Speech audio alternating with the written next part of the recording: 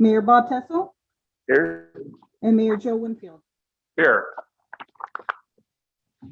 So we do have a quorum. Where's the, well, the flag's right here. Please stand for the pledge.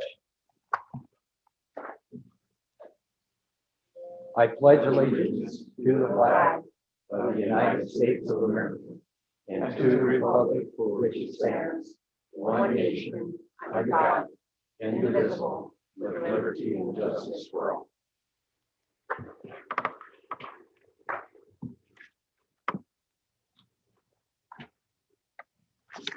Welcome and introductions.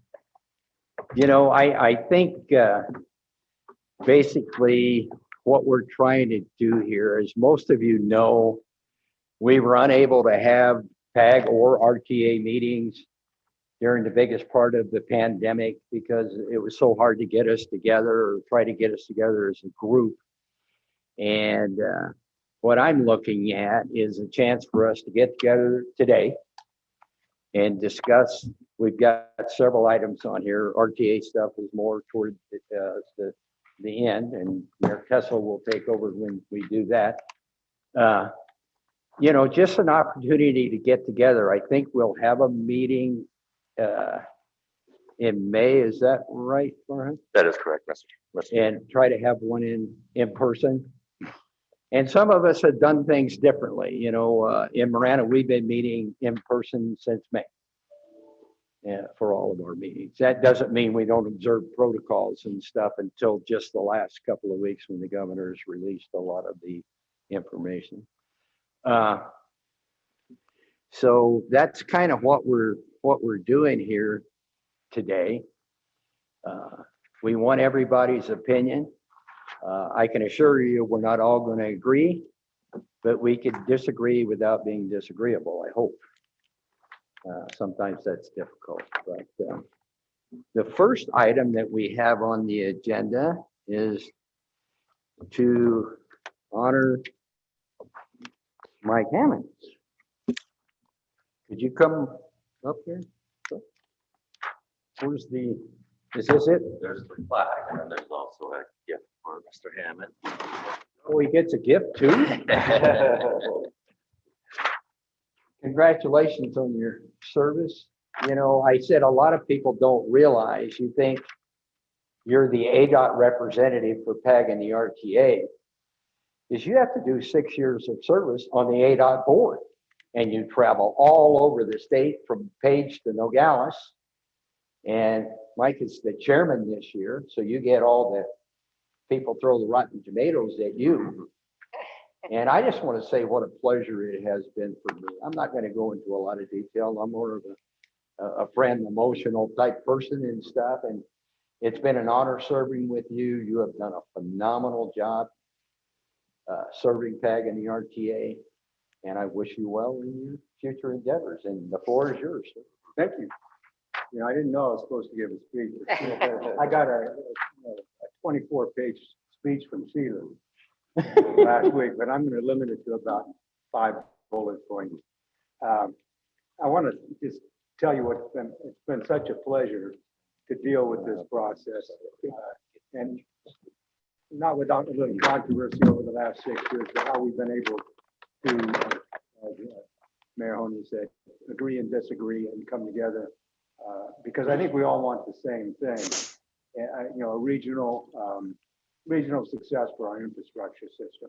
You know, Farhad, you're in that middle where you get beat up on all sides, and your patience with everyone who has legitimate comments, complaints is remarkable. And you know, with the stuff flying back and forth the last couple of days, you know, I'm not quite sure what's going to happen today, but I've really enjoyed a very smooth process. Staff, basically Jim and Jackie. Is Jackie here? Jackie's remote. I mean, I stopped asking questions because you guys would overkill the response so much. I felt bad. Remember, we had that conversation. So your responsiveness to my concerns and questions has been greatly appreciated. You know, and from ADOT's perspective, I want to tell you, the reason they put an ADOT board member into the legislation was to have somebody on this board that really doesn't have a constituency, you know, beating them up behind them and they can truly look independently and hopefully unemotionally at the situation. And that's kind of been my role. I'm big on collaboration. I think we should be focused, and I'll end here with two, three bullet points. I think we should be focused on understanding the importance of that revenue stream. Forget about whether 40% goes here, 60% goes there, maintenance goes there. That all should come filter through the process. And I don't see any reason, why South Tucson would get 600 million and, the city, less than, some bigger proportion because they've got more contribution. I mean, I see all those things solvable, but that's the process. When it gets done is where we, I think, have to show some leadership. We all have to agree that whatever plan we put before the voters, we are lockstep in agreement that that's the best plan for the community. If one community says no, it will fail. Even with consensus among this board, it's going to be a tough lift. I'm not entirely sure it would pass even then. Without it, it's in my opinion, DOA. So that's what I'm hoping. Systemic revenues for infrastructure, I saw on the board of ADOT. They are out of systemic revenues. And in their 5-year plan, there is no money in there for the 200,000 people of growth we're going to see in this state. Years 4 and 5, there's no money to accommodate any expansion, whether it's for technology, lanes, transit. It's all going to go to maintenance, safety improvements, and modernization of the current system. Systemically, we may get stimulus money, the city may get stimulus money, but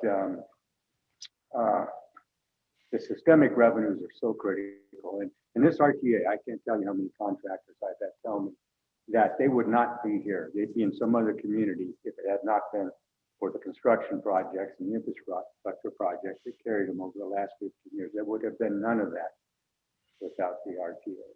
So I'm kind of, it's one of the few boards, by the way, between ADOT and this board that function very well. And in that respect, I'm sorry to have to do. So thank you so much. It's been a pleasure.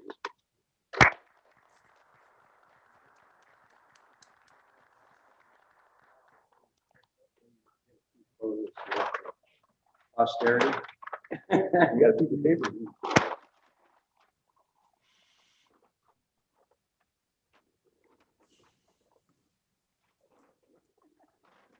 He got his paper. There's a pen at the bottom.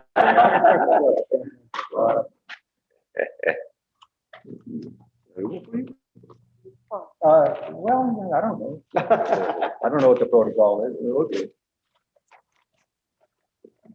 Definitely will wrap. By the way, while he's opening it, Very well. Ted Maxwell is going to be a fabulous replacement in all respects. From his statewide efforts to his SALC efforts, he's going to bring a good perspective, and I think you're going to really enjoy him if you don't already know that. Yeah. He should be here today, not me. Is there anything? I hope you heard that, Ted. Beautiful. There it is. Oh. Gorgeous. Thank you. So along those lines, Mr. Chair, Mr. Maxwell will join us remotely after lunch. Okay, good. Okay, we done? You're done. Okay. Well, Thank you. You are just right. Mr. Chair, while Mike's sitting down, I just wanted to express my appreciation. I got to know Mike a little bit through my work with Rancho Sarita from his commercial side of the house. And he's just always been one of those, I was thinking on the way up here, it's like that old E.F. Hutton commercial that they had. When E.F. Hutton speaks, people listen. Mike tends to be quiet and unassuming in a lot of ways, but he comes with so much knowledge. And I remember moving here in 2003 and sort of your early work, because in commercial, he could have stayed really as a commercial broker and just been in that silo, and really the outreach with Mexico and from a regional perspective, with bringing jobs and infrastructure. That we all win. And I've learned a lot, and it's like working with a friend, and that's how I sort of think of this board. in so many ways. Thanks all. I know you're not going to disappear, which is a good thing, but thanks for all that you've done and contributed to the board and continue. Anyone else want to make a comment? Well, thank you for your service. I know that serving the public is hard. It's a lot of work, and so thank you for your service. We really appreciate your decades of service for our communities, and look forward to what's next for you. I'm pretty sure you're not going to retire. I still got a lot of boards I'm on, but thank you, Mayor. Appreciate it very much. When I first joined this group, Mike was kind enough to invite me to a lunch meeting of his colleagues, and I appreciated that. And I have had limited opportunity to work with Mike, but I appreciated that gesture and just his collegiality. Thank you, Mike. Thank you. Thank you for all the information that you presented to us at the welcome in. It was we had quite a few lunches there. We attended our pre-meeting meeting. So we go over the agenda, see what's on there, discuss any issues that we may have, and you make things flow.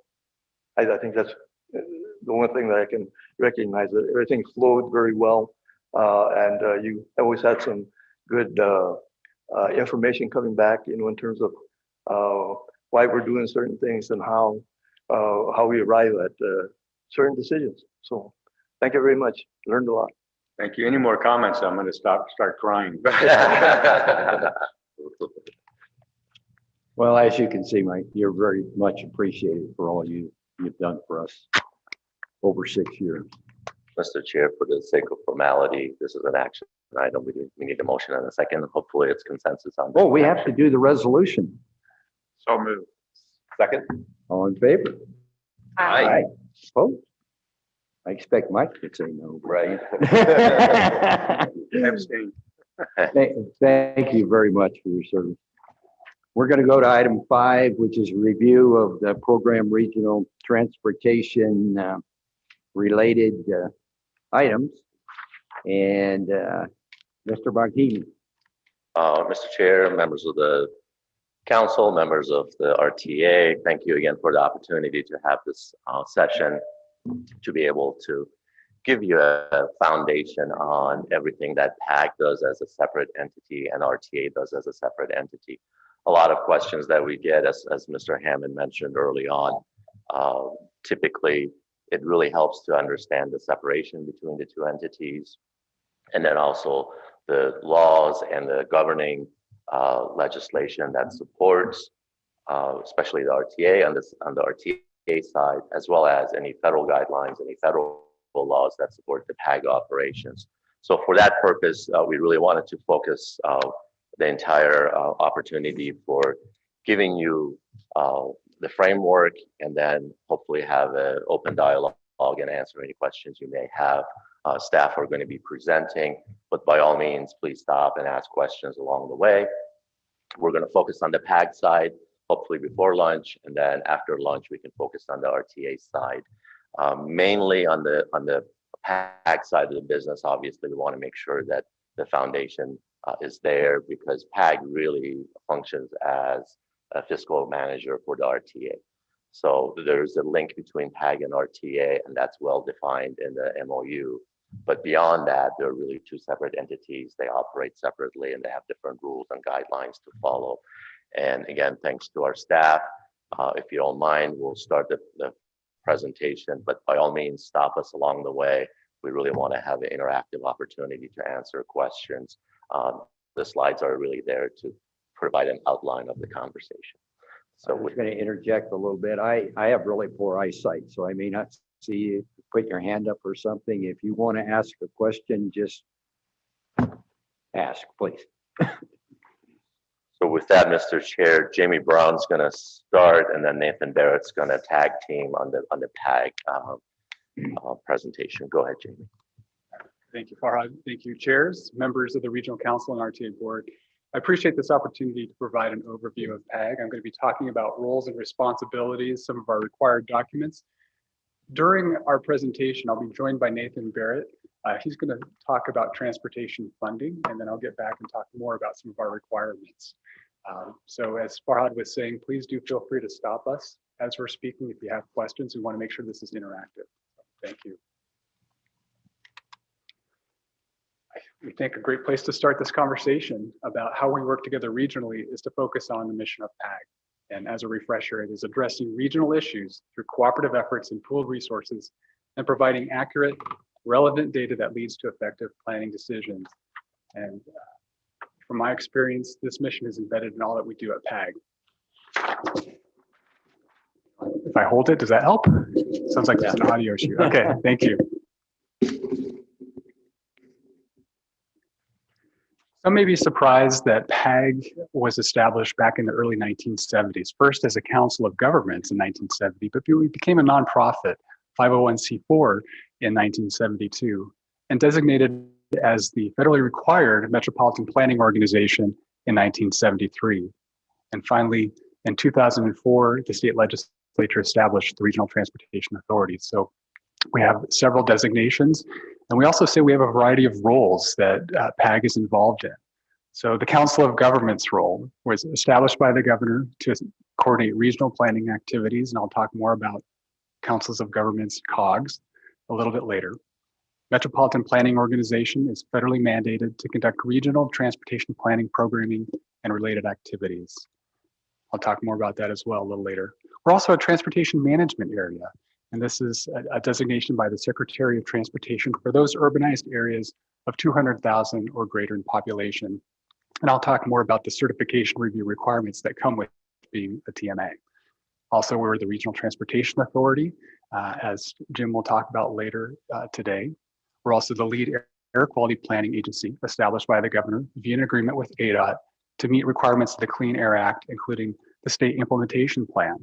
So when we do our air quality analysis for our transportation, long-range transportation plan and our transportation improvement program, we're ensuring that we're complying with federal Clean Air Act requirements and also not adversely affecting the environment. We're also the designated water quality planning agency established by the governor via an agreement with ADEQ to meet requirements of the Clean Water Act and water quality planning. So we developed the area-wide water quality management plan, or 208 plan, and we coordinate with the designated management areas, Pima County, Town of Sahuarita, and Town of Marina, on consistency with those policies and procedures in the 208 plan and other roles. So back to COGS, or Councils of Governments. These are broad-based organizations of local governments that have agreed to cooperate on various issues of regional concern. Those issues could include transportation, transit services, water quality, air quality, economic development, and others. And even in the state of Arizona, the role of COGS will vary. So not just by topic or issue, but also geographically. So if you look at a map of COGS and MPOs for the state of Arizona, in the far northeastern corner, NACOG, Northern Arizona Council of Government, occupies a very large territory, but the MPO requirement, which we'll talk about later, is really focused on Flagstaff, and Flagstaff MPO handles all those MPO requirements. In contrast to a COG, which is very flexible and the issues may vary, metropolitan planning organizations have specific federal requirements for transportation planning and programming. The Federal Highway Act of 1962 mandated the creation of MPOs for urbanized areas of 50,000 or greater. And the regulations and requirements for MPOs in terms of transportation planning and programming will vary with various transportation bills. So you can see those listed there. T was a popular word. So ICE-T, T21, Safety Lou, MAP 21, and the most recent and current surface transportation legislation is the FAST Act, Fixing America's Surface Transportation Act, which expired last year but was continued until the end of September of this year. MAP 21 and the FAST Act changed the focus of transportation planning with an emphasis on performance-based planning and programming. So that's why there's some variation with the different bills. So MPOs have a variety of planning factors we must consider in terms of our process, our programs, and it's not just focused on those transportation issues that come to mind of safety, mobility, accessibility, but includes 10 planning factors that we must consider, including the economic vitality of the metropolitan area, the safety and security of the transportation system, increasing accessibility and mobility of people and for freight, protecting and enhancing the environment, improving quality of life, promoting consistency between transportation improvements and state and local plan growth and economic development patterns. So as you can see, it's very broad. Enhancing the integration and connectivity of the transportation system across and between modes for people and freight, efficient system management and operation, preservation of the existing system, resiliency, reliability, mitigating stormwater impacts, travel and tourism. So that's a long list of different things we must consider during our planning process.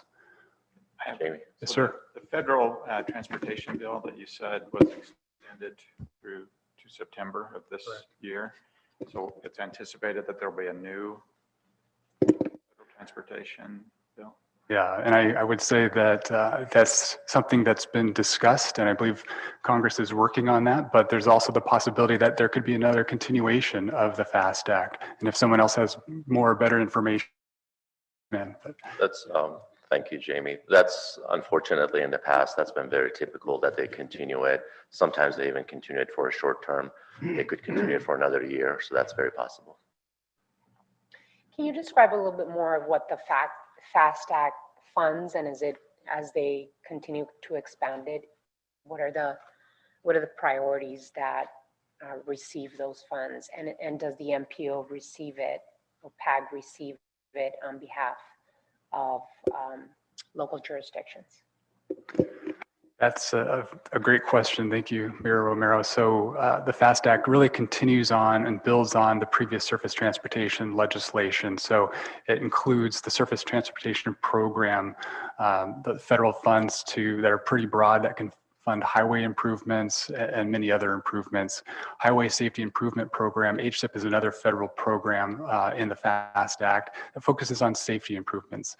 And in terms of the funds that come to PAG, there are metropolitan planning funds, they're called PL funds, that come directly to MPOs to conduct our transportation planning and programming process regionally.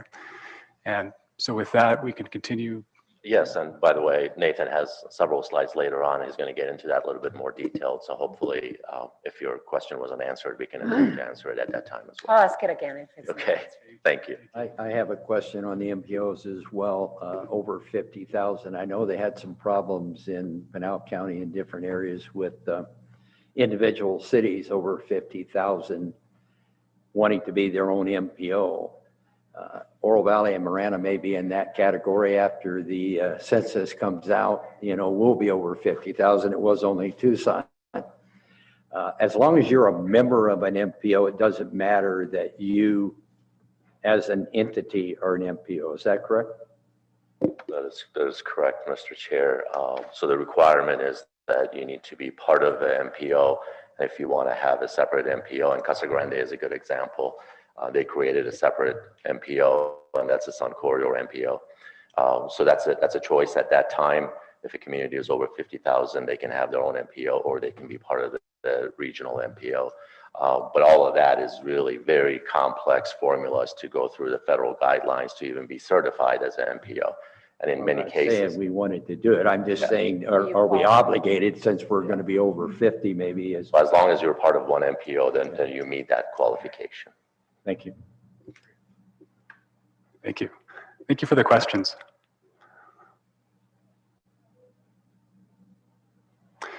So I wanted to talk about the three main required MPO documents. So we've got the long range transportation plan. So you can see the cover from the latest on the left. We call it the Regional Mobility and Accessibility Plan. In the middle, we have the TIP, the Transportation Improvement Program. I'll talk more about that as well. And then on the right, we have the overall work program. The regulations call it a Unified Planning Work Program. We choose to call it the OWP. So how the Long Range Transportation Plan and 5-year TIP work together. The Long Range Transportation Plan is updated every 4 years and must cover a period of at least 20 years. It identifies anticipated funding to meet transportation needs and then goes through a fiscal constraint analysis. So we can only include projects that we can afford over that time horizon. And member agencies provide candidate projects to meet long-range regional needs. In contrast, the Transportation Improvement Program covers only 5 years, but the projects within the TIP must be consistent with a long-range transportation plan. It's updated every 2 years and programs funds to specific projects. So that's different than the long-range transportation plan, which doesn't actually assign specific dollar amounts to specific projects by year. The TIP does just that. And it must be financially constrained. Again, we can only program what we can afford. So we do look out to see over the next 5 years what the anticipated revenues by fund sources will be and program projects to that target. And it also includes the RTA 5-year financial plan. So on the right, you can kind of see graphically how the plans work together, with the long-range plan being the parent plan and the 5-year TIP being consistent with it. And now I'll turn it over to Nathan Barrett, who will talk about transportation funding, and he might be able to answer your question a little more deeply. So thank you.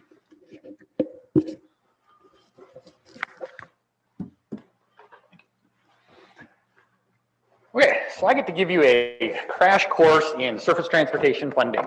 When I give this sort of training to new hires at PAG, I liken it to drinking out of a fire hose.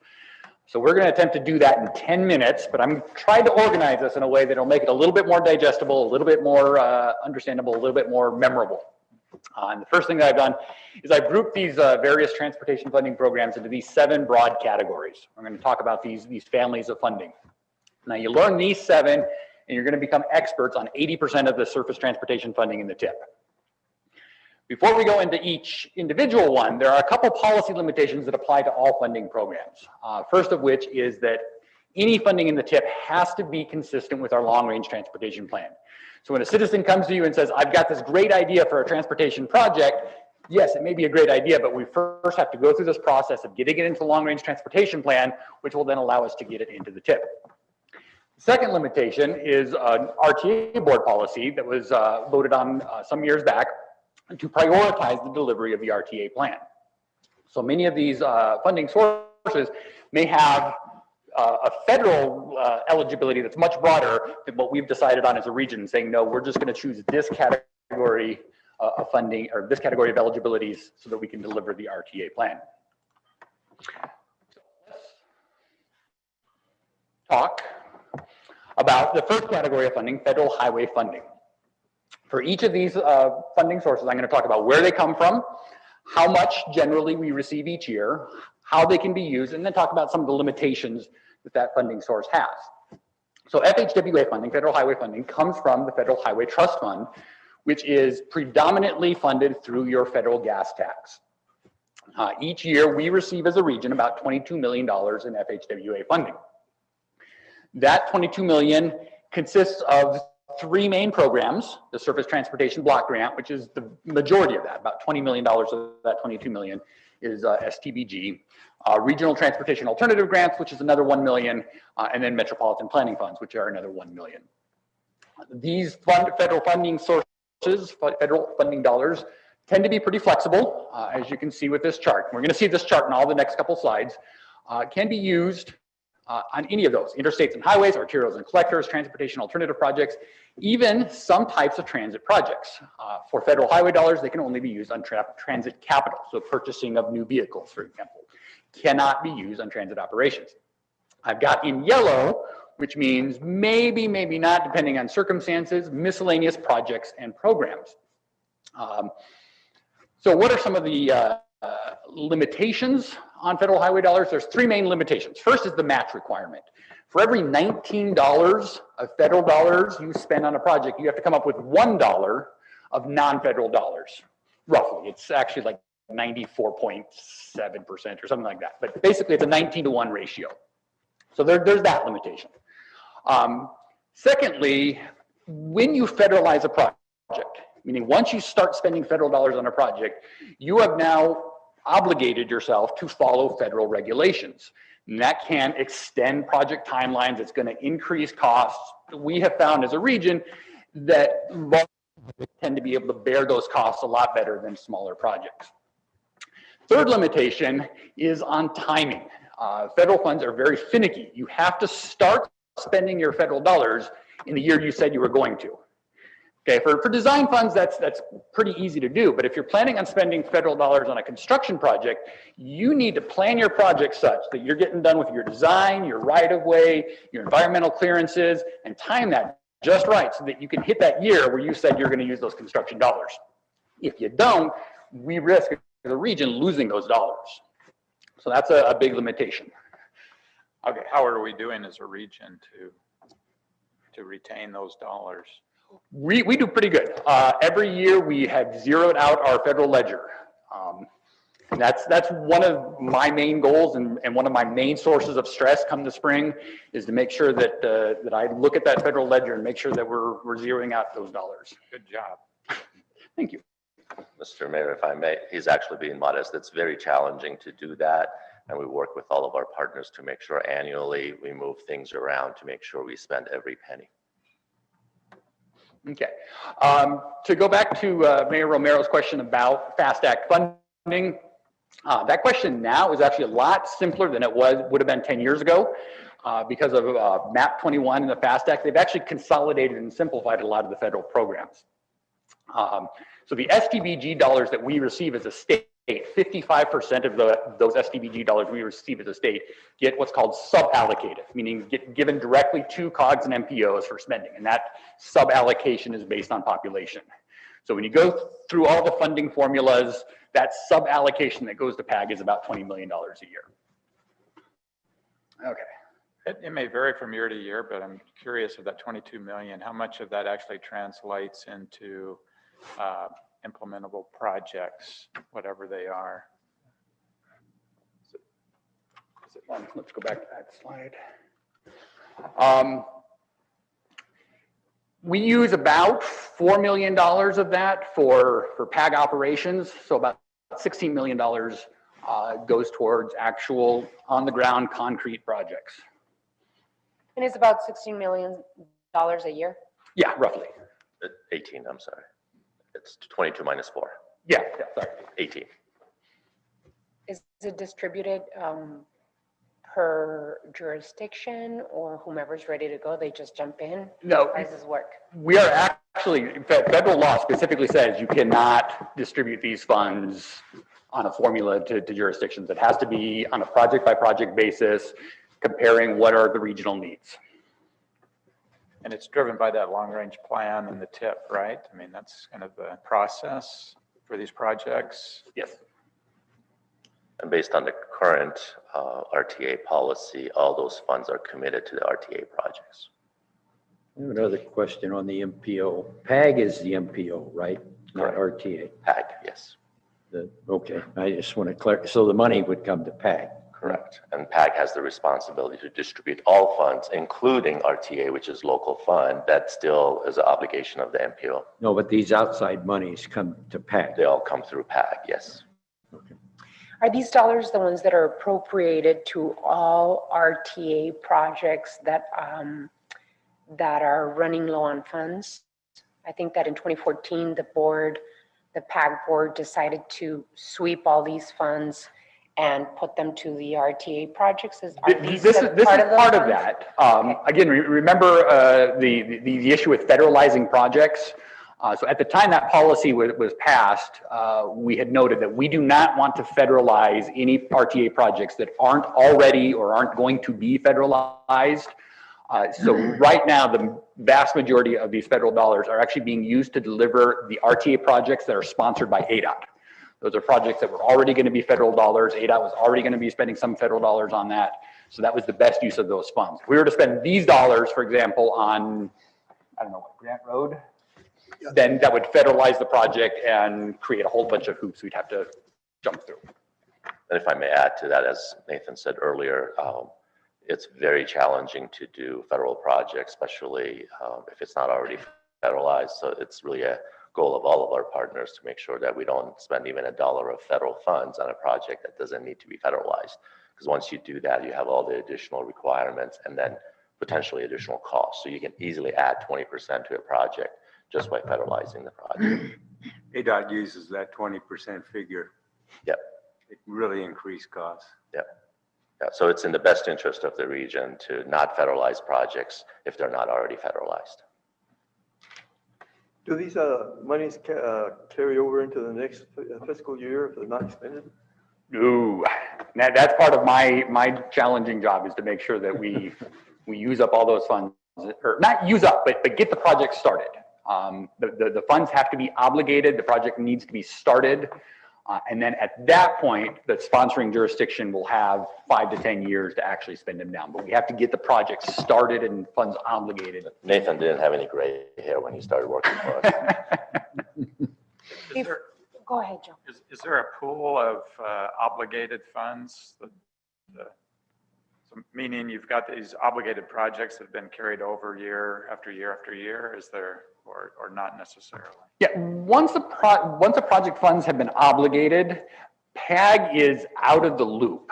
Though those funds are taken off of the PAG ledgers, and then the financial relationship is between the implementing agency and ADOT. Now, those numbers aren't secret. I could pick up the phone and call the accountants at ADOT and say, hey, I'm curious, how much is left on this project. But they're no longer PAG's responsibility. We like I said, they've been taken off our books. There are issues, though, that if a project doesn't spend any of those dollars for a year or more, the feds start getting suspicious and thinking, hey, this is an inactive project, we want our money back. ADOT will usually contact us at that point and say, hey, you've got these potential inactive projects. We'll call the jurisdiction and say, hey, send somebody out to do a quick engineering study, spend a day on the project or something, just bill to the project so that it doesn't go inactive. What would cause that for slowing down? Would it be once it's turned over to maybe the municipality, they're not moving fast enough to, what would cause them concern? Why would it slow down? I don't have a good answer for that. Just unexpected conditions, which you probably shouldn't have at that point, but Murphy's Law. Thank you very Nothing much. personal.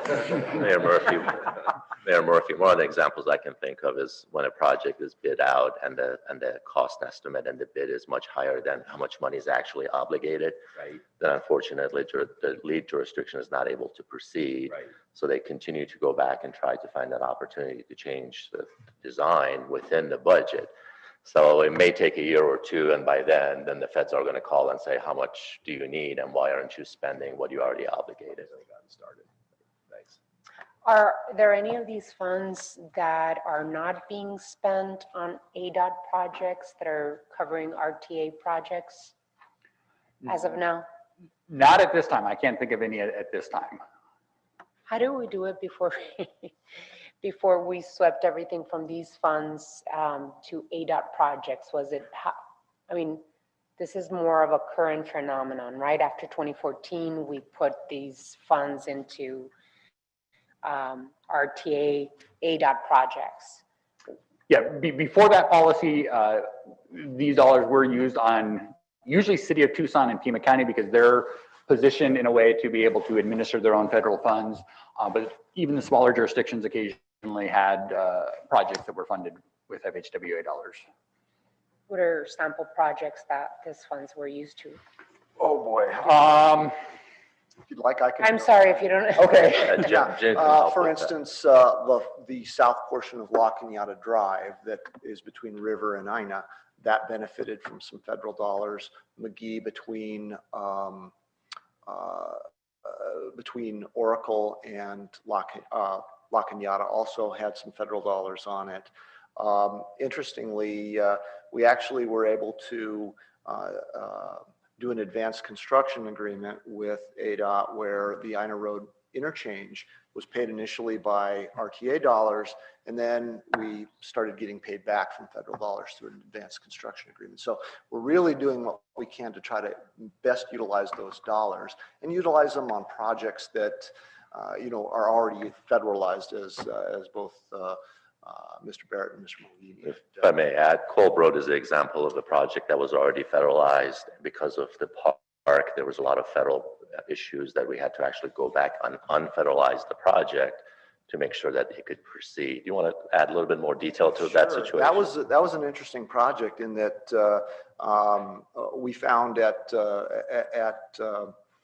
basically the April-May timeframe, and we had to obligate by September, that there was going to be a likelihood that we wouldn't be able to obligate because some federal documents had expired. And so what we ended up having to do was doing a 3-project move of monies where we actually put money into, took it off of Kolb, took money off of other projects and moved it into Kolb, and then basically filtered it through 3 other projects in order to fully absorb it. It was a pain, but it was something that we had to do. Were any of these funds appropriated for bike pedestrian improvements? Was these funds, any of the pedestrian mobility, bike, ped, all that? Yes, and that's actually been a very effective use of RTA dollars, because RTA dollars have very often stepped up to be the matching funds for those types of projects. And I had a second point I was going to make, and now I can't remember what it was. But these federal funds before were able to be used for bike and ped. Yes, federal law says bike and ped projects are eligible for these types of projects. And so with these funds being swept into RTA, ADOT federalized projects, does the RTA fund bike ped projects? Yes, so we fund, by policy, we provide the local match. Okay. So especially the transportation alternatives grant money, those are roughly about $1 million a year. Mm-hmm. So typically RTA provides the local match and they become RTA projects. But these funds, are they being used as of now for bike ped projects? Which I don't know how much we being have used left before? on the RTAG funds. Do you know off the top of your head how much we have left on RTAG? There may be some underway regional transportation alternative grant projects, but I don't believe there's much, if any, in the current tip. And then there's a reason for that as well, because of the federal bill hasn't been extended. So once they extend the federal bill, hopefully they provide those additional $1 million a year for our TAG projects. And then at that time, we can include those in the plan. But none of them are being done right now. I think we have some RTAG funds out there. There are some projects that are currently underway that they show up in prior year's tip, but they're still under construction and still drawing on some of those dollars. And we're using these funds. When I look at those, when I'm looking at that, I'm looking primarily at STBG. The RTAG, that's those funds, yes. The STBG has largely been used on larger projects. And the RTA stepped up.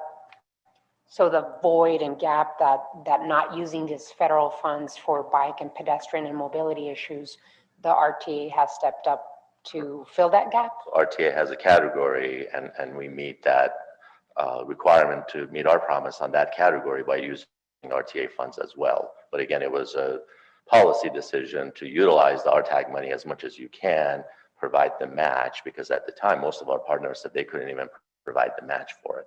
So I don't recall, that was back in 2010 when we said RTA will provide the match so we can make these projects RTA projects.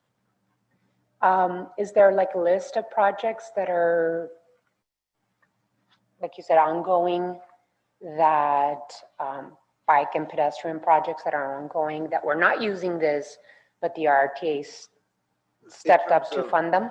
Are you referring to projects that are using exclusively RTA project funding? Yeah, instead of this, because these funds were being swept into RTA federalized ADOT projects, right?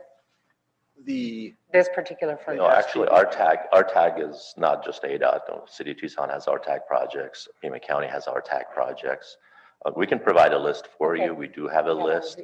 But just to be clear, there are some projects that are RTAG with RTA matching, and there are some projects that are just purely RTA. So we'll provide a list to show you all of those projects. Thank you. And Fahad, because we had these funds available that were used, we could have had previous RTA projects that maybe bike and pedestrian as well, that wouldn't have been able to be completed, albeit that if we had these funds available. If I understand your question, the answer is yes. And so we try to be as frugal as possible and utilize federal funds where we can. Right. And RTA funds obviously supplement and provide that local match. But in cases that we didn't have federal funding, it was all 100% RTA dollars. Right.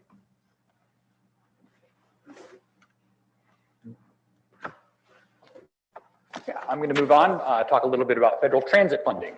This also comes out of federal transportation law. It's also funded by the federal gas tax. As a region, we receive about $20 million a year, predominantly through what's called FTA formula grants. You can recognize an FTA formula grant because the number is always 53 something. And that's named after the section number in federal law where it comes from. So 5307, for example, is the largest FTA funding program that we receive as a region. It provides transit funds for urbanized areas. As you can see on the chart, it can only be used for transit projects. That makes sense. Unlike the federal highway dollars, this can be used for transit operations. And I also have a yellow box there for miscellaneous projects and programs. It's very rare, but I have seen FTA dollars being used on a pavement preservation project, but that pavement preservation project was specifically for a transit corridor to improve bus service along that transit corridor. Some of the limitations, I mean, other than the fact that it can only be used on transit, the match requirement on federal transit funding is not as good. As you recall, when I was talking about FHWA dollars, I said for every $19 of federal funds, you also have to come up with $1 of non-federal. For transit dollars, it's 4 to 1. For every $4 of federal transit dollars you receive, you have to come up with $1 of non-federal dollars. Okay, any questions about federal transit funding? There's administration costs that come out of that 20 million. I believe so, yes. I'm not nearly as expert on federal transit as I am on everything else, but Yes, those are all eligible expenses. So Oro Valley's Suntran does it come out of this? Oro Valley is not using federal funds to my knowledge, correct, James? Not, I think they got a little bit of CARES money to cover some costs for enhanced sanitation.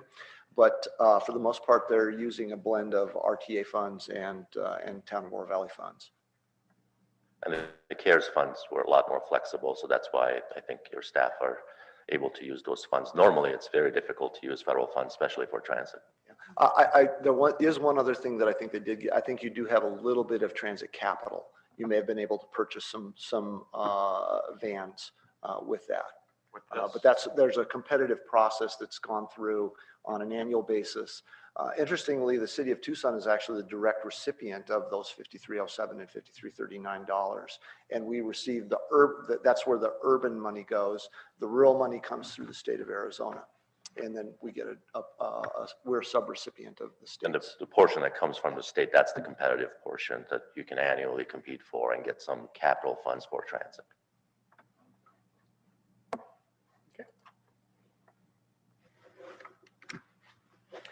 okay, the next two slides, we're going to talk about regional HERF.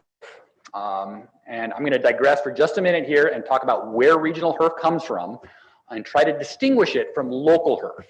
Many of you are probably very familiar with local HERF. It's probably part of your individual budgets, but it's very different, very distinct from regional HERF. This all starts with collections for the Highway User Revenue Fund. This is a state fund. Comes from the gas tax, the diesel tax, the vehicle license tax, other miscellaneous transportation-related fees like registration and licensing fees. That's all collected, and then about half of that is set aside for cities, towns, and counties for local HERF. That's distributed based on two factors: population of your jurisdictions and the amount of gasoline and diesel that's being sold in Pima County. So based on those two factors, each of your jurisdictions receives local HERF. That local HERF tends to be very flexible. You can use it for overhead. You can use it for routine maintenance. The other half of that HERF pot gets deposited in the state highway fund. From there, they set aside 12.6%, hence the name, regional HERF 12.6%, for the large urban areas in Arizona, MAG and PAG. Between the two of us, MAG gets 3/4 of that 12.6 set aside, and we get 1/4 of it.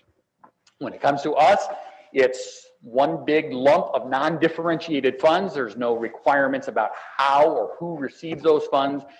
Like the STVG suballocation, We work collaboratively as a region to decide and determine where are the greatest needs. So as a region, we've been receiving recently about $25 million a year, regional HERF 12.6. The limitation here is that it can only be used on interstates and highways and arterials and collectors. I put an asterisk on that though, because while you're doing those types of projects, you can also be doing sidewalks and bike lanes on those projects. With regional HERF, you just cannot do sidewalks and bike lanes as a standalone project of its own. And that's probably the biggest limitation on regional HERF. Regional HERF also cannot be used for routine maintenance on roadways. Your local HERF, I believe, can be. Our regional HERF cannot be. And then, as I had mentioned earlier, there's no predetermined per jurisdiction funding formula for regional HERF. These 25 million a year, are they able to be used for example, ADOT projects that are being done within a certain jurisdiction, or how are these $25 million being distributed and used? Right now, they are being used to deliver RTA projects. I'd have to defer to Jim on which specific projects they're being used on. It's very rare for us to use regional HERF 12.6 on ADOT projects. They're, I believe, just too valuable for other regional needs to do that.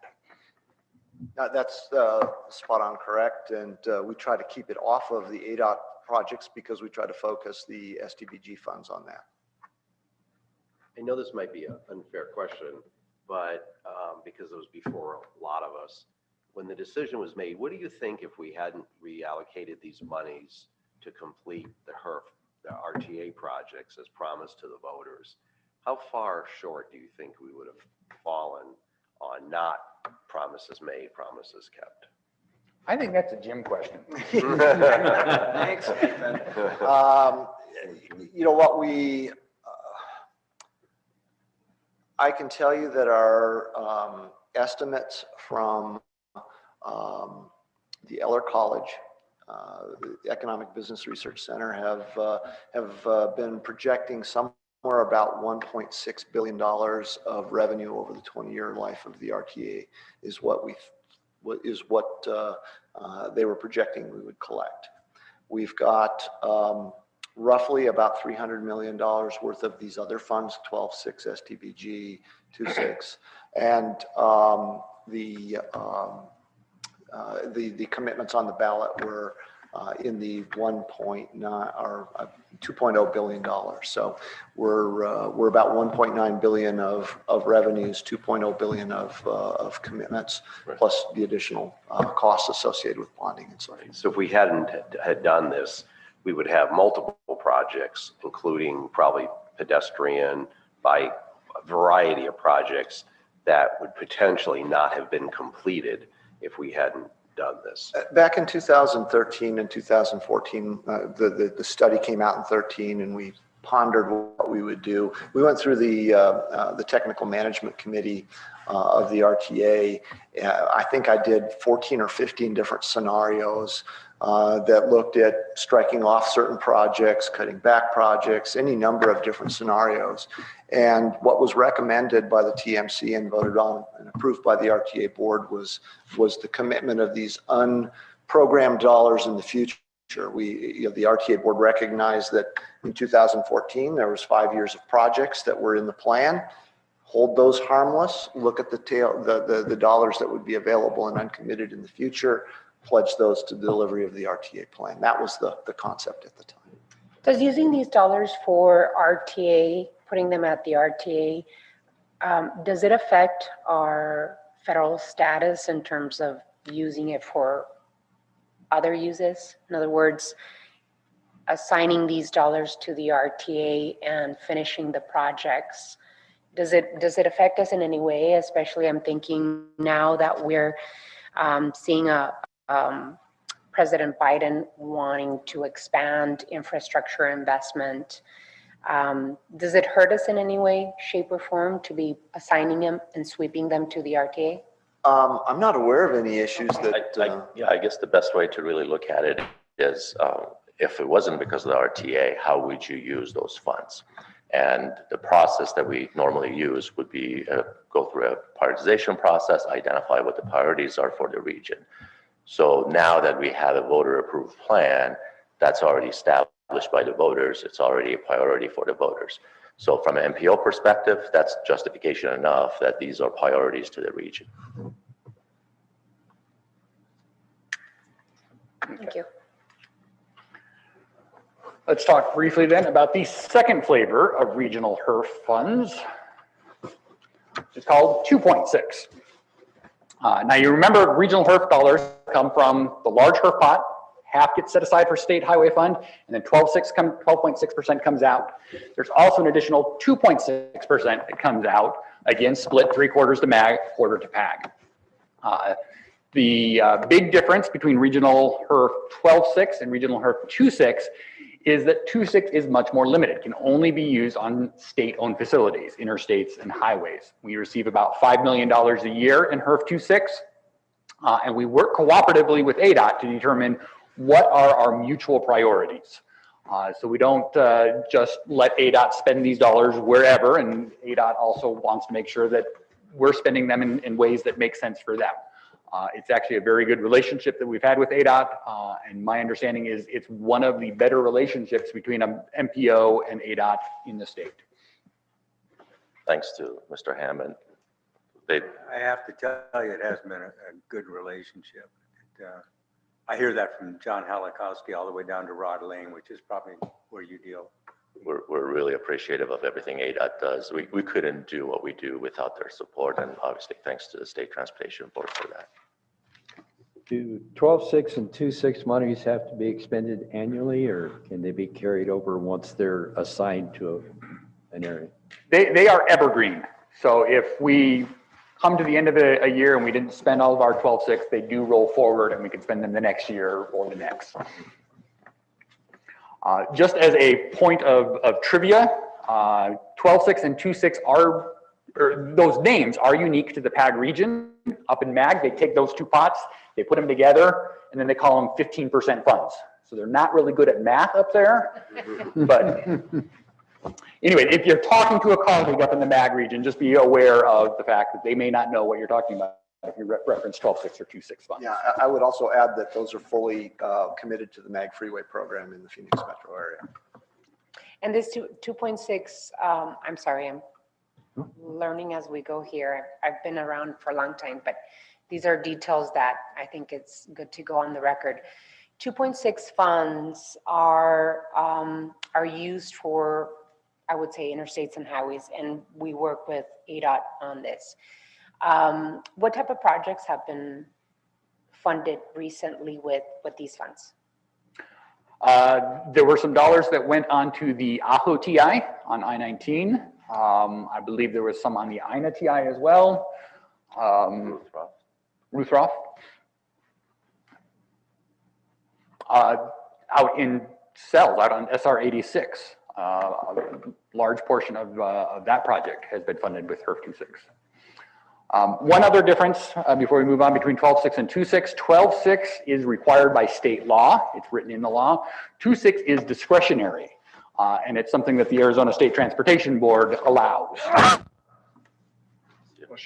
Okay. I think the 12.6, didn't it say it can be used for routine maintenance? Is that not true for the 2.6? No, 12.6 cannot be used for routine maintenance. Right. Yeah. 2.6 it can. No. I'm sorry, that question's never come up just because the needs have always been so great that ADOT has never asked us, hey, can we use this on a routine maintenance project? The work that's being done on Oracle, is that routine maintenance or? That's capital maintenance, and that's using state funds. It's not using our regional funds. And so that's eligible for maintenance, as well as Mr. Hammond said early on, looking at 5 years and beyond, most of state funds are going to be spent on maintenance. So there is a differentiation, routine, capital, Yes. but still maintenance. Yes, capital maintenance obviously has a little bit more benefit and longer life. So those are justified as improvements. Routine maintenance is obviously not a longer term. Exactly. But again, like Mr. Hammond said earlier, you look at ADOT's program in the future, it's going to be mostly maintenance. They don't have anything left for capital improvements left. Is that correct? But Well, yeah, primarily driven by the gas tax was set at 18.5 cents in 1992. You know, and it has never been adjusted for inflation or anything else. So it has a purchasing power of about 40 cents on the dollar. That's got to change. You know, we don't have, something's got to happen. And we were really fortunate that they were able to keep enough money for Oracle Road. There was even a discussion early on There that was a direct attack on that money when you know, the current situation was discussed, and we were able to keep it in the budget. But some major projects, the one in Globe, for example, got pulled out of that capital budget. it's really needed. Again, thanks to you for keeping it in there. We had calls daily, 24/7. My number one complaint Well, I know, I but, receive.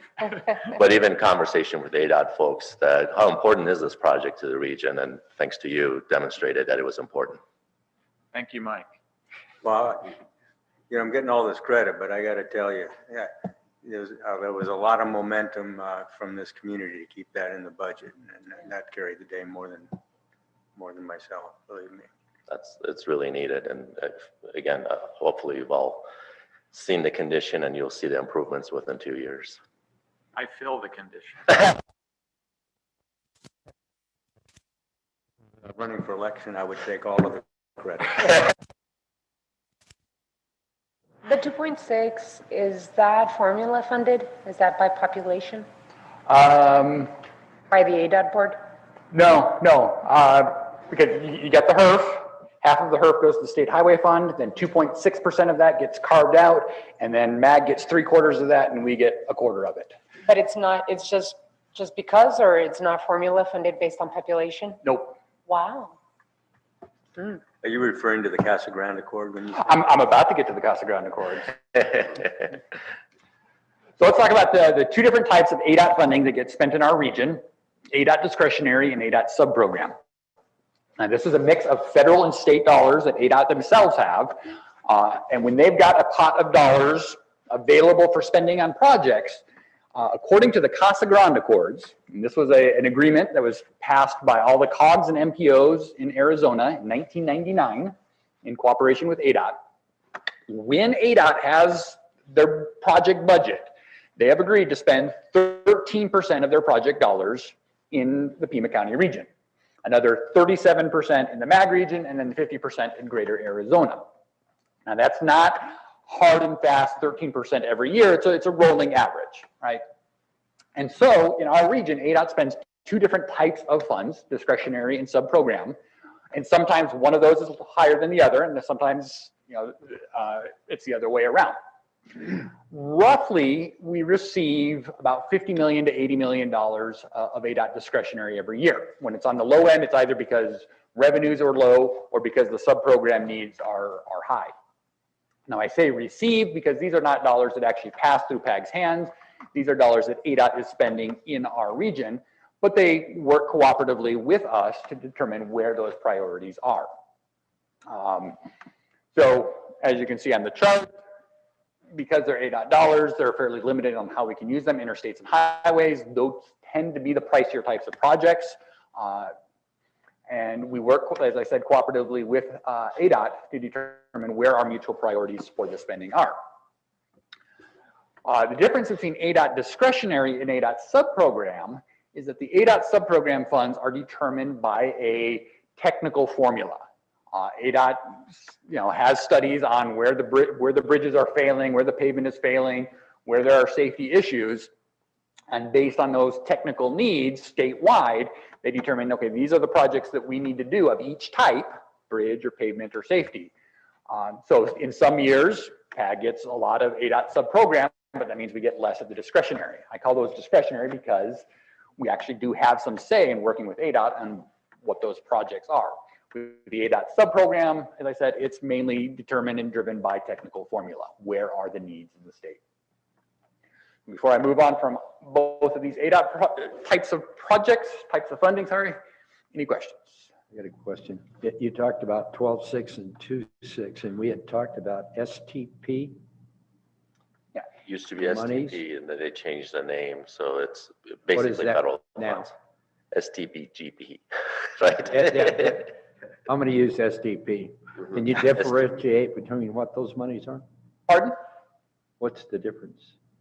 STP is federal funding, 12.6 is state. 12.6 is state. Correct, And we use both of those when we supplemented correct, yes. the RTA. Yes. Okay, okay. Yeah, so we usually just call it federal funding, that's I'll get easier. the acronym That's for that easier. at the break Yeah. or Well, something. they so I changed it can write recently. down. I still use STP myself, so. Our tip still listed as STP because of our software infrastructure. Changing it to STBG is. getting We're rid of- throwing a lot of acronyms around here. You Yeah. kind of lose track of what money it Yeah, so actually is. just picture as federal funds versus state funds versus regional funds. Those are the three different Okay. categories. Okay, thank you. Okay. Which then brings me to RTA funding. On average, it's about 90 million a year, depending on economic conditions and other factors, primarily coming from the voter-approved half-cent sales tax. As you can see, RTA funding is probably the most versatile type of funding we receive in the region. This is the only slide I've got where all 7 boxes are green. The only limitation in terms of project eligibility is that voter-approved 2006 plan. So the RTA plan has set aside dollars for large-scale corridor projects, for smaller-scale pedestrian and bicycle projects, safety enhancements, wildlife linkages.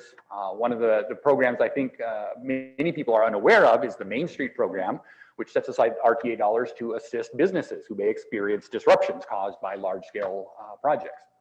So the RTA allows us to fund types of projects that may not be eligible in the other funding categories. Don't forget about bus pullouts. Bus bullets is another great example of the way we use our RTA dollars. Other limitations are, we do have to comply with state law, and we are subject to independent audits from time to time. If I may add to that before we move on. So even though we say it's very flexible, it actually has to be very carefully reviewed and make sure that it complies with the voter approved plan. It is flexible as long as it's spelled out in the plan. So I don't want anybody to assume that you can go and spend it on anything we want tomorrow. It really has to comply with the state law and what's in the plan. And that $90 million average annual amount is dedicated to the projects that are ongoing, right? The projects that are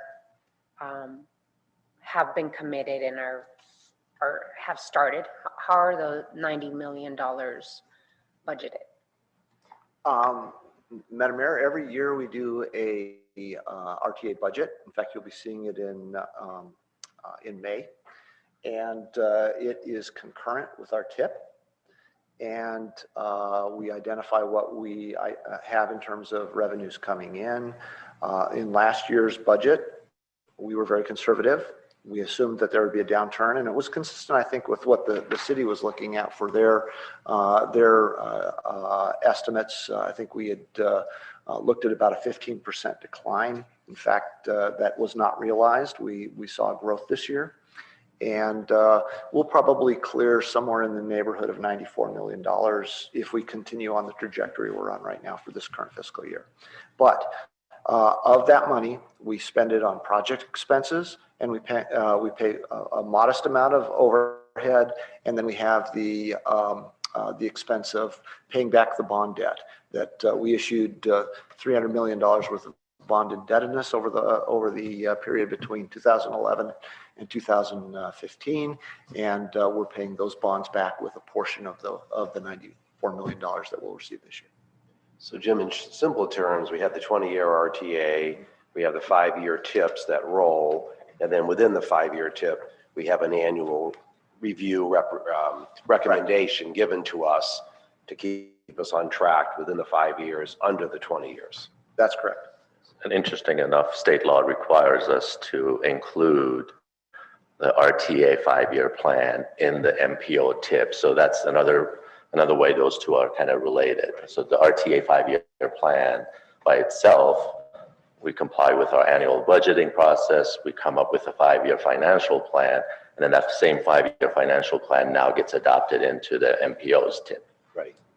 So you could have come back this coming May and gone, oh geez, you were right, we're 15% down, and then we'd have to adjust accordingly, or in this case, we may not have to because it didn't turn out as badly. But that gives us that little flexibility to relook at it each and every year within the 5-year tip. That's correct. In fact, you'll see it twice each year. You'll see it in May when we look at the anticipated revenues and anticipated expenditures.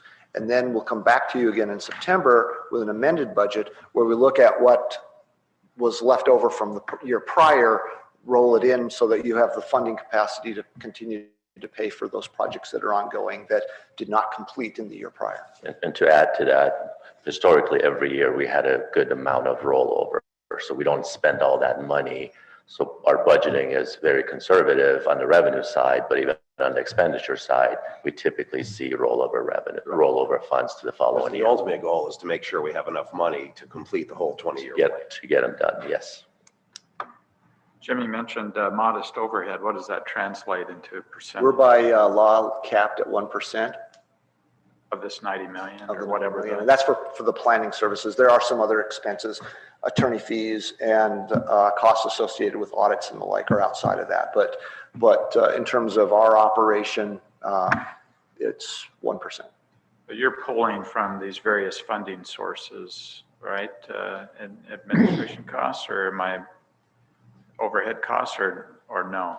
For the RTA, we're limited to 1%. I know you for RTA, but we've talked about other previous funding sources where there were administrative costs and one that was just 22 million, there was $4 million of admin. Correct. So on the MPO side of the business, we have funding set aside, federal funds, just for operating the MPO and all the work program that Jamie will talk about here shortly.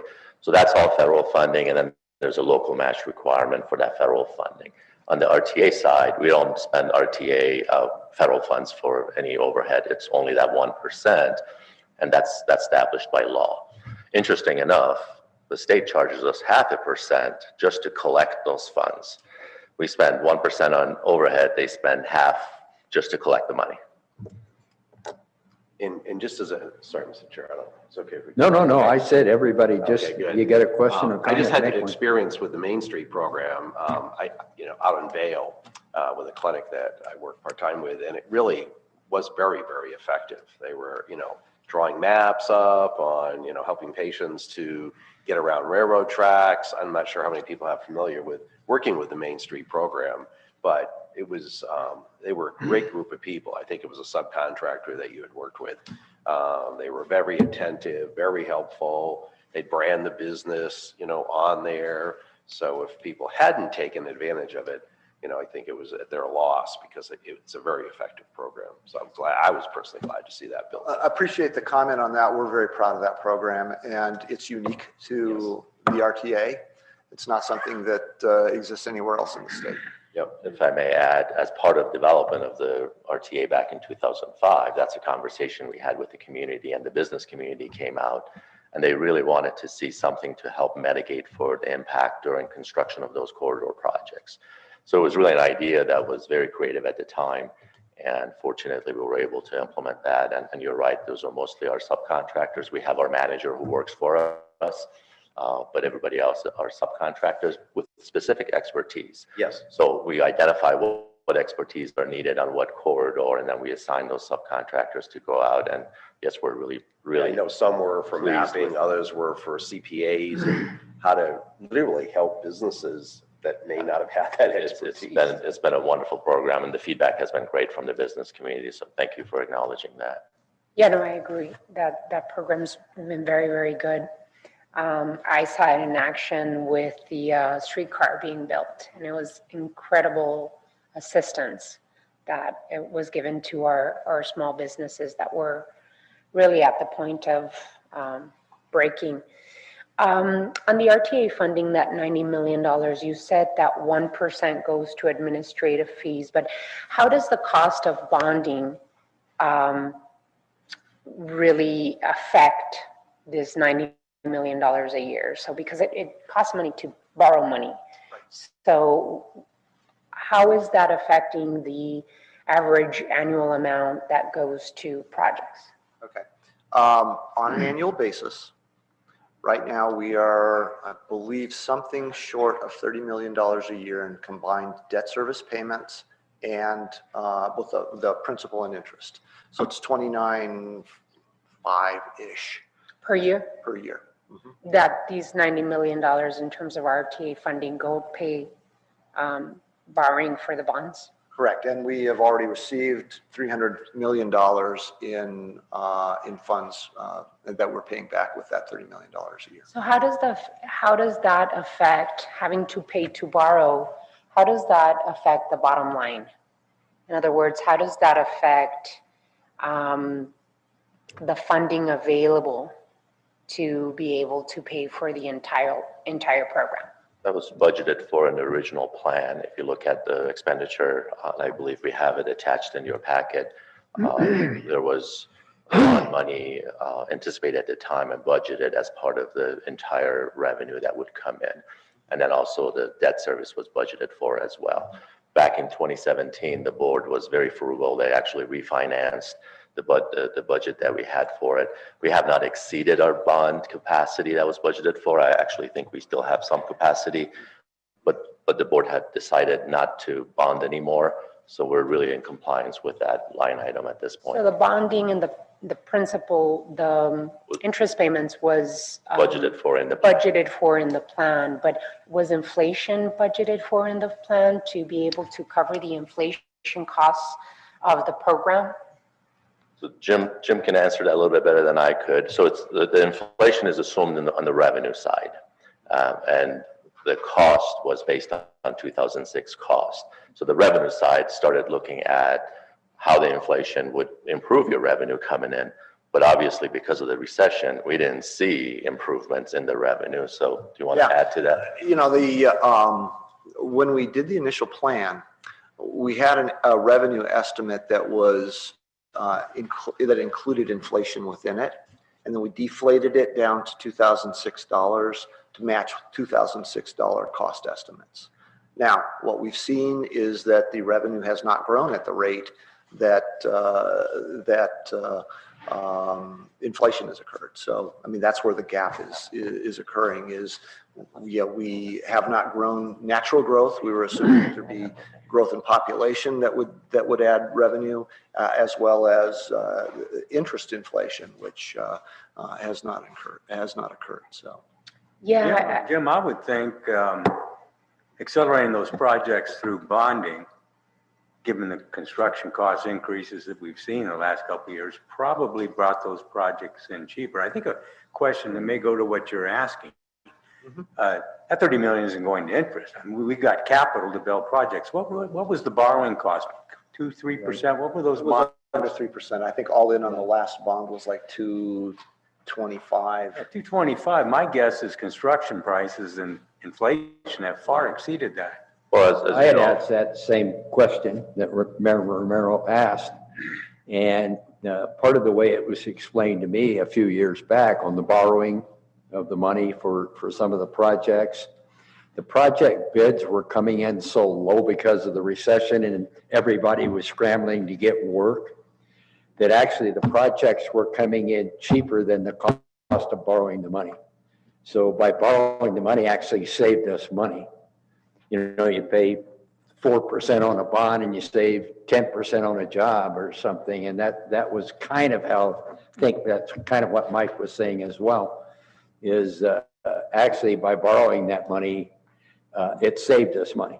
Currently, that's not so much the case, but it was. Well, that was going to be my next question. Currently, the inflation is felt, right? We're bidding projects out and they're coming in 20, 30, $50 million over. So in order to be able to deliver the program to the residents of Tucson, in my case, and here in Oro Valley, was the inflation prices fit into the budget of the RTA in order to deliver the program? That's my question. The question is that everything in the budget was based on $2006, both revenue and cost.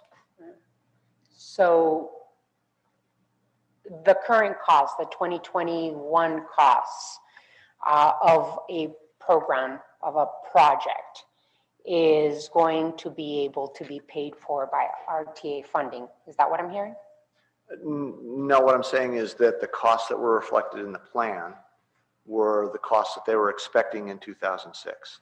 There's not an inflation. So if in 2006, the downtown links was expected to cost $30 million and it came in at 45, who covers that $15 million gap?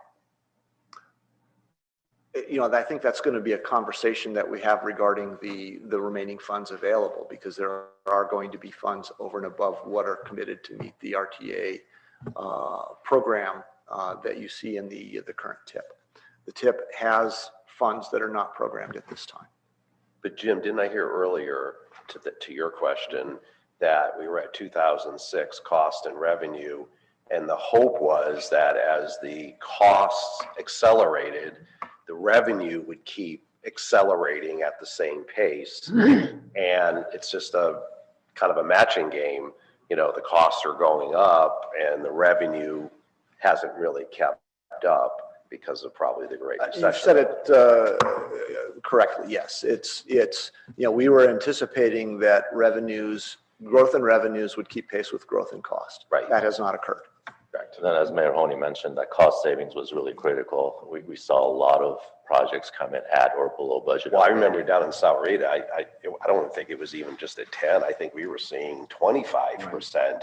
I was just trying to say, Segment, borrowing yes. money makes sense Oh, if your interest rate is much less Right. than your percent of savings. and I think the gap then was really. And that kind of changes with the economy as well, though. So that's the question, right, in terms of our RTA funding. I'm pretty sure that we're going to have a much more thorough conversation later after lunch, hopefully after lunch, that how we fill that gap to be able to provide the program and the promises that were, you know, that were given to Pima County residents. How we're going to be able to cover those shortfalls is my biggest question. Jim, when is the debt scheduled to be retired? Right now, we're looking at level debt service payments through the end of the RTA in 2026. 2026. And as a reminder, Jim, it was before me, when those projects were put in place and approved by the voters, it was just for the scope that was approved at the time. So if anything was added to it, I guess I'd call it bells and whistles, was added to it, that was up to the individual jurisdiction to make up for the short costs. Is that correct? That's correct. And we'll talk about that more later, but that's one of the reasons I want to make sure everybody understood that it really has to comply with what's in the plan. The state law requires that. So that's part of our exercise to make sure that every penny that's spent is in compliance. So you're feeding us before the heart. Well, actually, lunch is ready.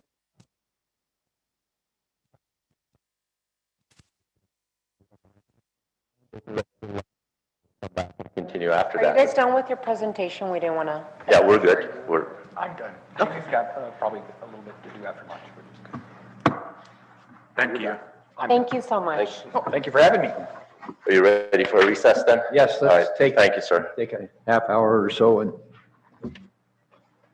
Feel free to, I don't work well on an empty stomach. I know. Feel free to sit at any of those tables, and if you may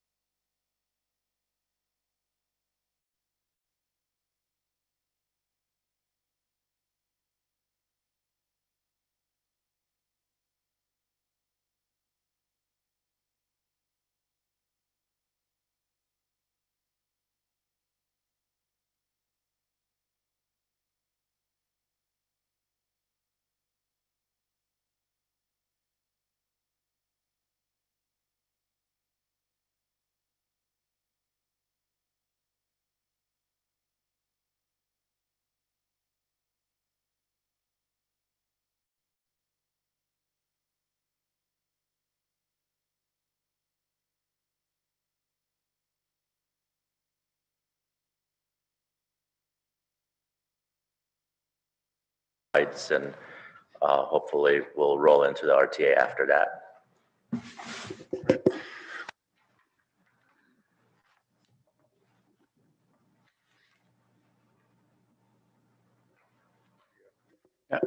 Thank you, chairs, members of the Regional Council and RTA Board.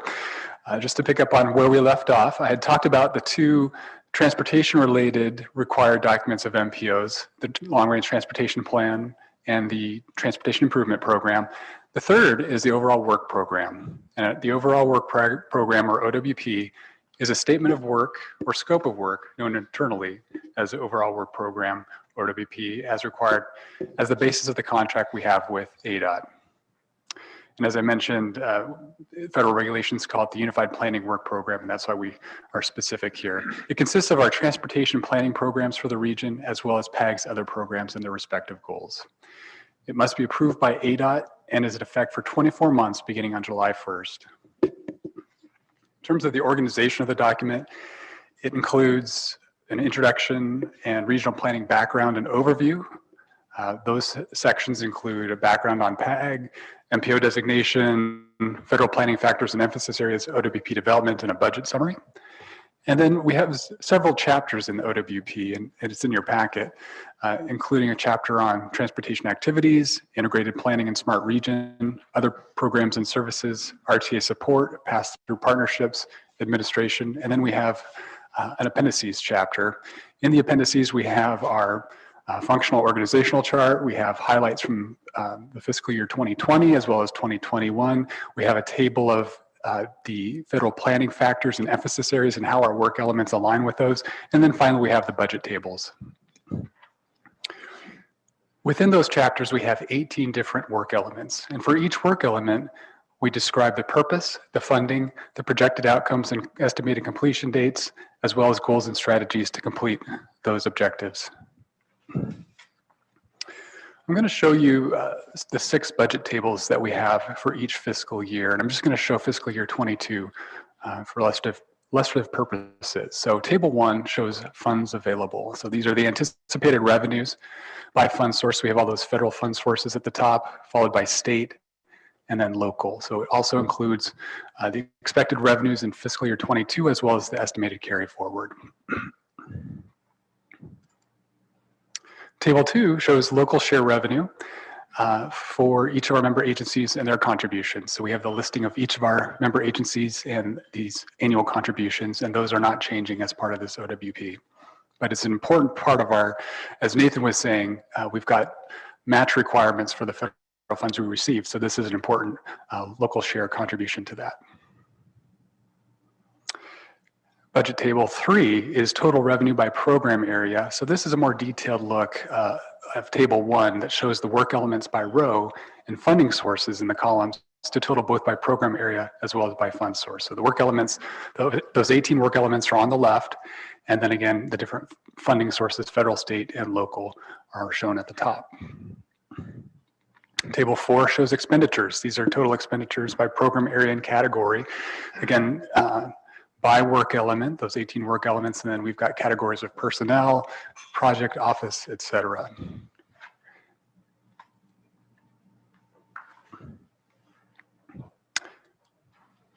Table 5 shows staff allocation by program area. So this is our full-time equivalents that we're budgeting for the next fiscal year, 55 and a half employees. Table 6, this is the final table. This shows capital equipment and consultants, including pass-through funding for fiscal year 22. These are for costs of different projects and programs that exceed $5,000 or $5,000. So priorities in the overall work program. For the next 2 fiscal years, we're going to continue to focus on the RTA and RTA Next. As you're all aware, the current RTA will sunset in 2026. So all of our long-range planning and our transportation improvement programs need to focus on making sure we meet those commitments. RTA Next, Jim's going to talk about that later, but of course that's a priority as well. The long-range transportation plan, the RMAP was just adopted last fall by the Regional Council in September. And we want to make sure that it is consistent with the RTA commitments for the next RMAP. So we're going to be working on another long-range transportation plan update anticipated for adoption in 2024, and it's a multi-year process. The other two priorities, one is fulfilling any obligations due to contracts or federal and state mandates, as well as data and technical tools to support all of the above. We've got experts in GIS and modeling and mapping that help support all of our planning activities. And we have an agreement with ADOT that once the OWP is approved, that the agreement actually spells out how we're going to work with ADOT to implement what's in the overall work program. It's important to note that even though the OWP is a federal requirement of an MPO, ADOT has the primary responsibility for administering Federal Highway Administration and FTA funds allocated to the MPO and ensuring that such funds are expended for eligible cost purposes and activities. So there's a screen capture of our latest agreement. You know, sometimes PAG is asked to get involved in different activities, but if it's not in the work program agreement, we can't do it. And a lot of the commitments in the agreement are due to our federal and state requirements that we've already talked about. And I did mention earlier that because we're a transportation management area of 200,000 in population or greater, we're subject to certification review. So the state and the MPO will certify every 4 years that the metropolitan transportation planning process is being carried out in accordance with all applicable requirements. And there's a screen capture from the federal regulations. Our latest certification review took place March 22nd, 2019, where we had guests from FHWA, FTA, and ADOT attending. Provided us an opportunity to talk about how PAG is complying with federal regulations, answer their questions, and also highlight some of our regional accomplishments. After that review session on March 22nd, our federal and state funding partners put together a report and then submitted a letter recertifying PAG as the MPO until 2023. My final two slides, so we just want to recap that PAG has statutory and fiduciary responsibilities. PAG is the fiscal manager of the regional funds program and the transportation improvement program. And fiscal management is pursuant to contracts with our federal and state partners and the RTA. And this is the last slide that I have. As we transition from the relationship between PAG and RTA, it's important to highlight that we have an MOU between the two entities. So both are transportation focused, PAG and RTA, but the RTA is not an MPO, the RTA is not a COG, it's a special taxing district of the state of Arizona. So PAG, through this agreement, provides the fiscal management of RTA funds and provides administrative and accounting services to the RTA to ensure full compliance with state laws governing the authority's operations. So this MOU is an important part of that relationship between PAG and the RTA. So with that, we're happy to answer any questions you might have. Thank you. Thank you very much for an excellent presentation. So I do have questions. I wanted to go back to the sweeping funds from PAG that we receive from the federal government to pay for RTA projects. And one of the concerns that I have is that, especially right now that the Biden administration is thinking of infrastructure and how to fund infrastructure into the future, that sweeping PAG dollars into RTA projects, it really, I'm worried that because we're sweeping those dollars into RTA projects, that we might lose federal funding opportunities to be able to work with programs that are, that talk about mobility and the future of transportation and climate and all of the issues that the MPO should be planning for. And we're not, because we're using those dollars for RTA projects. Now, in 2013, 2014, the board must have said, okay, we need to put this in order to be able to deliver the program. But we could be putting ourselves as an MPO, as PAG, in the space where we might be losing opportunities for additional federal funds to come to our region. And so I want to make sure that we're addressing the possibility of future federal funds that we're missing out on because we're sweeping, we're not doing the work anymore. And so how do we respond to that, Farhad, in terms of, you know, we're sweeping federal funds that should be doing other things into RTA projects, and we might be setting ourselves up for missing out on federal funds that we should bring into the region. So the authority to decide what to do with the regional funds, whether they are state or federal, that authority lies with this regional council. The regional council can use any sort of priority process to identify where they want to use those federal dollars and where they want to use those state dollars. And that's up to this body. Back in 2014, RTA as a separate body requested regional council to prioritize RTA program because they're voted on and they are identified as a priority for the region. So your question would be, would the regional council still consider RTA projects as regional priorities? And that's for this body to answer. But my belief is just having the justification that the voters voted on the plan, that's sufficient justification to continue to fund that plan. I guess my question is not being answered. Are we in a position where we might be setting ourselves up as a region to miss out on continued federal funds coming into the region because we've decided to do that?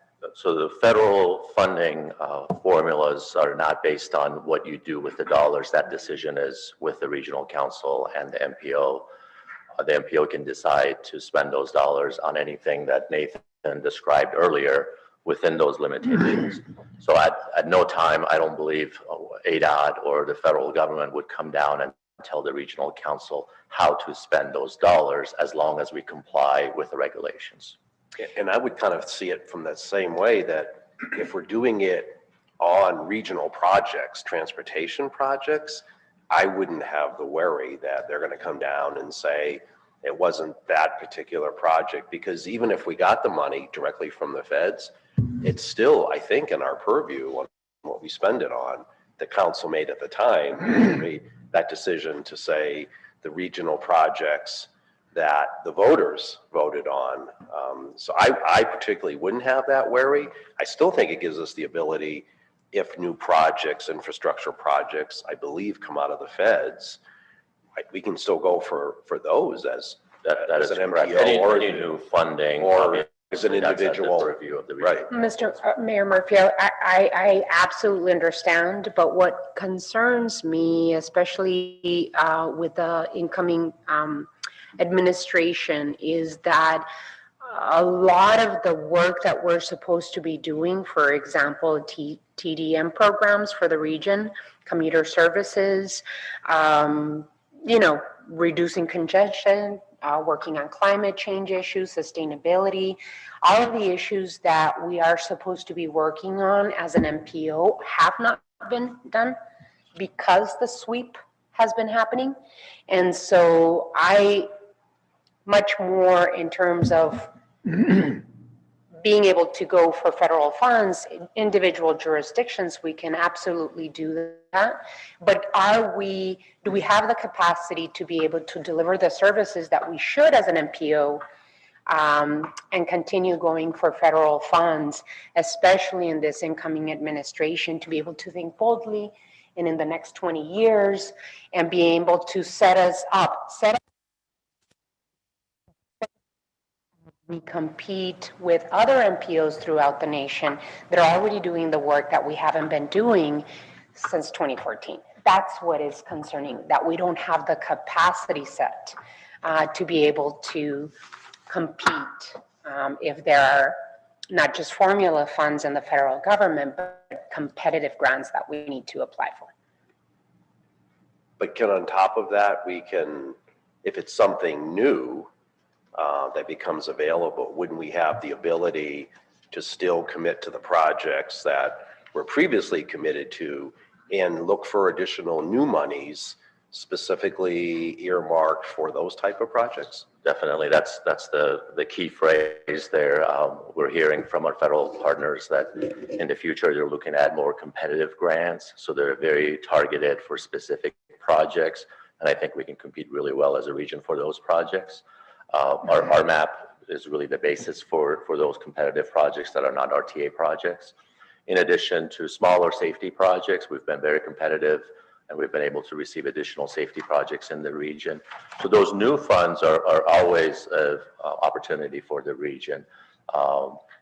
It's really the formula funds that typically come to us that they're committed through 2026. And again, the question for the regional council to consider is, if you don't spend those dollars on RTA projects, where would you spend those dollars on? Well, I have a lot of answers for that, but If I may, just one thing I'd like to add to your question is that 2 weeks ago, we convened a meeting with our federal and state funding partners, FHWA, FTA, and ADOT, to review the draft overall work program. We did receive comments from them and some questions, but they did not indicate that we were jeopardizing, based on our programming and our plans, the ability to compete for any of these federal funds you're talking about. So it was, I think, a very positive review. We seem like we're in compliance, continuing to be in compliance, and I didn't hear that anything was at jeopardy. So just wanted to add that to the. If I may add, that goes back to ADOT and ADOT staff engagement with us. As both Nathan and Jamie mentioned early on, ADOT really provides that oversight for our region on behalf of the federal government. And ADOT has always been very flexible to make sure that you all as the regional council identify your priorities. I don't think ADOT or anybody at FHWA is going to come down and try to identify priorities for you. That is up to the regional council.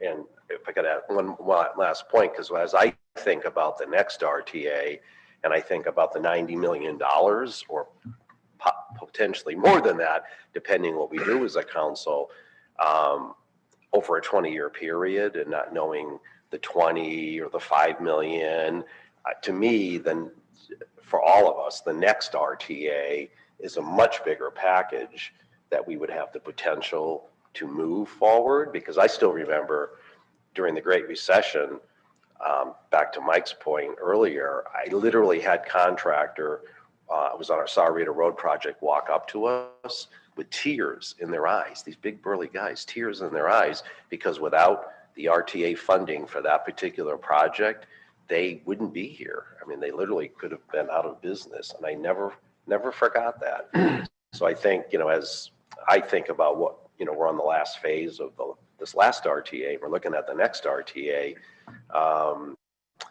I just think, get back to the promises made, promises kept. I think that puts us in a very, very good place to go back to the voters and ask for that based on what we committed to. But I'm just one voice. As a follow-up to Mayor Romero's question, but this one would focus more on state funds. The HERF revenues were not as negatively affected by the pandemic as many of us thought that they would be. What's the process within PAG that we are supposed to follow in looking at the HERF revenues that come in, and what processes do we follow if the revenues are actually better than anticipated? What subcommittees look into that before a recommendation is made to the regional council? And can I give some context? As far as those HERF revenues, the systemic revenues of gas tax went down quite a bit. The one-time shot of primarily new vehicles was way up, and that's not going to continue. Also, the other source, let's see, what's the other big source of funding in the contractors? Construction contribution was way up. So the systemic revenues that are gas tax have gone down, and they continue to go down. So I don't think you can project out. There's two kinds of conversations going on funding. One is that stimulus money that's kind of one time. The other is the systemic money. And even PAG, I know ADOT is constrained in their budget by the systemic forecasts because they cannot project that maybe the government, federal or state, is going to dump some money into the system, like Governor Ducey dumped 25 million into the Gila River Bridge. That's one-time money. But we can't budget for that in our planning. So the planning side of it has to more deal with the system. No, I wrote down when you mentioned before lunch, Mike, that the gas tax has the purchasing power of 40 cents on the dollar since it hasn't been raised since 1992. I was referring more to the fact that we thought that there was going to be a bigger impact on HERF revenues because of the pandemic than there actually was. So I just wanted to ask, since there wasn't the same impact, what processes do we follow as an organization to address that? Sure, be happy to. So, but that's really important context to have in the conversation. So as Jim mentioned earlier too, everybody last March, April, May, as they were developing their budget, they did forecast a reduction in revenue. ADOT did the same. Later on, I would say probably about 6 months into the fiscal year, they were saying, we're seeing some signs of improvements, but going back to what Mr. Hammond was saying, it wasn't really the gas tax improvement, it was some of these other elements. So typically what we do, and Nathan, that's where Nathan comes in, he works with ADOT on a regular basis, and typically some of these forecasts are not adjusted because they still want to maintain being conservative. So I would say probably by May, June of this year, that's when they go back and instead of trying to use forecasts, they use actuals. And then they would say, we have actual dollars that we could potentially use, and those dollars are evergreen. You can roll it into next year. And then we take that through our process once we have a confirmation from ADOT, how much potentially we could get that we didn't anticipate we were going to get. We roll that through our process, typically June, July timeframe. We update that potential revenue that now is actual, not forecast anymore. And then we roll that bit back into our process and we can program it again. Based on the conversations we've been having, those dollars are still committed to the RTA projects, but we're going to try to identify an opportunity to put out a notice for funding and say, we got X amount of federal funding that potentially is available. We got X amount of state funds that are potentially available. Let's go through the process again and identify projects that we can spend those dollars on and then go through a TIP amendment process. So we do have a process in place, but the question is, how much is available? We don't know that. I didn't ask that.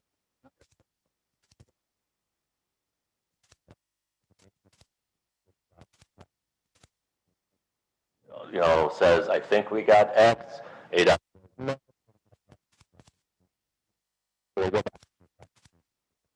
Number. And the process includes the TPC and the TMC? We start with the TIP. So TIP is takes the numbers from ADOT to the TIP, and everybody agrees those are the right numbers to use, and then we roll it into the process. Got it. Okay. So with that,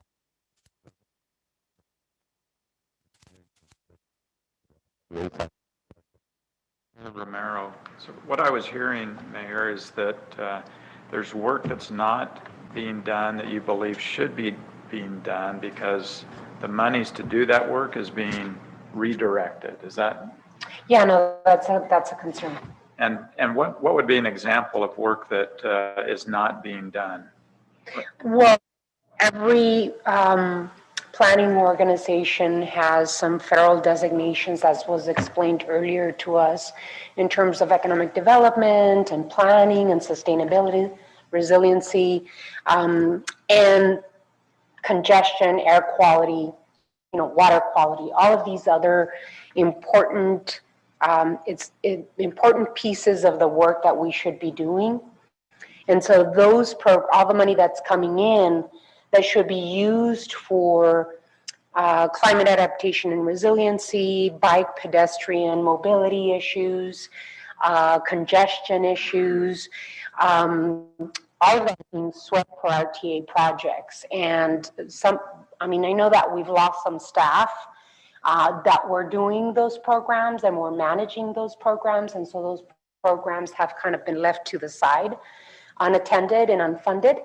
And that's where the concern is, that we're not fulfilling the entire mission of what an MPO is for the organization. And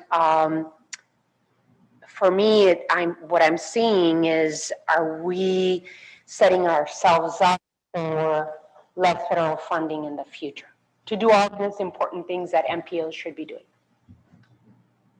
Is that? So as Nathan mentioned earlier and Jamie, our work program is a contract between PAG and ADOT on behalf of Federal Highways and Federal Transit. Our work program is in full compliance with their expectations of an MPO. The certification process certifies that we're fully in compliance with the federal and state guidelines. Next time we get another certification, we go through that process again. So we're fully compliant. We're meeting all the expectations. ADOT is the one that typically comes down and tells us, what about you want to consider X, Y, and Z?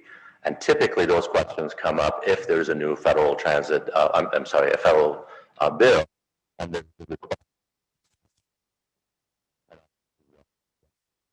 comply with any new requirements that come down. We don't anticipate any new requirements coming up within the next year or two, but if they do, if they're very flexible, we can adapt, but we can work with ADOT to make sure that we implement those new programs when we're required to do so. Or had an RTA next, so there's a lot of flexibility on how we structure use of funds that have yet to be determined. I think the 2014 agreement was made and we live by it. But the plan that goes forward can contain a lot of flexibility on use of funds and making sure, you know, these buckets that the mayor refers to have funding. Isn't that I know there's federal and state laws we're dealing with, but a lot of flexibility to address those issues in the RTA Next program. Yes, definitely. As we mentioned earlier, the regional funds, local funds are the most flexible as long as they comply with the state statute. Anything that's included in the plan and the voters vote on it, most likely that'll be the new funding source for those programs if we choose those as priorities for the new program. And that's why, Mike, I was touching on that, you know, to address these priorities in the future. I'm much more worried about trying to protect that future opportunity because we're near the end of the first one to actually start addressing what the council decides they want to address, whether it be circulation, climate change, whatever it might be. I think that next RTA is going to have a much bigger impact than these last 2 or 3 years if we anticipate going, which I would think we would, before 2026. With all due respect, Mayor Murphy, the one concern, in order to be able to fulfill the program as promised by the voters, as you've been saying, right? The process to deliver according to the voters are almost $300 million short, even after we sweep all other funds that are coming to us to fulfill the program of the first RTA. Right. So before we start talking about the RTA next, we need to talk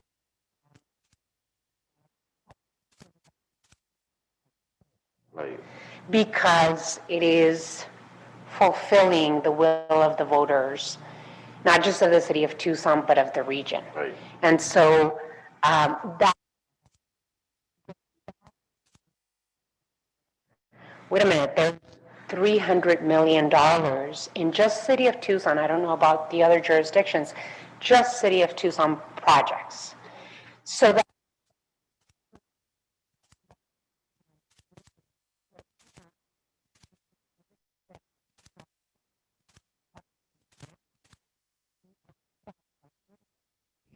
that have maybe not been discussed recently, where we saw back in 2014, decisions made in 2014 might not fit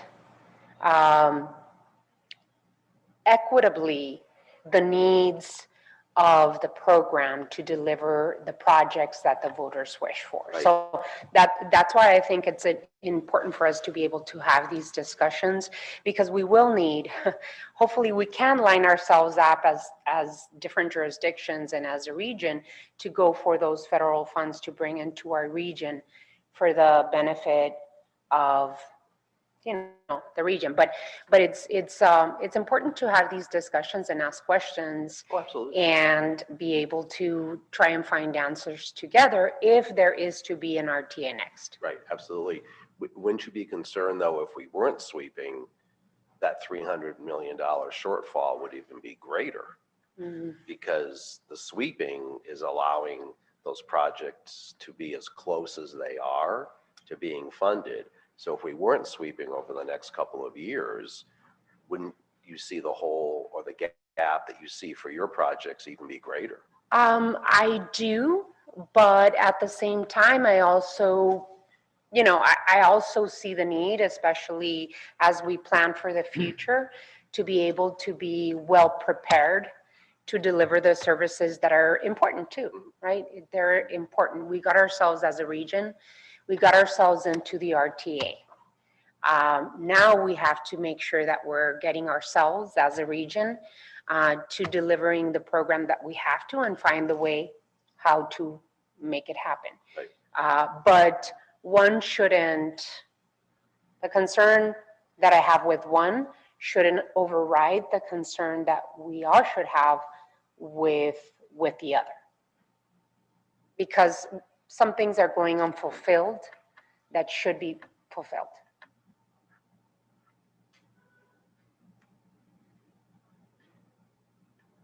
Can we move to the RTA now? And Mayor Tesso, if you want to throw rocks, throw them this way. I was very,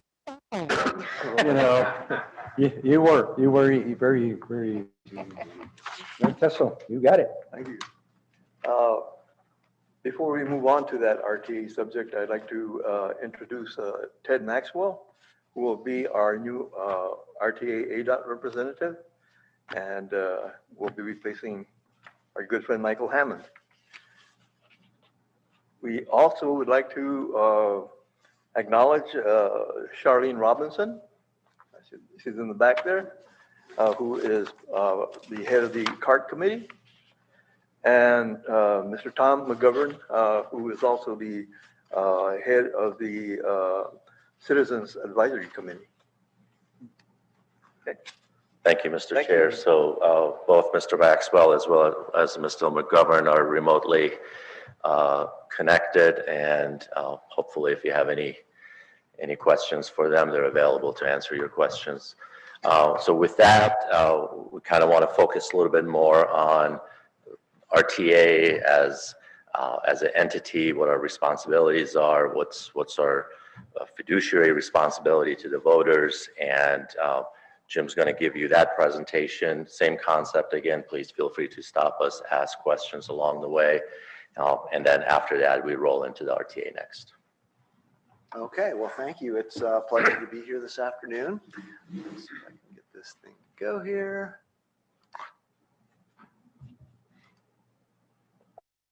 Okay. All right. Well, as Mr. Mogimi mentioned, my name is Jim DeGroot. I'm Deputy Director for the RTA side of the House. And I'm going to give you a brief overview of the requirements and roles of the committees within the RTA. First of all, can you all hear me okay? I know, okay. could be a little louder, Could be okay. I'll try to put that a little closer. Is that a little better? much better. Perfect, perfect. They took it away from me because my papers were rustling, so. Anyway, I'm gonna, well, I apologize first of all if I'm going over in too great a detail. Please tell me to speed up if I'm laboring on things too much. But the RTA is a political subdivision of the state of Arizona. It's a special taxing district created under Title 48, Chapter 30. It has its origins back in the early 1980s. The time, just to kind of put it in context, when the statutes were first created, The Phoenix metro area was about 1.6 million population, and the Pima County metro area was about 550,000 population. So, you know, quite a bit different than we are today. I-10 didn't even connect to I-17 at that time. So you had to do the baseline shuffle to get to Los Angeles if you were driving through the Phoenix metro area. I think the state legislature recognized that the state needed to add additional tools to provide transportation funding. I think it was largely led by the efforts in Maricopa County at the time.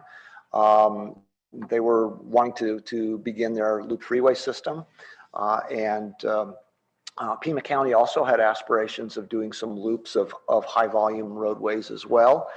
Those were articulated in a plan that went before the voters in 1986. Unfortunately, it failed. I don't recall the exact number, but it was, I want to say somewhere in the 55, 46 range, something like that.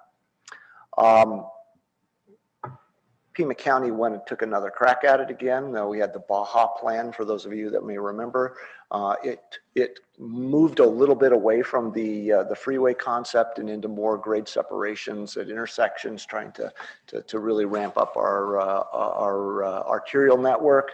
That failed as well. And in fact, it failed by even a greater margin. At that point in time, Pima County, our opportunity to do the plan under the statutes that were available to us at the time failed or lapsed, sunset. And the city took a couple of cracks at some half-cent sales taxes in the early 2000s. Both of those failed. One was very high or roadway centric. The other was more transit centric. Then as the 20-year plan for the Phoenix metro area was approaching its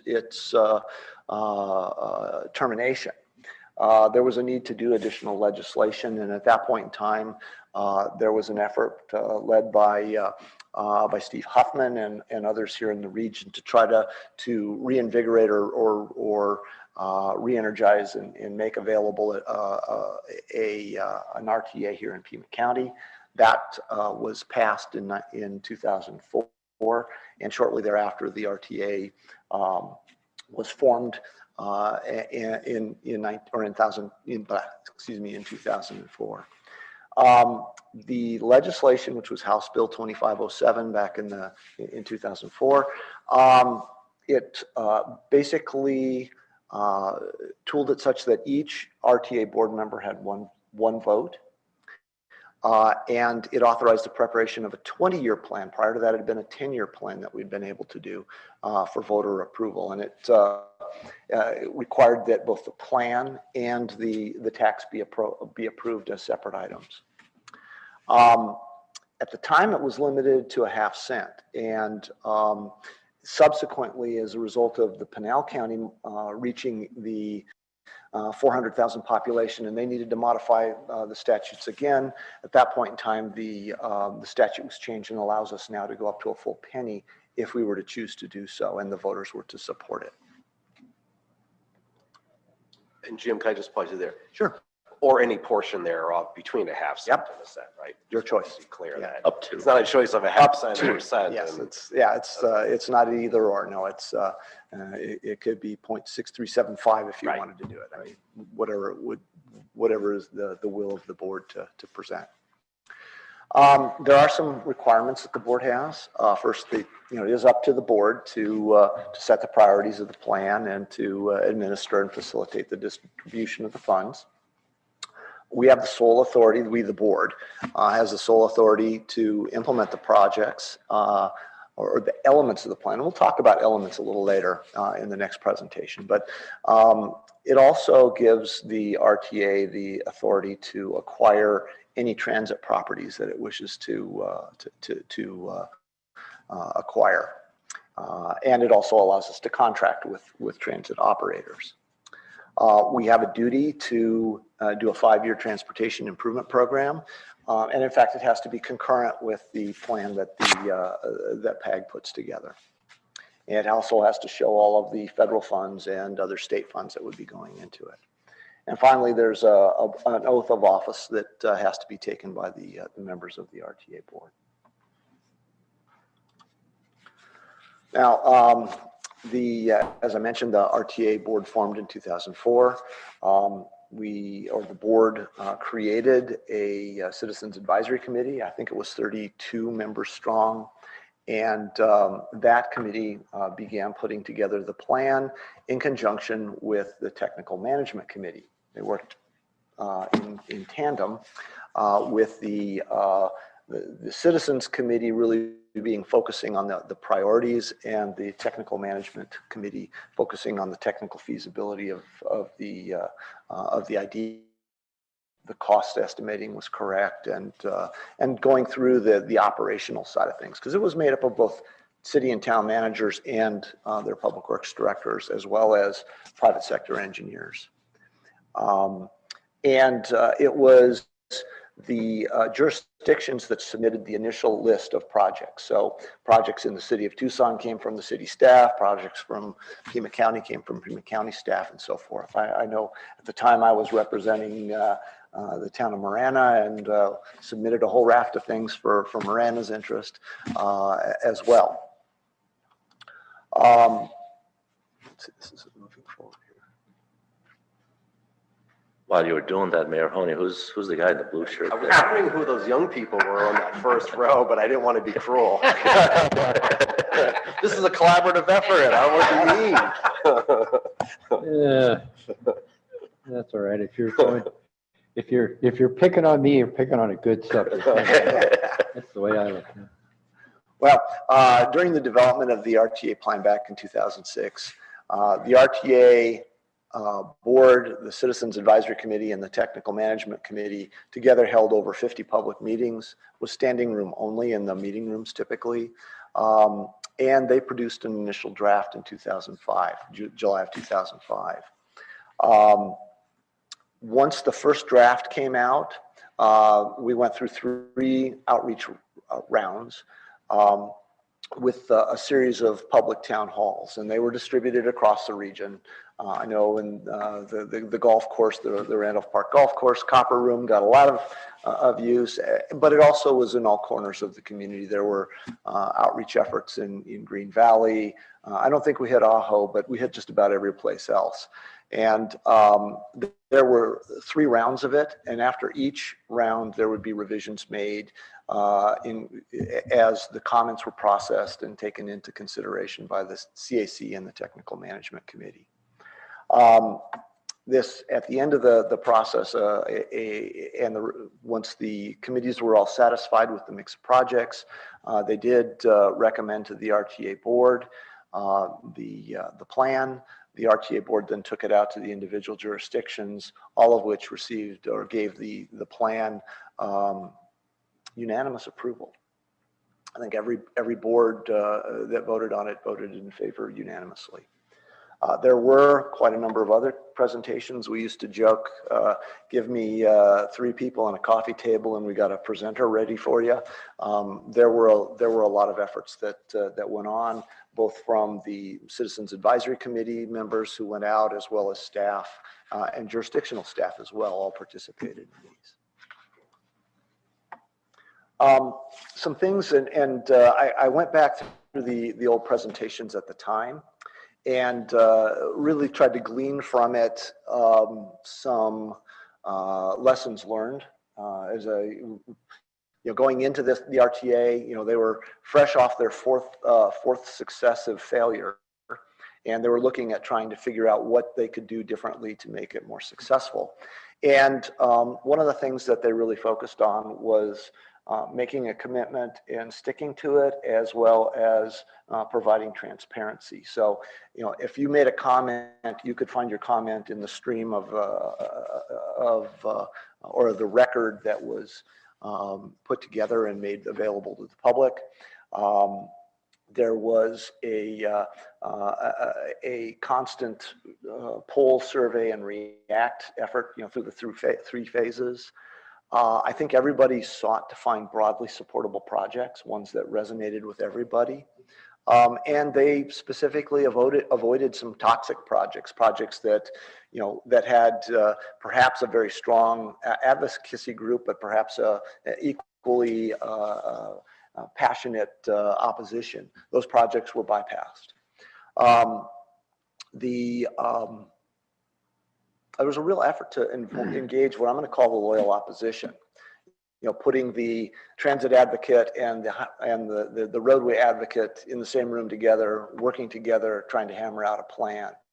I know there was mention earlier today of the business assistance program. The small business community really fought prior plans. They saw them as a big threat. And we worked to engage them and recognize that there are business impacts, and tried to address them in a way that was meaningful, and I think that bore some fruit, as did working with the environmental community.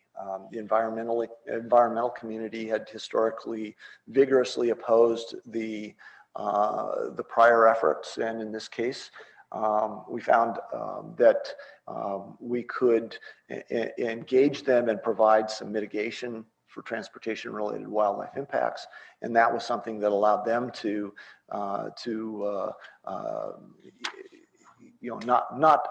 not oppose the plan. Maybe they didn't vigorously support it, but they didn't oppose it. And then finally, working with the local media was important. I know that there were a lot of efforts to reach out to the editorial boards and work with even the radio shows to talk about political issues. One of the important things that the RTA board did at the time was to sign an accountability pledge. They committed to regional consistent strategies, to allocating the ballot amount of funding to each project that was in the plan, to commit to a public corridor planning process, which prior to that was totally inconsistent across the region. The city had a way that they dealt with projects. The county had a way that they dealt with projects. Smaller jurisdictions, had their own unique ways of dealing with project development. This made more consistent across the region both the process and what the mitigation might be for projects. I mean, I know that there was always kind of a lingering concern about the projects in the foothills got better treatment than the projects in the rest of the community, that kind of thing. So, this was an effort to try to address that and make sure that it was clear that we were fairly treating all projects. To that end, they also created a Citizens Oversight Committee, which became known as the Citizens Accountability for Regional Transportation, which has been operating consistently since the adoption of the plan. Yeah, sure. Prior to the election, when the CAC for that time was working, did they have any kind of, for lack of a better term, technical advisory group that was helping them as they were crafting the plan to deal with some of the technical aspects that perhaps the average citizen might not be conversant in? Yeah, in addition to the Citizens Advisory Committee, there was the Technical Management Committee, which was made up of basically the public work directors for the jurisdictions and the city managers. That was about half of the committee. The other half of the committee was outside private sector engineers that were engineers. We had some economists, we had some land use planners. We had a team that was assembled, and they worked as a separate committee in parallel to, and basically the projects kind of went back and forth between the two committees, and they had joint meetings together between the Citizens Committee and the Technical Management. And just as a follow-up question, the current CAC does not have any comparable group working with them right now, or they do? They do. The TMC is still active and they're on standby. Actually, Mr. Rosema is a liaison from TMC to the CAC, and they're on standby to provide any support the CAC needs. In fact, that Citizens Advisory Committee, the Technical Management Committee that was that was created back in 2004, many of those same members continue on to this very day on the Technical Management Committee. So they've seen throughout, and they've provided an outside opinion on technical and management issues to the RTA board at the board's request since that time. Thank you. Sure.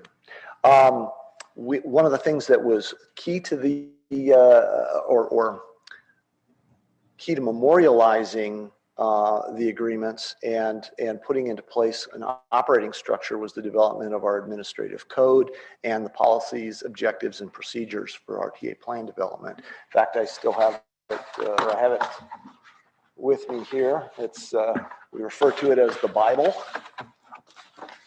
which this was adopted in 2006, immediately following the election, but it had been developed even prior to the election. The technical staff, the staff from the jurisdictions were all working together to try to hammer out some operating rules that we could all get behind, and those were codified by the RTA board in early 2006, and we've come back and revisited them several times over the years, most recently I think in 2014. Also includes documentation of all of the public outreach efforts, as well as the commitments for things such as impact fees that were going to be provided to augment the RTA board or the RTA funding. Yeah. Question. Who sits on the technical management committee? I'm sorry? Who sits on the technical management? Well, the chair is Mr. Huckleberry. The vice chair is Mr. Ortega. Ms. Olivares and Ms. Alarcon are both on the committee. Those are the only two from Carmine from the county. Oh, I'm sorry, Carmine. I stand corrected. You're right. Carmine is on the committee. And then each of the jurisdictions has one representative, typically the city manager, although they'll oftentimes have their public works director or town engineer sit in. And then we have an equal number of private sector folks. How many in the TMC? I think there's roughly 21. Yeah, that sounds right. So I'd have to count them up. 9 representing public sector, the remaining are private sector. Okay. And do they meet monthly? Have they? They typically meet quarterly. I'm sorry, go ahead. I was going to say, we actually time it such that when they're asked to come together, we basically have it immediately following the management committee meetings. So typically quarterly. It fell off a little bit with the pandemic, but prior to that, we were meeting about quarterly, and our expectation is that we would meet bi-monthly on a going forward basis. Mm-hmm. Is the TMC, the Technical Management Committee, are they the ones that receive input and feedback from the community, or is that the CAC?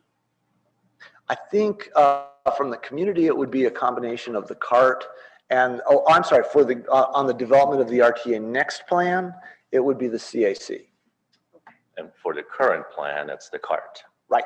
Thank you. That's. So just to follow up on Mayor Romero's question, and you were alluding to this earlier, Jim, both you and Farhad were, how frequently in the current CAC process do they meet with the TMC to get that technical direction or advice that they may need to put together their plans? In terms of the joint meetings, the current CAC has not had a joint meeting with the TMC. Where we would expect that to ramp up is when we actually start dealing with some project submittals and start evaluating them. So I was just going to say again, the approach was to have the liaisons from TMC. So we have 2 TMC liaisons that attend all CAC meetings. And their role is to really identify at what point they need technical support. And then at that time, the liaisons would bring the technical questions to the TMC. And then hopefully there's going to be a lot of back and forth between the 2 committees to be able to provide the support the CAC needs. Who are those 2 liaisons? Mr. Rosema and Mr. John Bernal. Okay. So far, would it be correct to say that until all the jurisdictions have their projects in, you really can't engage the technical committee because Yes, there's and nothing that's, to review. so that's really been kind of the TMC folks are really obviously going to provide that technical detail. So they're waiting until there's a technical question from CAC before they can dive in. And the type of questions they would get would be on the scope and budget and you know, the details on a corridor that the CAC would need their support on. So they're waiting to get everybody's list before they can actually dive in and provide that support. Anyway, on the administrative code, it also included the actual project list that was that was presented to the public with the ballot. You can see that project list on the screen before you. It's simply a list. It's not a priority. It's not in priority. Well, it actually does include some priority information in that during the development of the plan, we had to commit to when the construction would start on various projects. And so you'll see on that far right column, it speaks to construction start period. And we broke up the plan into 5 distinct periods. And it was really talking to the jurisdictions about their project readiness. If a project, for instance, I know there was with the Broadway East project, I know that there was a lot of concern about that because of pavement deterioration. They wanted to get it going real fast. And so we actually started the project development process early because we had the capability of doing it at the time.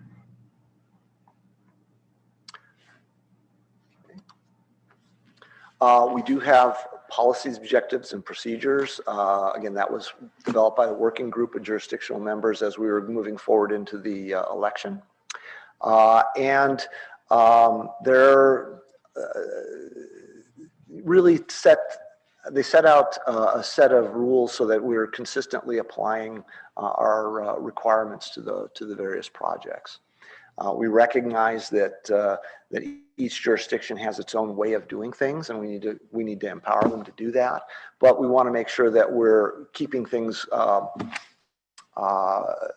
It's an outline of existing procedures and processes, allowing them to streamline where possible.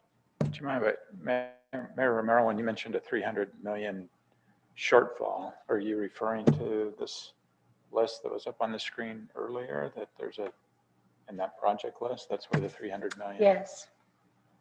And then there's those different buckets, like the greenways and so on and so forth.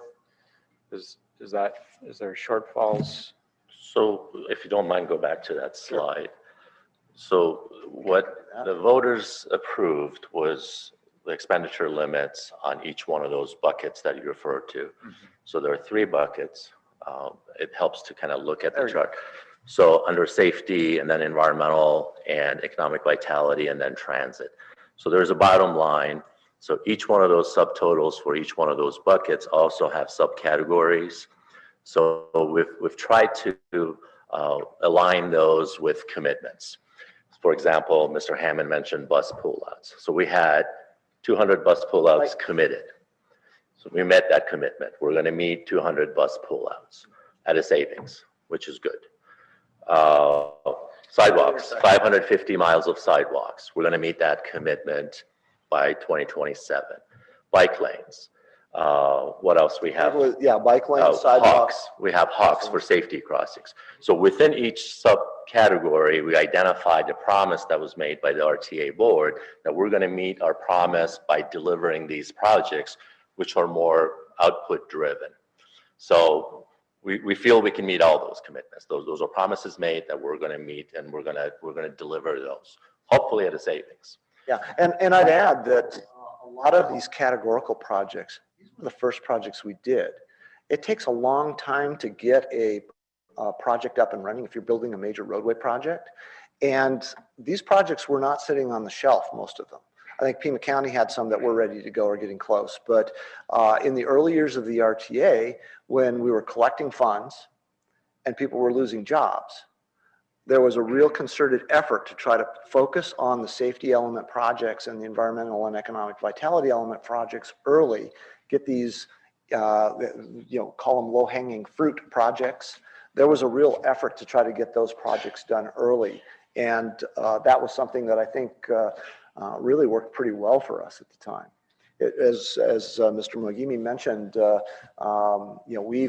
we promised a lot of bus pullouts and intersection improvements, and we've largely met those requirements. The only problem is that when it comes to your question about the $300 million that we see the city of Tucson being short on, the RTA also allowed for inflation. So based on the projected amount of dollars that those lists had, I don't think people voted on the exact amount of the project because we had to give room for inflation. And the policy is written down as being able to give room for inflation. So when the city of Tucson is told, well, there was $200 million attached to that particular project by the RTA, someone is being disingenuous because the RTA enabling legislation allowed for the inflation. So we cannot be held to delivering the Downtown Links project to 2006 numbers. There has to be room for inflation. And that discrepancy between the city of Tucson and the RTA staff, that's where the problem lies. And is that original scope or an expanded scope? Because I don't know. I was not part of the conversations in 2006, so I wouldn't be able to answer that question. The small business assistance, is that where the Main Street program is? That's correct. Yes. Okay. And does this, I presume that this reflects partially the community input that was received, not just the projects, but these different categories, these buckets? Yeah, definitely. It was a very extensive process, similar to what we're doing currently, to really identify what the needs are. And I think Jim's going to touch on that when we get into RTA next. But it's very specific, spelled out, identify the corridors, identify the needs, make sure what you commit to meets those needs, and then translate that into dollar amounts. And that was the exercise they went through back in 2005. Obviously, the voters approved it. We're going to be doing the same thing with the RTA next. I believe you have a couple of slides on that later, right? Yep. So just to answer your question, Mayor Winfield, I believe it's the RTA implementation plan that basically allowed for inflation. It says inflation will occur throughout the life of the RTA plan.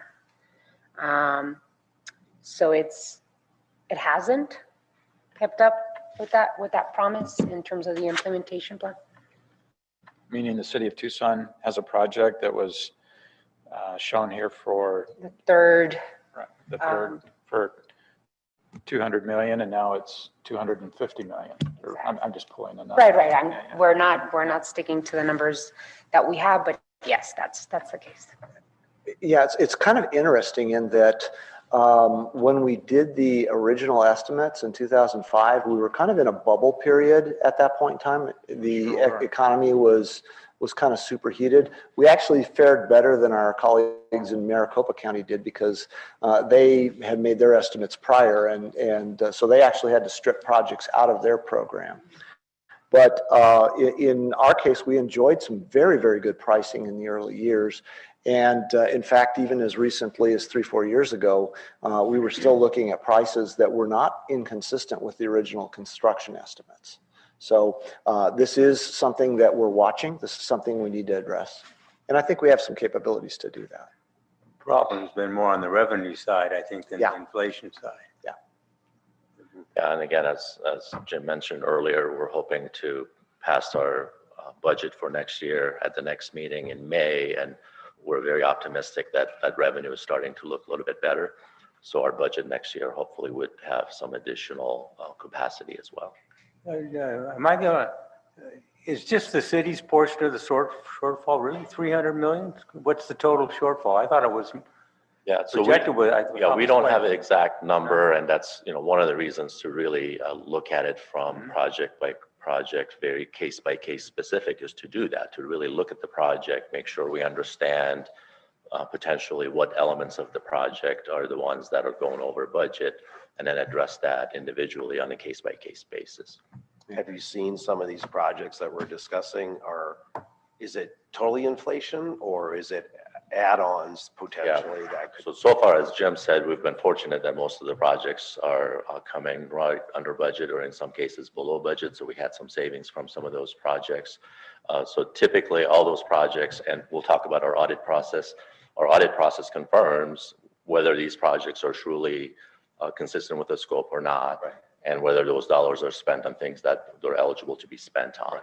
So that's the audit process. So back in 2017, when we did our audit, every single project was under budget within scope. Yeah, but to your point, are some projects, do some projects have different scopes than were contemplated? I think probably there are some that are different, and for good reason. That's something that we need to acknowledge. Some projects came in under budget, but probably the single biggest driver right now in costs is right of way. And if you'll recall, with the economic downturn, we enjoyed some very good right of way savings.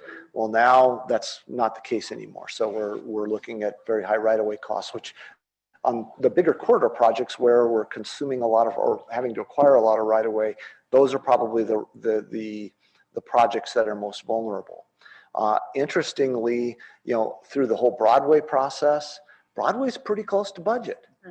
And even though, fortunately, we worked through the development of a slightly narrower right-of-way or a roadway corridor, and that helped it. So, yeah. Yeah, I was going to comment about some of these projects, because the jurisdiction, in our case, the city of Tucson, and the Tucson residents, of bringing down the scope of Broadway, it actually saved the RTA money because of the potential cost of making it an 8-lane. What was it at the beginning, 10-lane? Or it was an 8-lane roadway. Yeah. And bringing it down in scope, that did save a lot of money. And in my experience in looking at these projects, the bells and whistles that you talk about are really removed as much as possible. You've seen this happen. There's value engineering processes that have to happen, and I know for a fact that the city of Tucson works hand in hand with RTA to do that exercise of value engineering. But I know for a fact that not at some of what was intended or the promises made to the people, especially I'm thinking of downtown links, that there were some promises made to the neighborhoods surrounding downtown links that there would be a return on their investment and for what they were losing there. So there are very, very little examples of projects that you top with the bells and whistles, and at the end of the exercise, when you do the project engineering, that's not removed. So it's not a case of, hey, they're putting all the bells and whistles that they want. It's not that. Okay. Well, I'll continue on then. Just Jim, yeah. Just real quick. Mike, I asked the same question that you just asked of my colleagues at the county as I was trying to get up to speed on everything when I learned I was going to be the representative to PAG Regional Council and the RTA board, and they estimated that the total shortfall is anywhere between $500 and $600 million. Is that the figure that? No, that was the estimate I believe we came up with back in 2016 or 2017. Then we went through the TMC discussions. The TMC created a task force, And then the task force went out and started looking in much more detail in every single project. They came back with a much smaller number. Okay, I don't think we have an exact number yet. okay. We really need to look at case by case, identify any potential projects that are going over budget and address those individually. I don't, even the 170 that was recently brought up by county staff, I don't think that's the right number either. We really don't have a right number at this point. And that's a number that's moving, in part because, the assumptions made. I mean, we've, with the RMAP, we did an estimate of the costs, but they also assumed that there would be no local contribution in the form of impact fees. Well, I mean, there are impact fees that are pledged to this project or to projects. It looks like most of them are going to be coming in. So that's something that, influences the outcome. Is this why flexibility is a word that you hear mentioned so often in terms of an important component of RTA Next? And we'll touch on it when we get into the RTA Next as well. So there is some flexibility, but at the same time, there are rules to apply to that flexibility. So we'll talk about that. Rules set by the legislature. Yes. Rex, Farhad knows I've asked questions on are we going to meet the commitments we've made numerous times over the years. I really think if you look in hindsight on a $2 billion 20-year program, we're going to come in probably having projected 85 to 88% accurately on costs. And when you think of what's happened in the last 20 years, I got to say, I would consider that successful. And also, I do think there's going to be an infrastructure bill of some sort come out of Congress. We might find a windfall of, $1 billion for Arizona, and maybe Tucson will get a couple $100 million of that for infrastructure. I would think we're set up to get a portion of that through the RTA and ADOT. So I'm fairly optimistic, but I think your question is valid. If we approve a next plan, do we have to include $300 million to finish the first plan? How do we handle that? But I'm guessing that's part of the discussion on how we put RTA Next together. I guess we could choose to put before the voters to cancel those plans we haven't done and start a new one, or we could choose to be open that we need those plans and we're going to include it. I mean, that's a really good observation. That's up to the RTA board. The RTA board can make that decision at the time. That how do you want to spend those new dollars that are coming in? New dollars as part of the RTA Next. Where do you want to spend those dollars? But that's up to the board, ultimately up to the voters. On that note, I have to leave. So my observation, just on a little bit of it is, that's why I hit the 20 and then the 5, then the 1, because my observations for all this craziness, the economy, the Great Recession, if you try to predict too far out, and kind of panic on a project, in the future before you know what's in front of you, it just has seemed to go well when you know what's in front of you a year within the year. But if we're thinking about, our concern of 5 years down the road, it's really hard to plan because you don't have, the real numbers. I mean, our town budget, we skinnied it down thinking, oh gosh, this is just last year that we were going to not do so well. We're $1 million ahead where we thought we were going to be. So that flexibility that you were talking about, I think it's important to remember as we keep moving forward. Mr. Chair, if I may, Mr. Hammond has to leave and just want to thank him again on behalf of staff as well. Thank you for your service and thanks, Mike. Really appreciate all your work. I'm going to miss you all. Hearing that I'm leaving? Or... Bye-bye. Thank you so much. Thank you. A lot of this stuff we talk about, and we may get money and there may be big federal handouts or big money may go to the state and we may get money. The word there is may.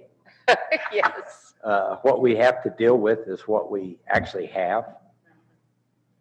And even like the RTA, and it was a unanimous vote when the PAG board voted to give that money to the RTA so that we can maintain our commitment to the people, including the fourth sector that we're getting ready to enter into right now. I understand what Mayor Romero is saying. Some of the other things have suffered in all of our communities, but we made the commitment to do the name projects, for lack of something else. And we've kind of made that commitment, but that did leave a void.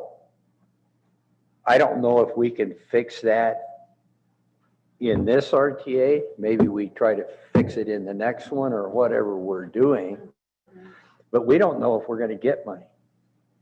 I mean, even in our town doing our budget, you know, all of a sudden they called us up and say, well, we gave you 5.6 million. Now we're going to give you 11.7. Well, thank you very much. Are you going to give me 11.7 next year? Well, no. So you can't plan on that. It may bail us out right now, and we may be I think we're all doing pretty well right now. But next year we may not be. Interest rates are going up, housing prices are going up, the economy may slow down. And when that federal money quits coming, we're going to have to deal with what we have. And that's kind of what I look at with RTA is we have to deal with what we know we have, not what we might get. You know? Well, if I may expand, Mayor Honey, there was a promise made to the voters of Pima County that certain projects would be fulfilled. Some of the jurisdictions within RTA are, have completed most of their work. But as the city of Tucson has a whole list of projects that have not been completed, then where does it leave the resident of the city of Tucson? $300 million short. And so for me as the mayor of the city of Tucson, you know, we've been contributing equally the same years as everybody else has. And, you know, some jurisdictions are pretty much done. They got what they needed to get from the program, but the city of Tucson is still $300 million short.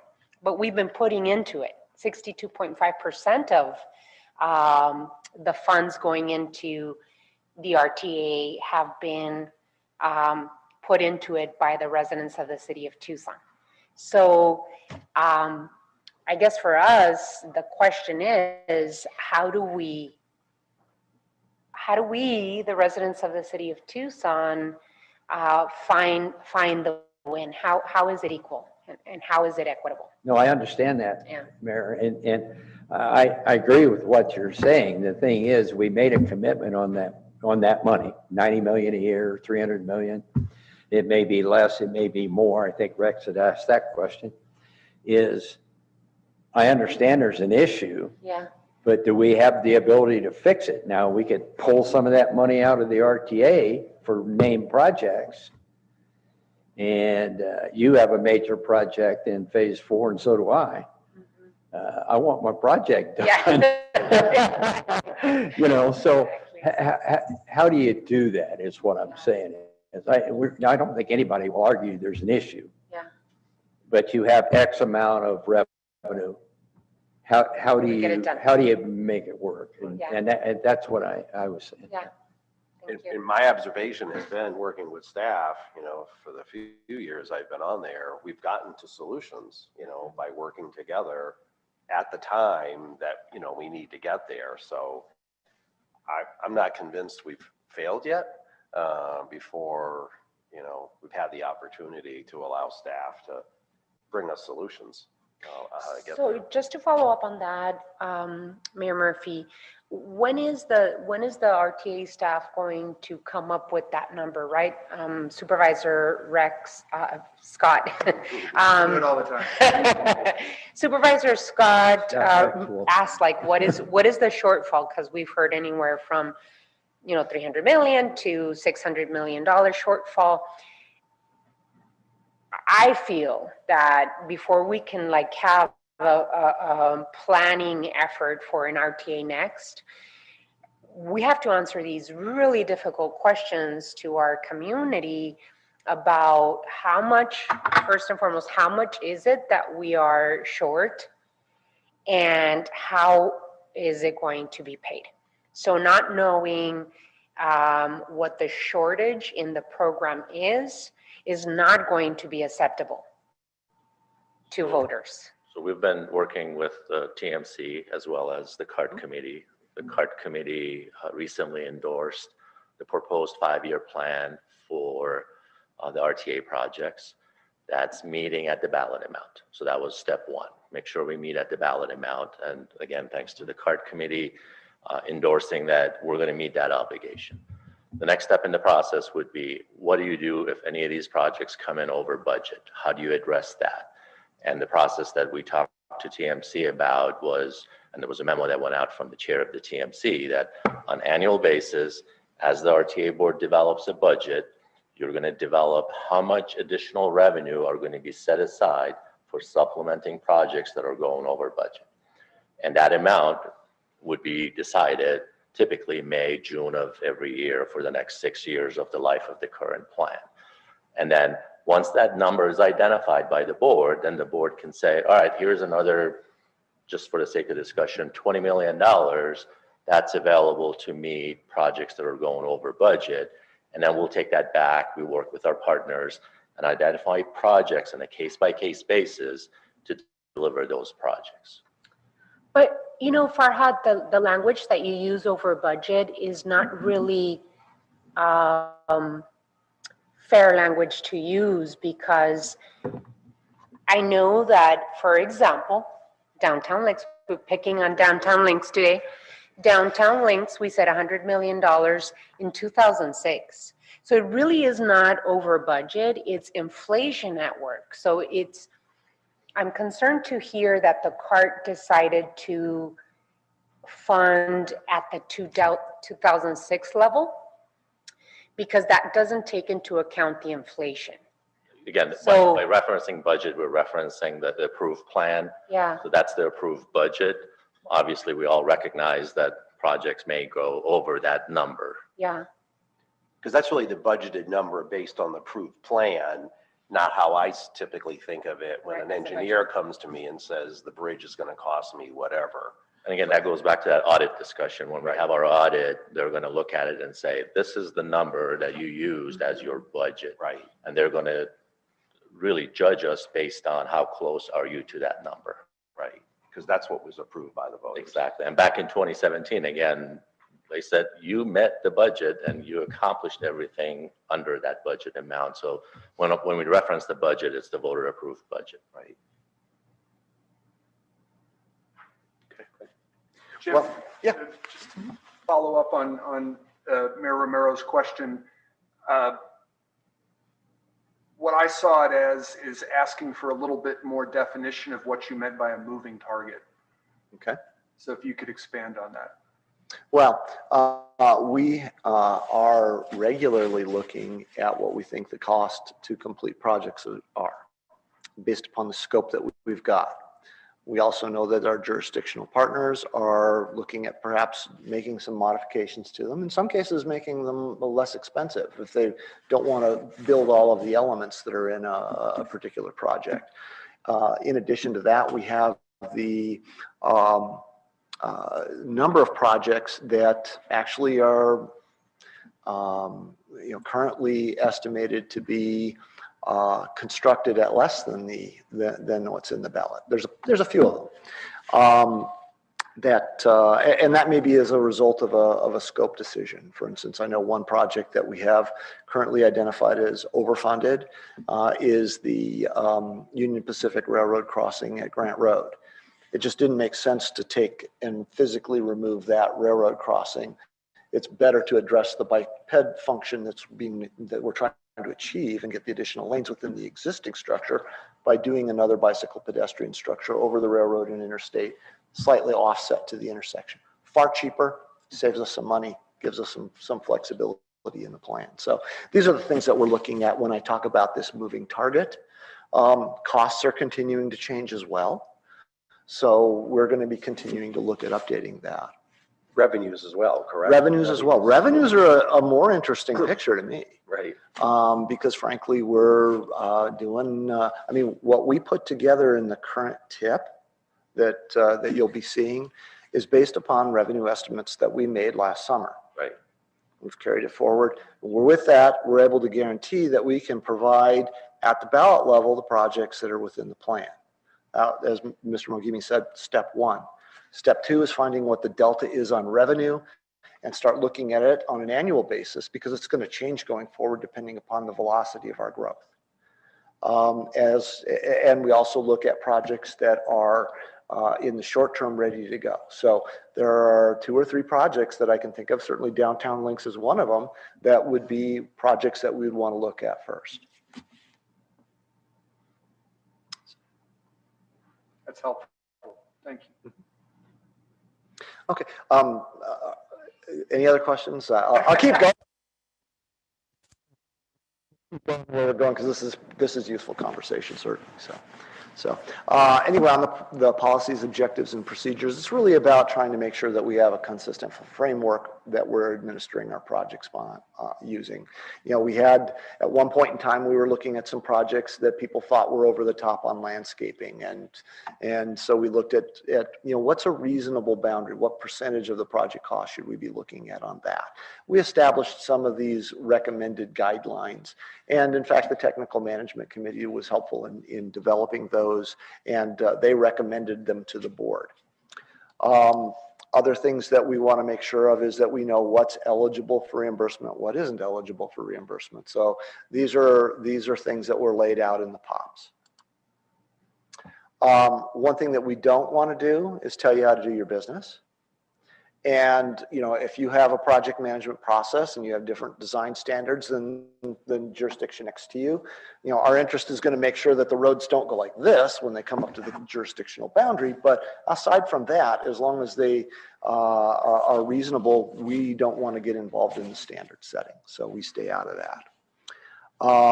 We do try to make sure that we're being fair amongst the different jurisdictions in terms of how we implement things. I mean, that's something that we want to make sure that, you know, that discretionary features, you know, we have no problem, and the statutes allow you to do whatever, you know, if you want to enhance something, that's great, but you have to do it on your own dime. Here's what we think is what we'll fund, and we set a level based on that. That way we have some consistency across the region.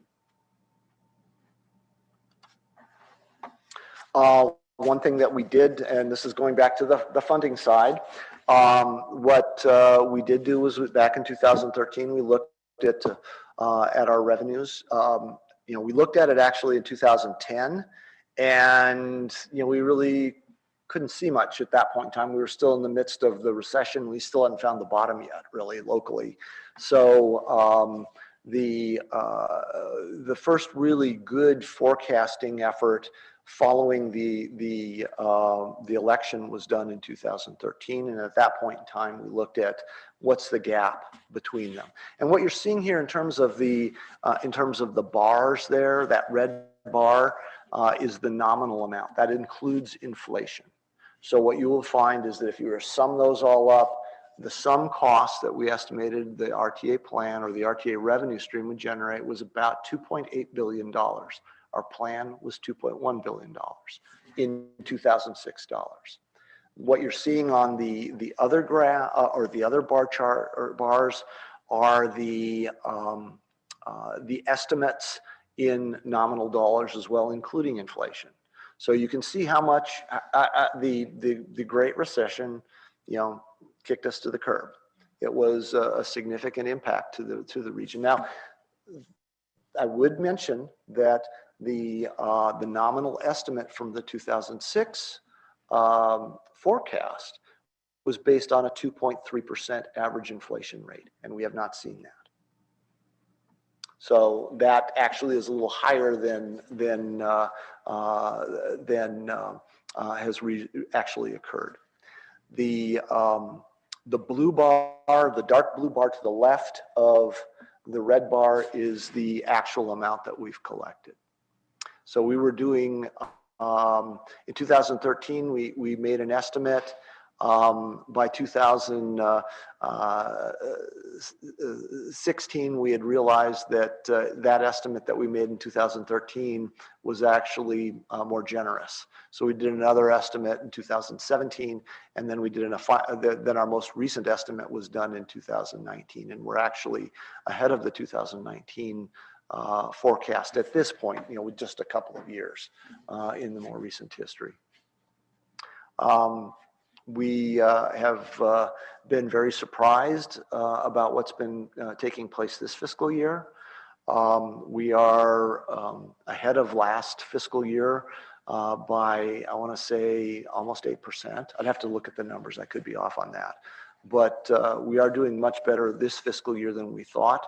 We had forecast a 15% decline in revenue. We're actually about 8%, I think, ahead. So of where we were last year. So it's been a favorable year. And what that tells you is that in last year's budget, we will have money to bring forward into next fiscal year. Now, we have been meeting with the CART. The CART's familiar with this. We give the CART the same reports that we give the RTA board in terms of project delivery information, and we get them the same revenue updates that we give the RTA board and the technical management committee. They review our progress. They work with us on the development of the annual report, and they've been monitoring our compliance. They've also been involved in the performance audit. In fact, many of the members get interviewed by the audit team when they come.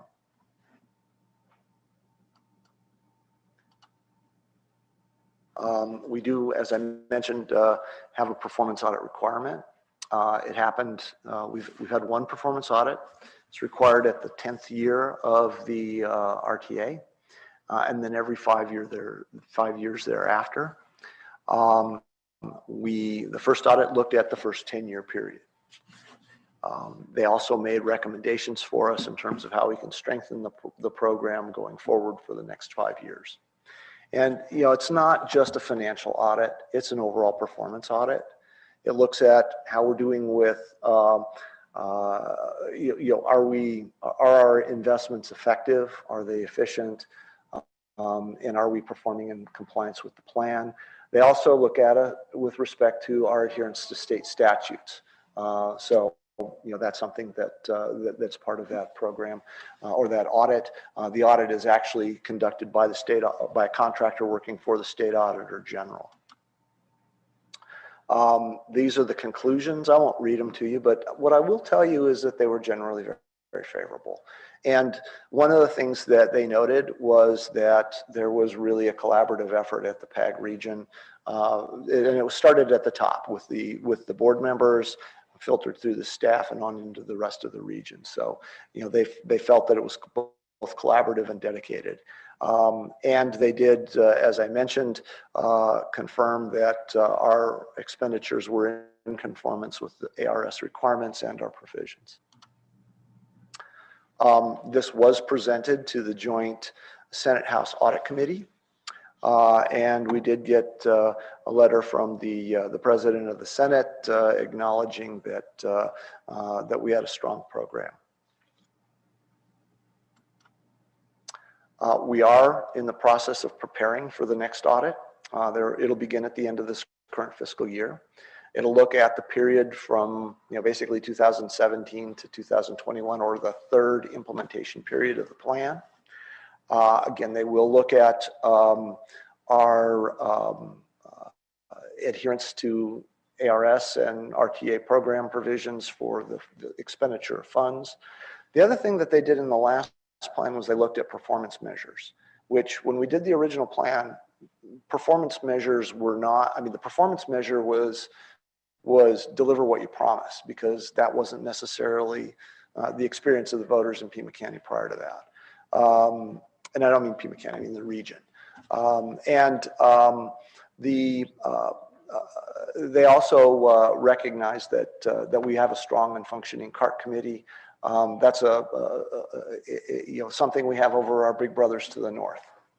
And the CART committee has reviewed the draft tip, and again, the representation to them was that we would meet the ballot amount, and then the additional funds would be available to go beyond that on projects that the board authorizes the expenditure on. So Jim, in the 10-year audit, were there lessons learned, or were there any adjustments, changes made to Yeah, as a matter of fact, yeah, absolutely. They did ask that we begin utilizing performance measures, and that performance measures be considered as a part of future plan development.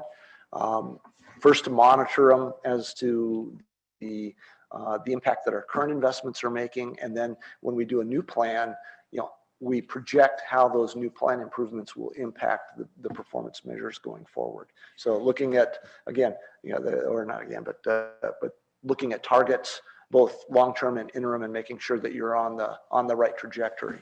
So if I may add to that, Mr. Mayor, that was actually a new federal requirement in 2012. So when the RTA was developed in 2006, that was not a requirement. And then when they came back, they said, here's a new federal requirement.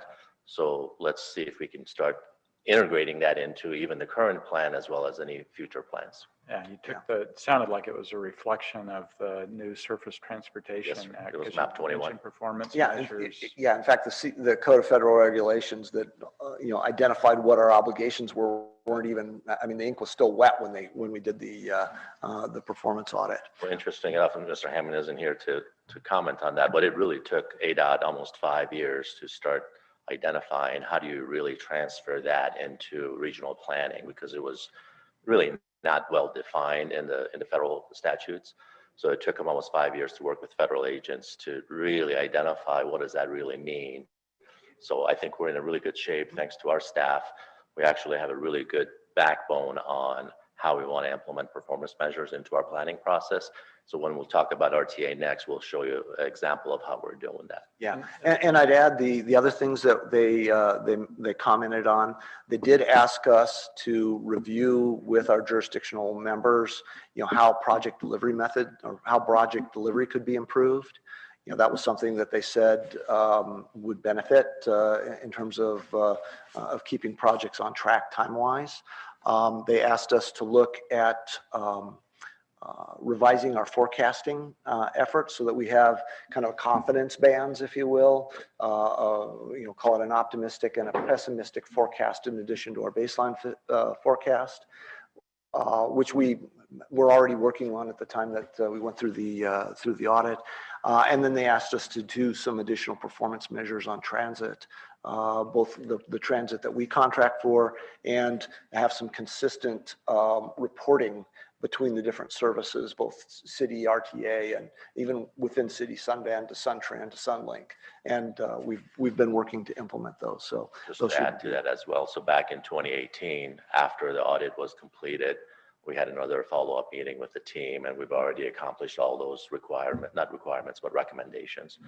And we're starting to talk to them again, and Jim's going to touch on that. So that's one of the things that we're going to demonstrate, that we've been able to implement what they were recommending back in 2017.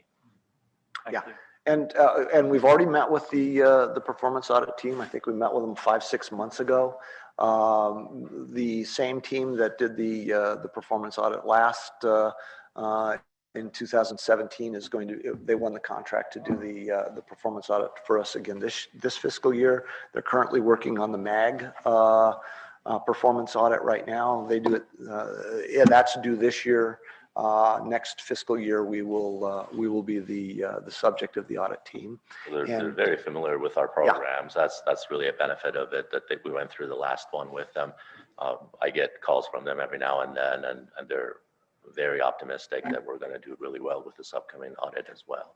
And frankly, we've been preparing the spreadsheets for inclusion into their reports. So we're getting ready for them. So we know what they were looking for last time. They'll probably ask for other things this time, and that's fair.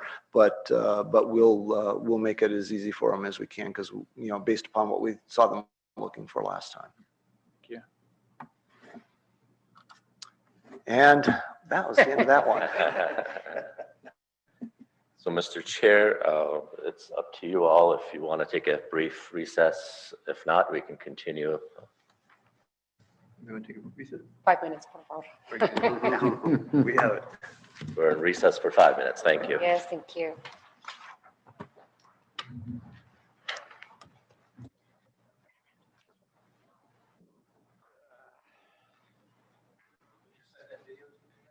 Stretch occasion.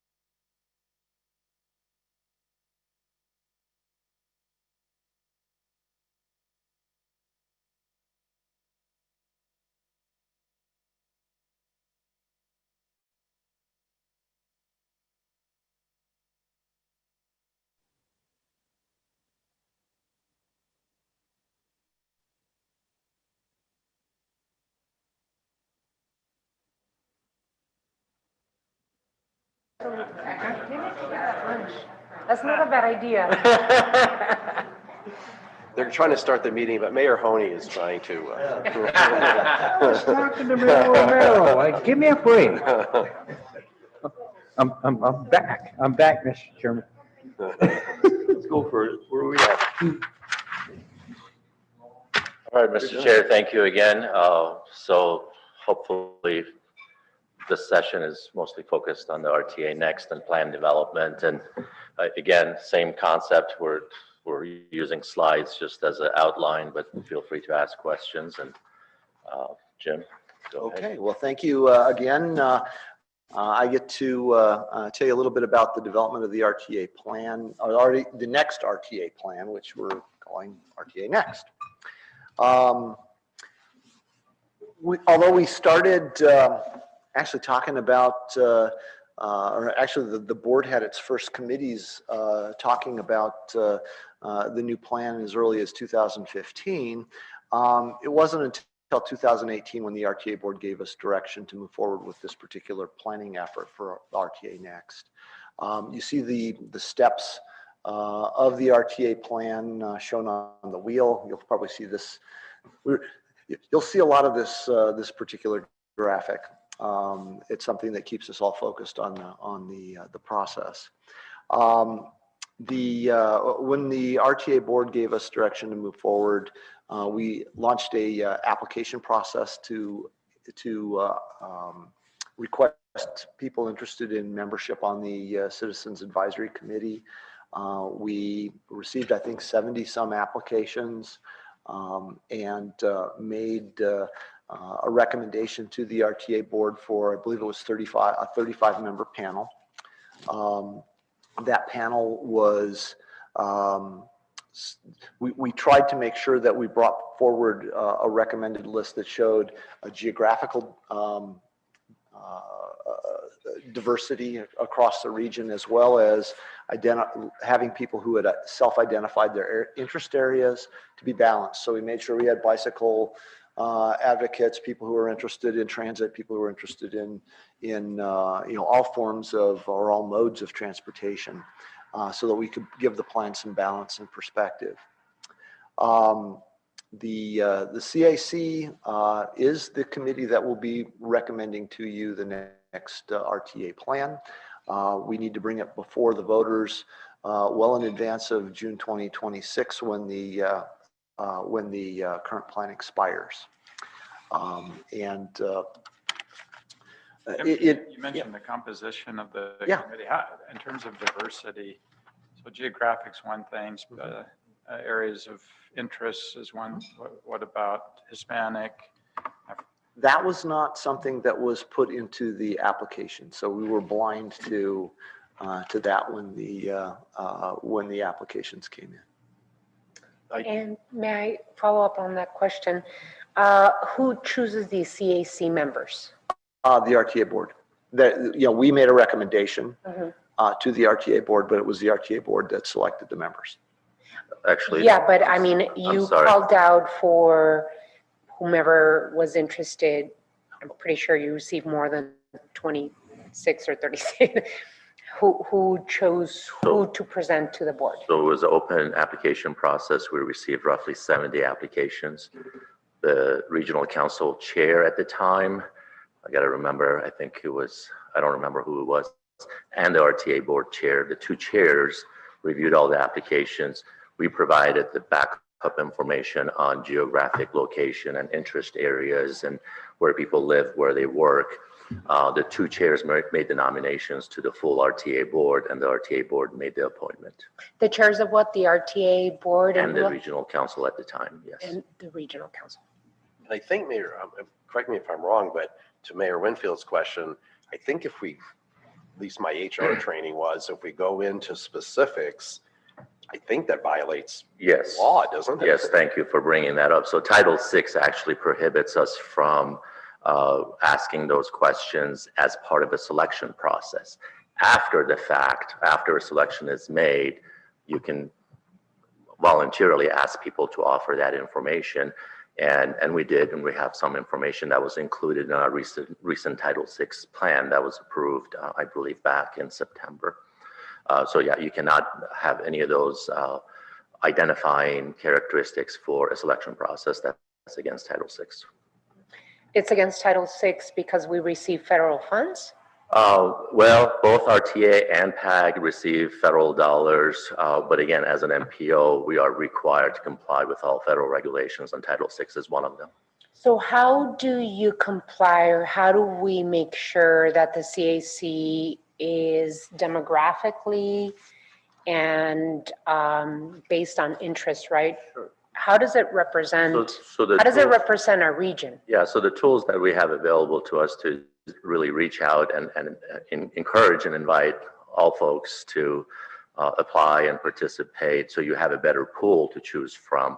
But again, you cannot have those as selection criteria. So, and we did that, and we normally do that. Our communications team does a great job of reaching out to different organizations and different interest groups to let them know that there is application process.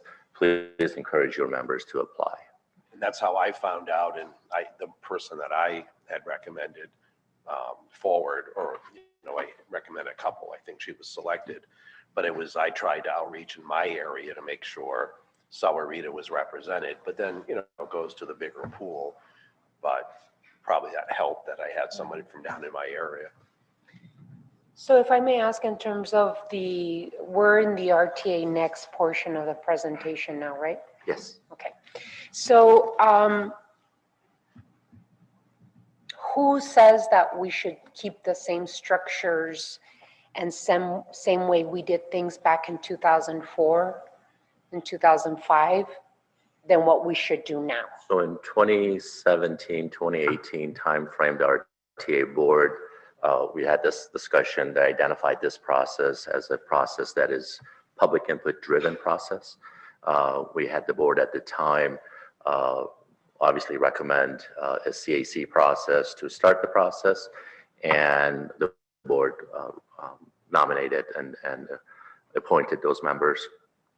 Same presentation you saw previously was shared with the board back in 2017, 2018, describing how the process was really public driven back in 2005 and 6. And at the time, the board agreed that this is a good process to use because they really felt that having the citizens involved and providing the input is well, that's not the argument. The argument that I'm trying to put in front of my colleagues is in 2017 even, right? Let's just say 2003, 2004, 2005, when the concept of the RTA was being put out. And, I don't remember if I was working at Pima County on the neighborhood reinvestment side. I didn't even think I would ever run for council at that time, but I remember the conversation that was happening back in 2003, 2004, 2005 when the RTA was being put together. My point of going back all that time is that things have changed, and the way that public processes are put together have changed. As a matter of fact, 60% of the Pima County Board of Supervisors changed just last year. And we have new mayors, new individuals wanting to participate in the process that we're talking about right now. So I want to be able to put on the table how we can reimagine how the processes and representation in the CAC and the CART, how we make sure that the demographics of our region are fairly represented in the CAC. So I would venture to say I'd like to be able to have continued discussion on the CAC and how the CAC is put together. I noticed that there's the CAC's term is going to expire in June.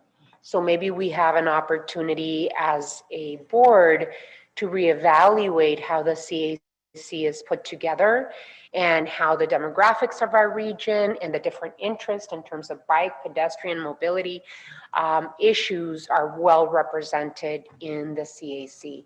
And even the number of, how many members do we have in the CAC right now? Currently, I believe we're down to 30. We had 5 that over time, obviously due to attrition, have left. So what is the number of CAC members that we're supposed to have? We are supposed to have any number that the board wishes to have, but at the time we said up to 35. Currently, we're at 30. Okay, so there's 5 vacancies right now? Again, it was up to the board, up to 35. Even 35 is a large group, so the 30 Yeah. the 30 is probably a good management. Well, but the number at this RTA point. board has not decided that, right? It has, We approved it. yeah, no, but the RTA board hasn't decided that we're down to 30 versus 35, which was decided. The board's direction was up to 35, so any number up to 35. I can tell you, Mayor Romero, Marana has 3, 2 of which I know. And one person was from Marana, and I don't even know the individual. I had to go look up the addresses to see where they lived, you know.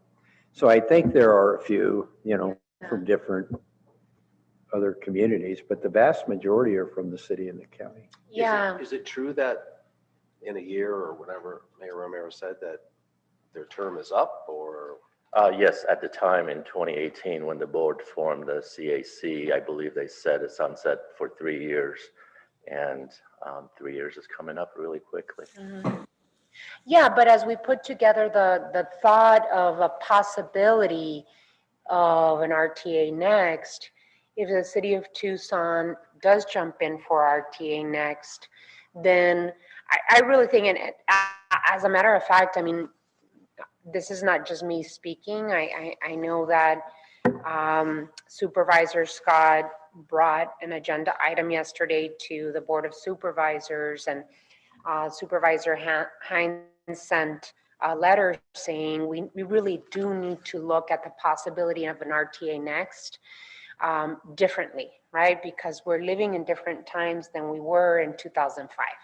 There's different priorities, and even our residents have different priorities than we did back in 2003, 4, 5 as this as the RTA was being put together. So I would like to have much more of a conversation about the CAC, the number of CAC members that could be an effective number, and even the possibility of being able to have every jurisdiction appoint a CAC member that could bring the technical skills to the group, along with the possibility of having a demographically, gender, interest diverse CAC.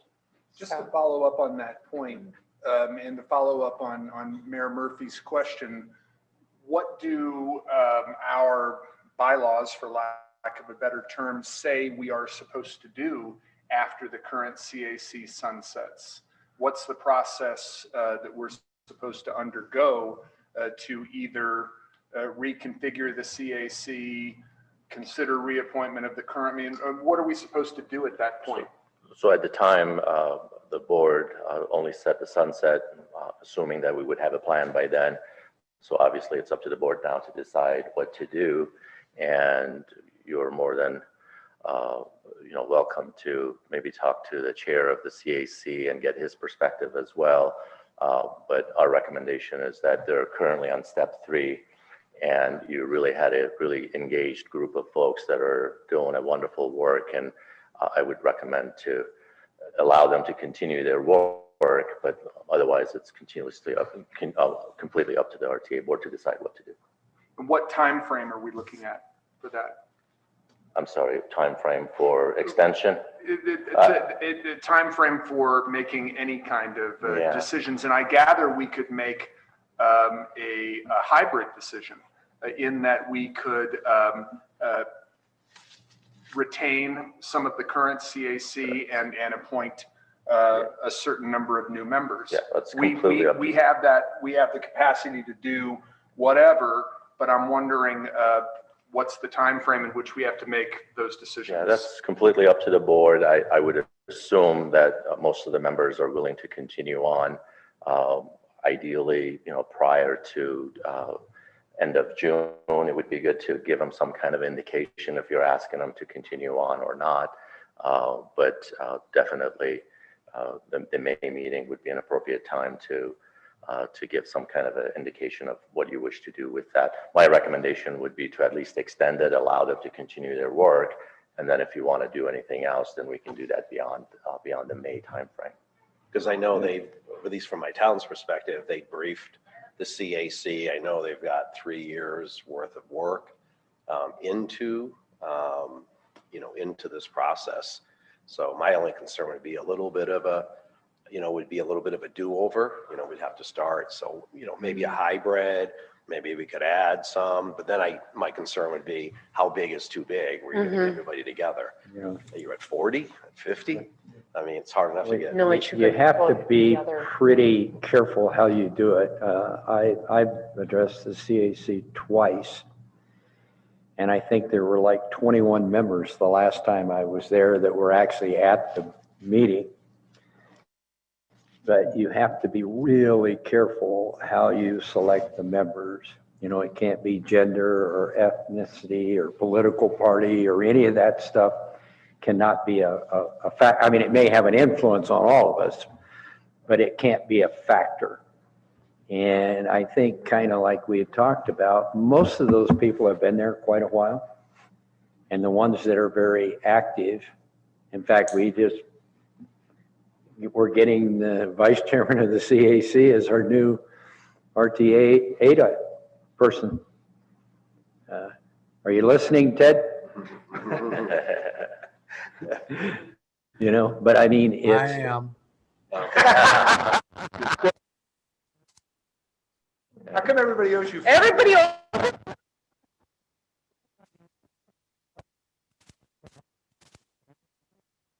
Well, I understand that you want a diverse cross of the community, but you also want people that have some know-how.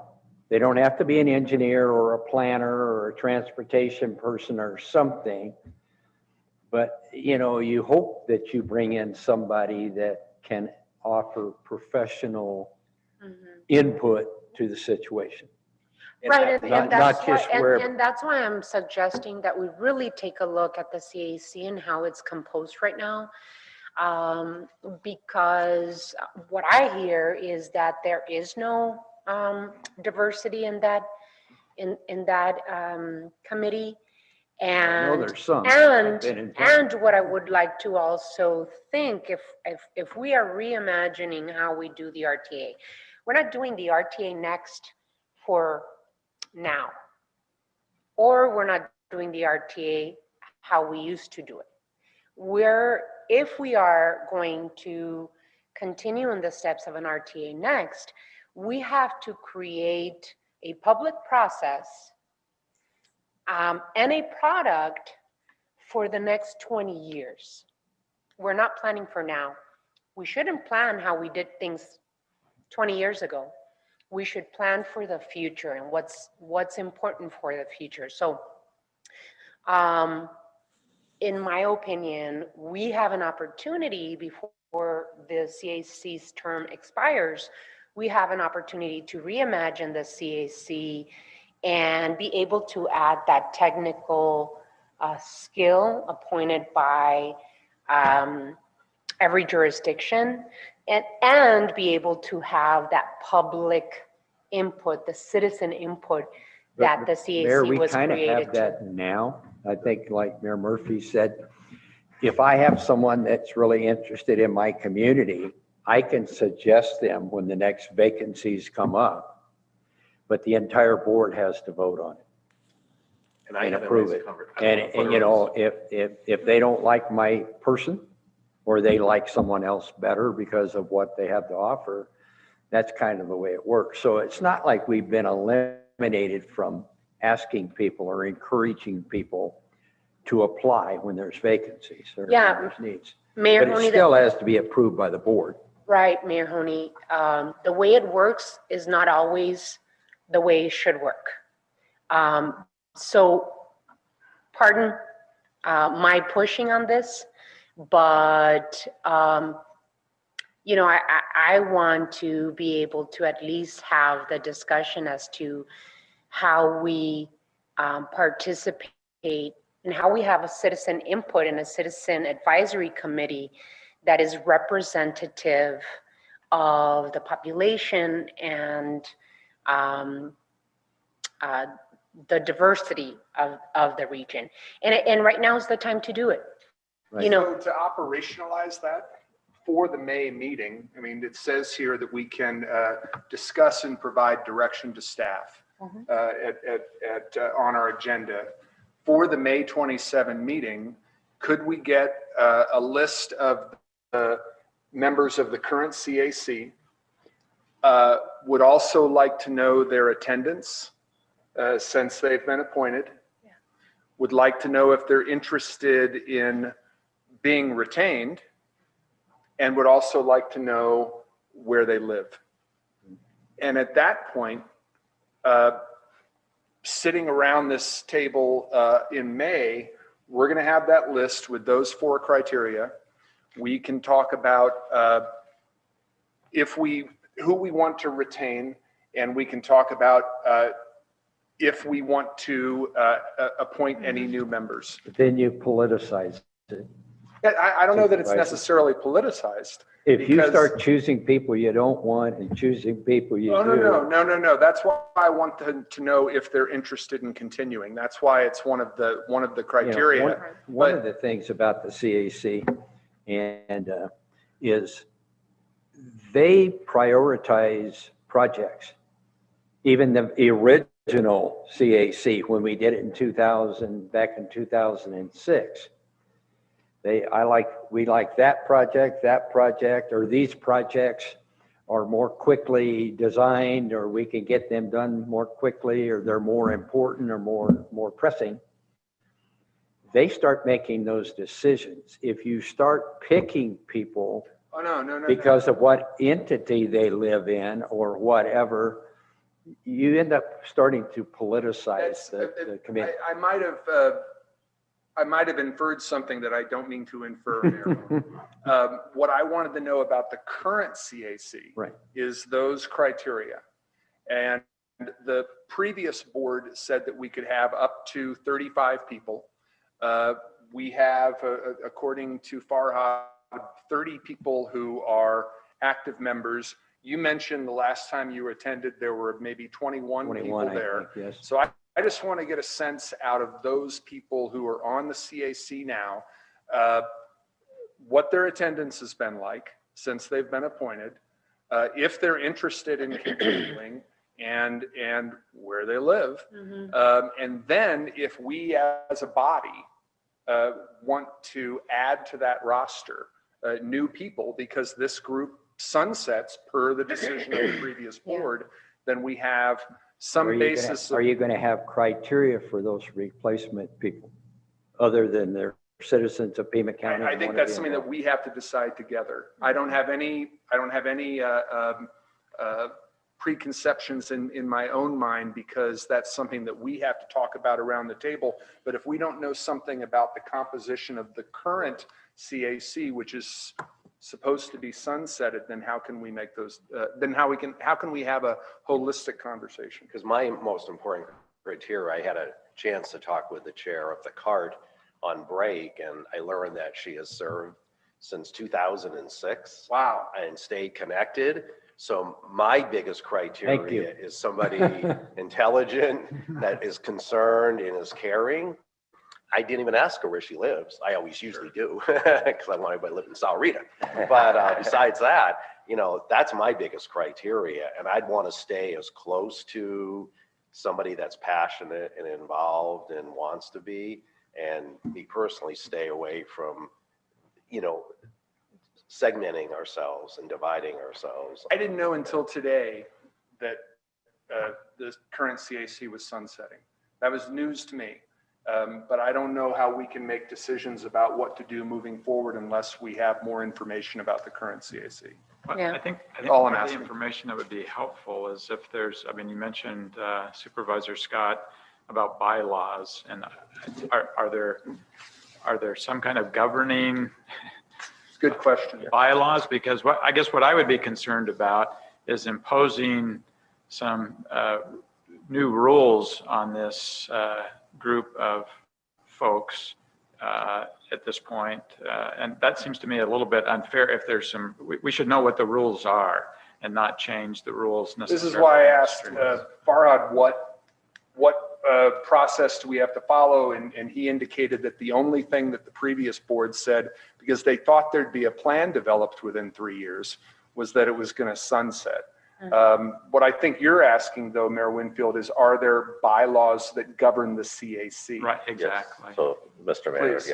yes. So the bylaws were approved by the RTA board at the time, and the sunset was part of the bylaws.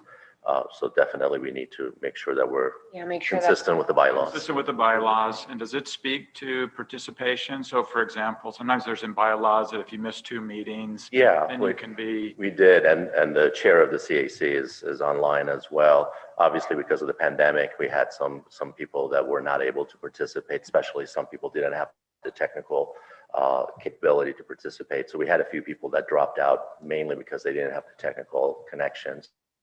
So there are 5 that over the last year or so that were not able to participate.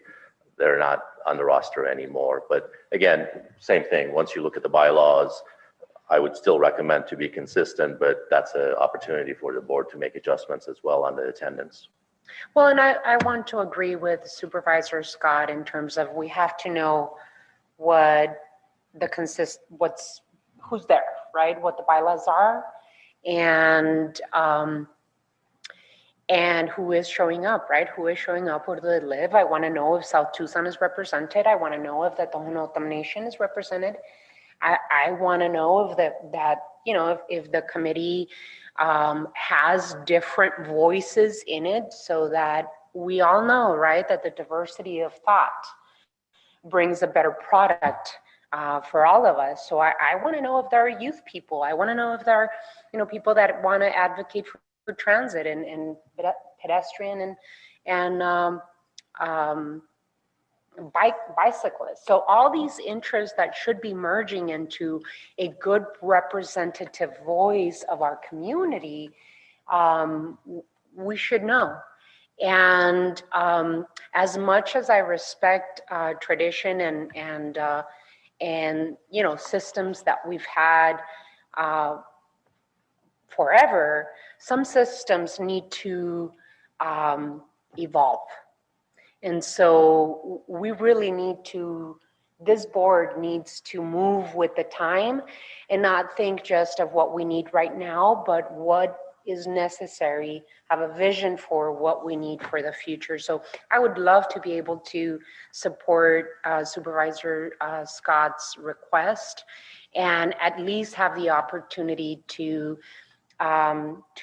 take a look at the CAC and see if it's doing what it should be doing, which is representing the diverse community that we have. And then to go to what Mayor Murphy just said about our friend from the CART and the years of service that she's invested, I do think it's important to know with the current CAC members if they're interested in continuing. Right. Because if they've invested 3 years and they want to continue, I think that's something that we have to honor. But that's altogether possible that there are people on that group who are going to say, you know what, peace out. I don't want to do this. I don't want to do this anymore. Well, and a lot of those have been there for more than 3 years as well. I'm sure that's the case. Mr. Chair, if I may, I noticed Mr. McGovern, chair of the CAC, raised his hand. I don't know if he wanted to comment. Tom, was that by mistake or were you planning to comment? No, I'm happy to comment. I'm just concerned that that perhaps it's best to say it's good to find out how a committee is functioning. It's hard to do when it's been impacted by events of the last year or so. The work that the CAC anticipated doing during the past year particularly was dependent on being able to meet, which we've had great difficulty doing because of the pandemic, as well as being able to pull all of the projects together and develop a plan.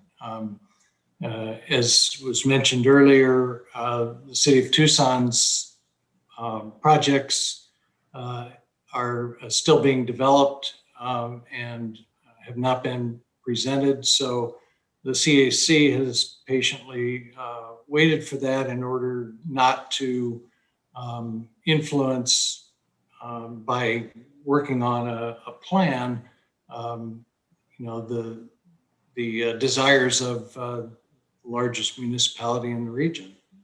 And as a result, time has gone on.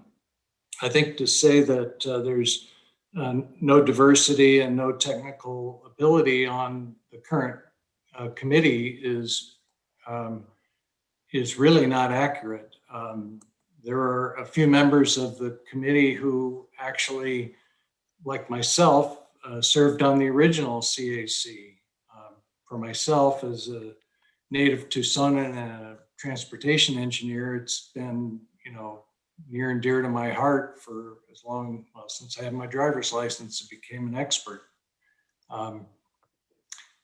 And I participated back to 2006, or I'm sorry, to 1986, when the first of the failed efforts at a half-cent sales tax occurred. So I, like Charlene, have a long history with transportation efforts in our community, and so do many of the members of our CAC, some of whom, as I said, were there for the current one. I think what I've been trying to do and what staff has been trying to do is to reach out to those members of the committee who from time to time seem not to be connected, to ensure that they are connected. For the most part, what we find is they're either technically unable or have other health issues. In some cases, one of our members had a baby and was gone for several months. Another was in a bad car accident. There have been a number of issues, but we try to reach out to them and make sure that if they want to continue, that we can provide an opportunity for them to do so. And if not, to allow them to drop off. And we have had that kind of lowering of the total number of folks. But the two vice chairs of the committee are women. We have some diversity. I would say, since it was not and is not, permitted to be a determining factor in how the committee is put together, it's rather difficult, I guess, to anticipate that the committee would be judged on the basis of that diversity. I will tell you that there's a tremendous diversity of opinion, however, on the committee. Every type of special interest, if you will, or prioritization in transportation that you can imagine is present. And I'm proud of the work that the committee has done and the amount that they have learned and the prospects of them starting over, with a new committee and, having to relearn 3 years of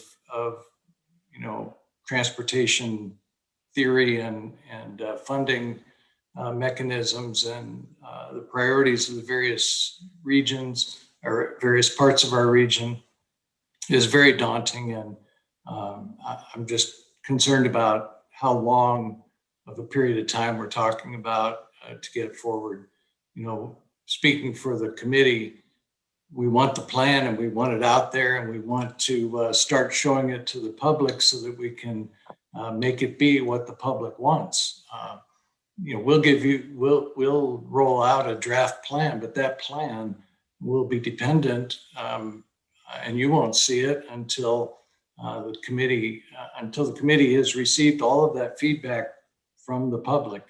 That feedback was received for the first one, and I think it was critical. There were changes made to that plan that you would not have predicted going in, and I think they made the difference in the public being able to accept it.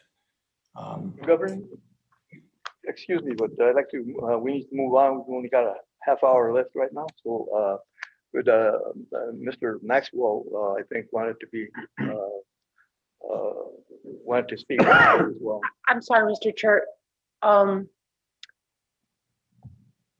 We're having the discussion that I don't know if it was completely agendized correctly in terms of the CAC. And I don't know if we had called to the audience, if there were other voices supposed to be part of this. I absolutely, I'm grateful for the service of Mr. McGovern and the service of Mr. Maxwell. But I'm still in the same, and you know, all of the work that has been done before, as I said previously, is appreciated. And you know, we're very happy, but I think we do need to know what the rules of engagement are. And since that committee, the CAC committee, its term is over in June, then there should be a possibility of having this discussion and being able to see how we can functionalize the committee. So.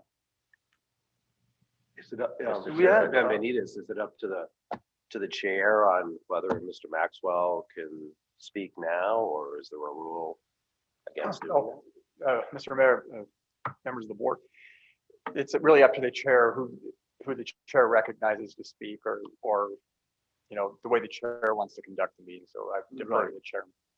Mr. Chair, if I may, Mr. Maxwell had his hand up. I don't know if you noticed that. I noticed or not, it. so, Okay, but we'll leave limit it to 3 minutes, no more. that's up to you, Mr. Chair. Okay.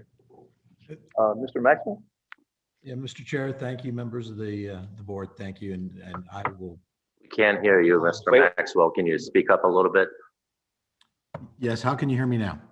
Not very well. All right, I don't have anything that critical. I think it's a good conversation and it should be agendized for May. That was all I was going to say. Thank you. Okay. Well, and that's what I appreciate what General Maxwell said, because that's what I was asking earlier, is if we could have this as an agenda item in May. And it sounds like we have to, because Mr. Mogimi told us we need to give some direction before June as to what our intent is with the CAC. So if in May we can have that information that we requested about the current CAC members, and then decide as a board what we want to do moving forward with the CAC, that would seem appropriate. And if we I move think in we that should have a direction, copy of the bylaws as well. I And a copy of the absolutely regs. agree, Mayor Tessa. Thank you. And Mr. Maxwell will be a voting member. Yes, he will. and I would also, because I learned a lot from Mr. McGovern, as you know, part of that as the chair, I would like to have him, if you know, add or reiterate or any at that meeting if he's available as well, to get his perspective. I agree with that. Right, and it would be good to have this information, not with the agenda packets, but it would be nice to have it beforehand so that we could share it with our different councils, in your case, the board. Human resources. Aren't the members of the committee listed on the website? Yes, sir. Because I printed one out a year ago, and I think they're all listed and their addresses are. We have a roster of all of our committees on the website I as mean, it's well. not that we can't get it, through our own. But the attendance and Yeah. knowing if they want to. Right, Yes. right. No, but I mean, just the members and where they live and stuff is on the website. Sure, it's definitely something we can do and get it out ahead of time. That's not an issue. So, So we're putting on an agenda for the next meeting. yes, sir.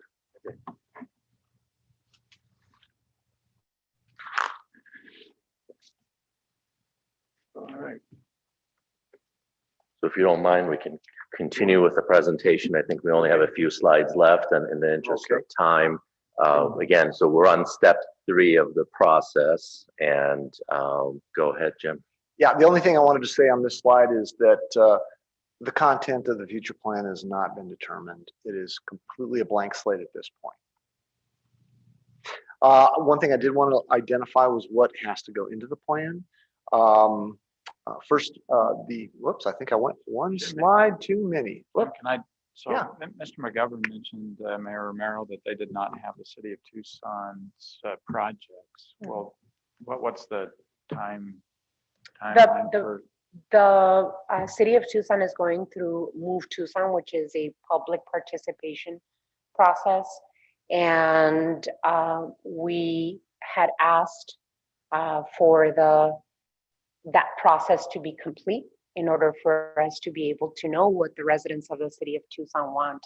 We were not about to show up to the CAC with a list not supported by the residents of Tucson. So Move Tucson process was most important for mayor and council to be able to present to the CAC.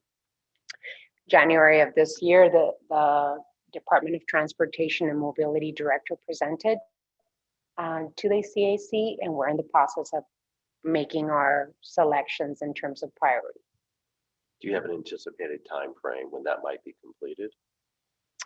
I wouldn't want to respond to that. I know that we have a study session item coming up pretty soon for mayor and council to take a look at what our Complete Streets Council have put for us in front of us. So I wouldn't be able to say, oh, we're going to get it to you the 15th of May.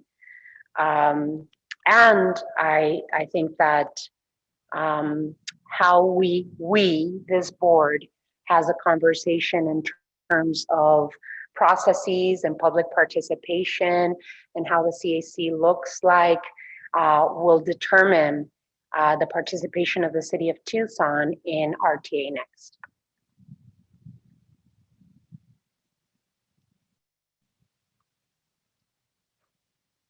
Okay. Is it possible by the May meeting that you'd have a better sense of the time frame for the city's submission of its plan to the CAC? I don't know why is this part of the conversation for this board. It's very important for mayor and council to be able to have the voices of Tucson residents be part of the RTA Next. So I don't know why I'm being put in a corner to answer something that you all are not answering. It was not part of the agenda, so I did not come prepared with an appropriate response. I don't know if you all have turned in your priorities. I hope you have. But again, these conversations are important for me as the mayor of the City of Tucson to be able to have, to take it back to my council and together with my council make a decision whether the City of Tucson is going to select and choose to be part of the RTA Next. In my opinion, that would be sad. It's your choice, obviously, but part of the reason all of ours are submitted is before Mayor Rothschild left, he respectfully asked to accelerate the time frame.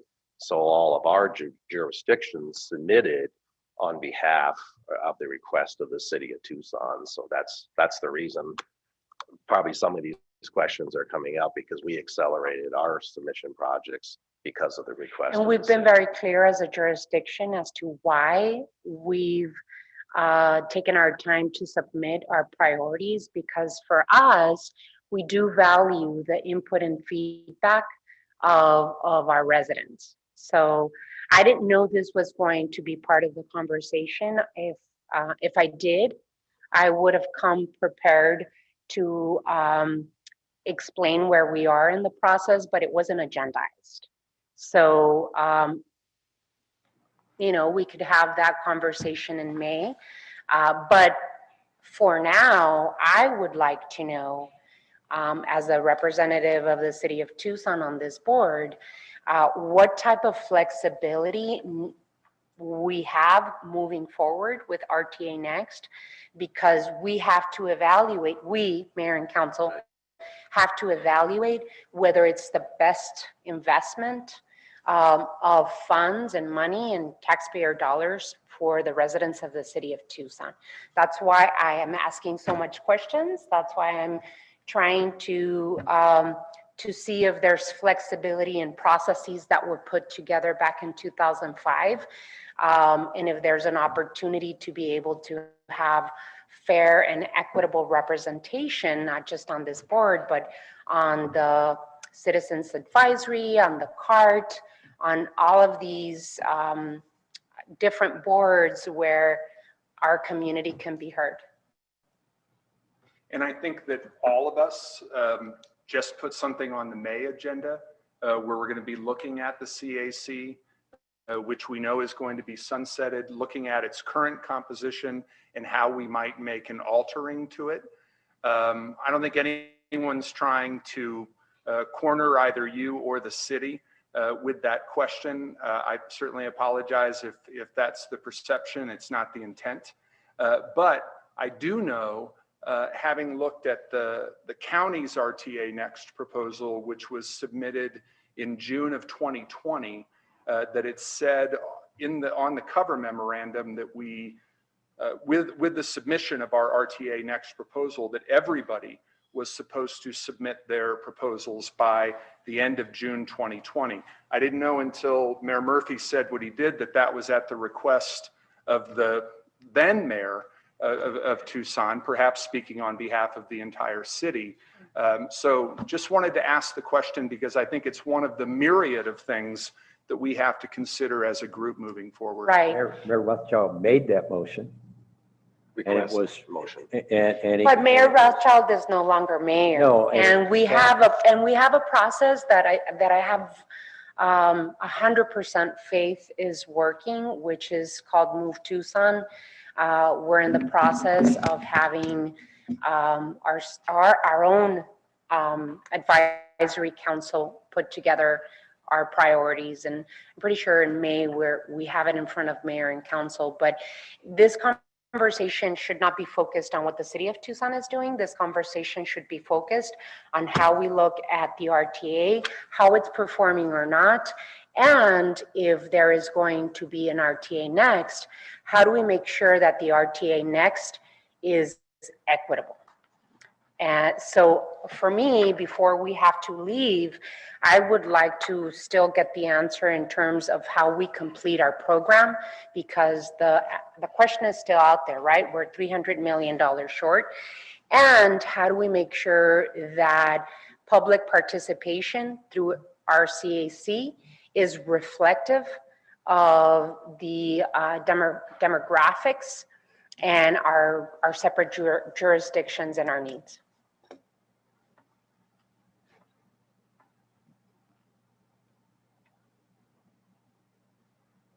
I think part of that would be the conversation that's upcoming as far as the makeup of the CAC. I think that answers that. I don't know at this meeting if we're going to come to. I don't think we can yet. How to fill a $300 million shortfall with knowing whatever the revenues are and the plan to be put in place. I did appreciate what Mr. DeGrood had to say about how that is something that can change from year to year based not just on how projects come in terms of their cost for completion, but also in terms of revenue collections. Right. That I learned something from that part of the presentation, and I don't know that I would have learned that had you not asked the question, Mayor Romero. So I think we have more knowledge about that than we did before. Mm-hmm. Well, and as we move forward, right, we're talking about what the future holds, and what all of us as representatives of our jurisdictions need to bring forward. But really, what maybe in the May meeting we have a much more agendized discussion on gaps in funding to finalize what we promised with RTA. But I really feel as though we do need to have these hard conversations about, gaps in funding, about how a CAC looks like, about fair and equitable representation, about demographic shifts, about how we envision an RTA next, and what the needs of the future are, not just right now, but what do we want to see into the future? Because if we don't, we're going to fail all of our residents. And I think that was always the process that the CAC would undertake. Mm-hmm. A large group of people, because I heard from Mr. McGovern, they were even surprised at the end result going in, even with the governmental, submissions, that when they had these conversations, they were a little surprised. But it's that public-driven process that came out with the projects that the majority of the municipalities could support at the end of the day. So I don't know if we can get there until we allow them to do the work to continue to go forward, to reach out to the various communities. It's kind of a stopping point, at least in my mind. I like that a retreat agenda is written more broadly than an agenda for a meeting. And this topic, the discussion part of this agenda says the PAG Regional Council or RTA Board may discuss and provide direction to staff. I'm assuming that means we can talk about anything that is listed on this agenda, which are pretty broad topics and lead to connections with other topics. The May agenda obviously is going to be a lot more defined. But one thing that I would encourage everybody to look at, if they haven't already, and certainly in preparation for the discussion that we're going to have in May about the CAC, is the CAC back in January of 2020 put together an agreed upon framework for their work. And I sent that to all of you along with a chronology of what they went through to develop that framework, and the input, the feedback that they got from all of our jurisdictions before they adopted that framework in January of 2020. So one of the things that I would like to talk about in May when we're talking about the composition of the CAC is how we're going to assist the CAC in operationalizing that framework. I'm pleased to hear that Mr. Rosma and Mr. Bernal are TMC members who are working with the CAC. I'd like to know more about the technical advice that the CAC is going to be getting moving forward as they're moving out of stage 3, and would like to have some more discussions about how we can help them to operationalize that framework that they agreed upon back in January of 2020. It was helpful to me to read it as the newest member here. And it was also, I think, important to bring it up because, as we all know, it was a completely different world in January 2020 than we're looking at in April of 2021. So I'm hopeful that next month we can not only have the important discussions about the CAC's composition moving forward, but also how we can help them to operationalize that framework that they agreed upon. Mr. Chair, if I may. So thank you for bringing that Thank up. you. So actually, the framework was developed to make sure that it's in compliance with the state statutes, and we believe they are. So obviously, that's why we want to kind of describe what's required to be in the plan, and then make sure that whatever framework that they're going to continue to work on is in compliance with this. So I gave you a segue without even knowing. You did, and thank you for that. Called a softball. Thank you for that. So if you don't mind, we kind of like to walk through the statutory requirements. Those are things that, and interesting enough, the CAC, when they approved that framework, it was unanimous. And then at the very end, one person had an issue with kind of the verbiage on shall versus may versus have. But it was a really robust conversation with the CAC, and we were pleased to see them develop that framework, because that's, in our opinion, it's completely in compliance with the state laws. Okay, I'll try. I know the time is getting late. I'll try to be brief. In terms of the RTA plan components, we organize the plan by elements. Transportation elements, each element has to identify the percentage share of the total tax revenues as well as the dollar amount. For instance, I can tell you that the roadway element was 56.7% of the RTA tax, or 58 point, anyway, it's in there.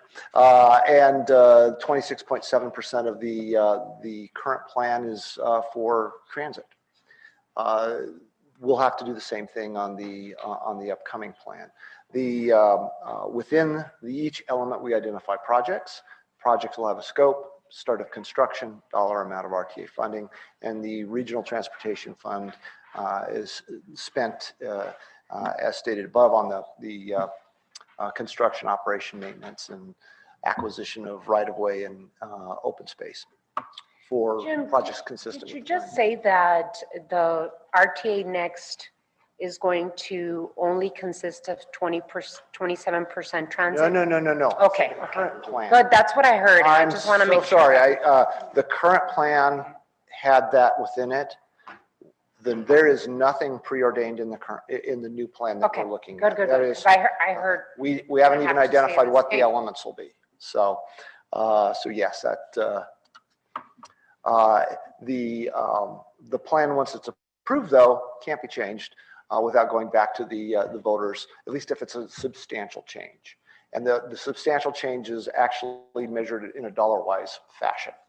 But that doesn't preclude a jurisdiction from going above and beyond what's in the scope. They just have to bring the resources to construct it.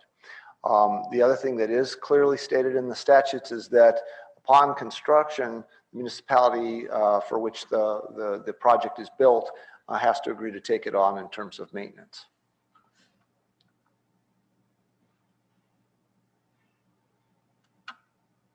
Okay. There are optional or plan components that we can put into it. We can identify named corridors, define transportation problems, goals. We would want to define the goals and needs for each corridor, though. We can determine environmental, economic, energy, and social policies to guide the transportation investments, determine the impact on air quality with the goal of improving air quality, order the priority of the transportation corridor improvements for development, and give priority to high density corridor improvements, and that's in the statute. And we have the ability to determine the mix of alternative transportation modes appropriate for development consistent with transportation goals in the plan. This is the framework of the plan for RTA Next. You'll see that there's nothing but a framework. It's totally up to the CAC to make a recommendation to the board, and the board to decide whether you want to move forward with it. You know, there are no commitments have been made. Now, getting back to the process, the first thing that the CAC did once it was created and they went through the process of getting to know one another was they established guiding principles and plan goals. We then took the plan goals out to the public to get the public response. We did a public survey, had 3,100 respondents. And then you can see that we did get a strong agree with improving the condition of existing roadways, providing efficient crosstown mobility, reducing congestion, and reducing crashes at intersections. We also set up a RTA Next website where we are continuing to take comments from the public. And I would add that as long as we're talking about the outreach phases, we're right now in the education phase. We're about to move into the core public involvement program where we're dealing with the plan development. Again, we're waiting for a comprehensive set of recommended or requested projects to begin that process. After we go through that process and revise the plan, hear from the public, go through what we would expect several iterations of it as we winnow through the plan. We will then move into the final phases where we seek endorsements and then ultimately hope to move it to the ballot. In terms of outreach, we have really found a lot of success in the new digital methods. It's been very interesting in that we've actually gotten a lot more response even since the pandemic, because people are interacting with us digitally now. We have a lot of new digital tools that we're using, and we're getting good feedback. And my understanding is the city's also seeing good feedback on its efforts as well. So I think that's the wave of the future. To use more of these. However, that said, we will still be going back out and doing the public meetings, and because everybody communicates differently, and some communities are comfortable with the public meeting and open house format, where others are more apt to interact with this digitally. I think we have to meet all. If you don't go to Green Valley with a map, they will be very disappointed. They like to show up. Yeah. I know, and we will make sure that we put our poster boards out in front of the white elephant so that we get as many people as possible. See, you're attuned. Very good. It's a different audience, right? The different method for the different audience. Yeah. Anyway, in terms of the plan development, the committee has, as I mentioned, started to look at the projects. We did get submittals. We started talking about them. We started comparing them to our performance measures, and we'll continue to do that as we get other projects that come in. What we want to make sure of is that the plans that come forward are consistent with the general plans of our members, as well as consistent with our long-range transportation plan. And if they're not consistent with the long-range transportation plan, we'll have to amend the transportation plan to incorporate them if those are projects that we go forward with. But we do expect that there will be continuing opportunities for people to provide suggested projects, and we will be working through that and looking for additional input and refining over time. We expect even the CAC members will have the opportunity to suggest projects as well. So we'll test them.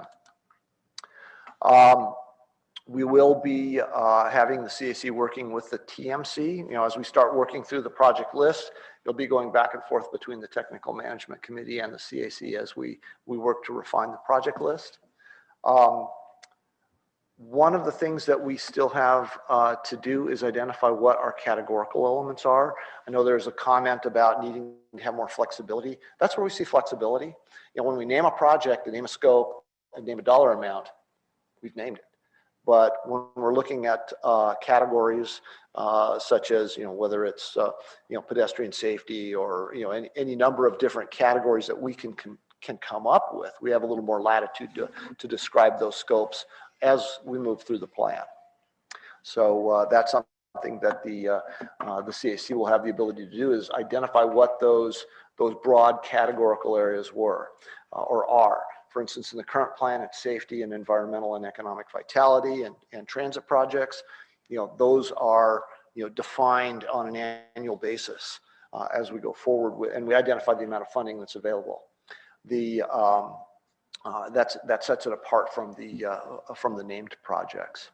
We'll also be looking at doing a refined update on our revenue forecast. We'll be doing that with the Eller College's Business and Economic Research Group run by George Hammond.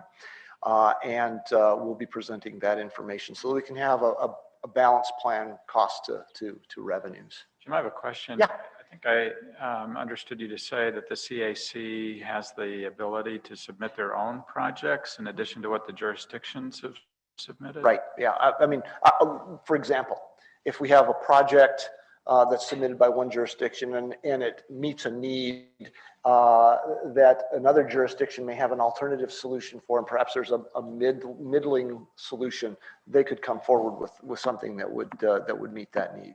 I don't know if I said that well, but they have the opportunity to suggest projects as well, and we'll test them out. And if I may add to that, it's after feedback from the public. So once they drafted plan, we put it out for public feedback.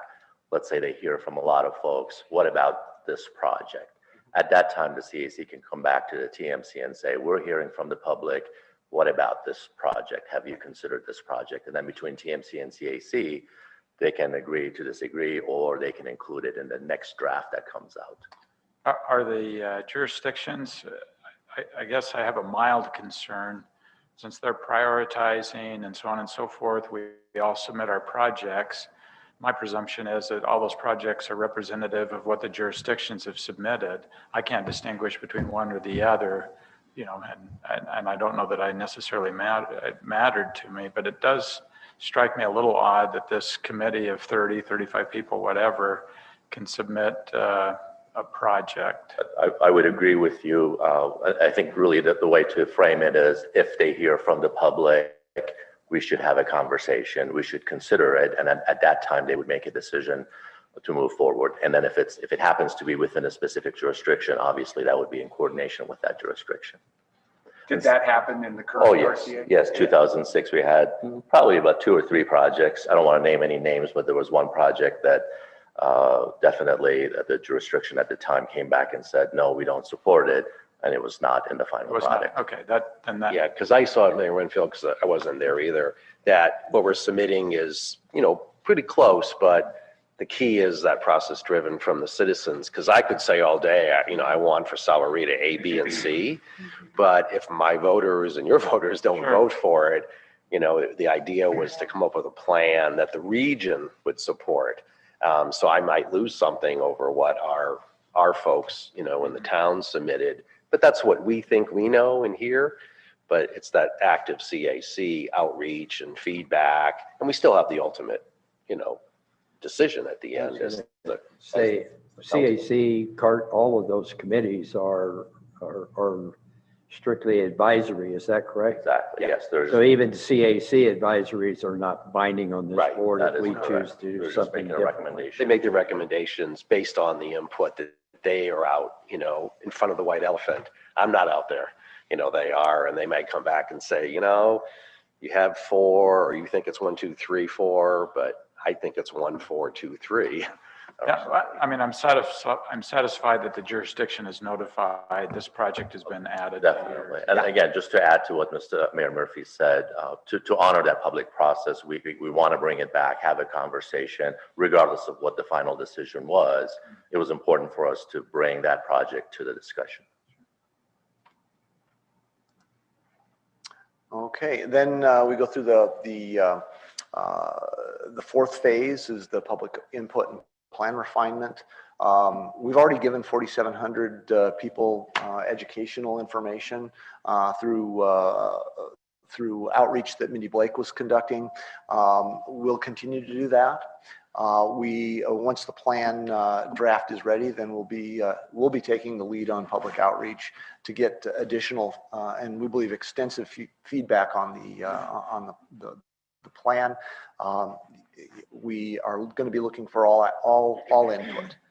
And based upon that input, it'll be up to the CAC to revise a draft to ensure that we have public support for the plan. I mean, that's the objective. If we don't get public support for the plan, you know, we're not going to be successful in taking it forward. You know, an example of that, Mayor Winfield, is Tangerine Road. 45% in Oro Valley, 45% Marana, and 10% in the county. You need somebody to kind of help merge all of those. You have 3 entities. It's all RTA funded, and to make it work, you know, a lot of times that the committees work on that, if I'm not mistaken, Mr. Martin. Yes. But, I think also that tied in with the public input, you mentioned, I think, surveys. And I'm just wondering, on these surveys, do they get, do the survey instruments get tested beforehand, before being sent out? You know, I don't know the answer to that. I'm sure they would be tested. So if I may, Jim, so the one we already did, let's talk about that one. We really tried to make it a range of responses from strongly disagree to strongly agree.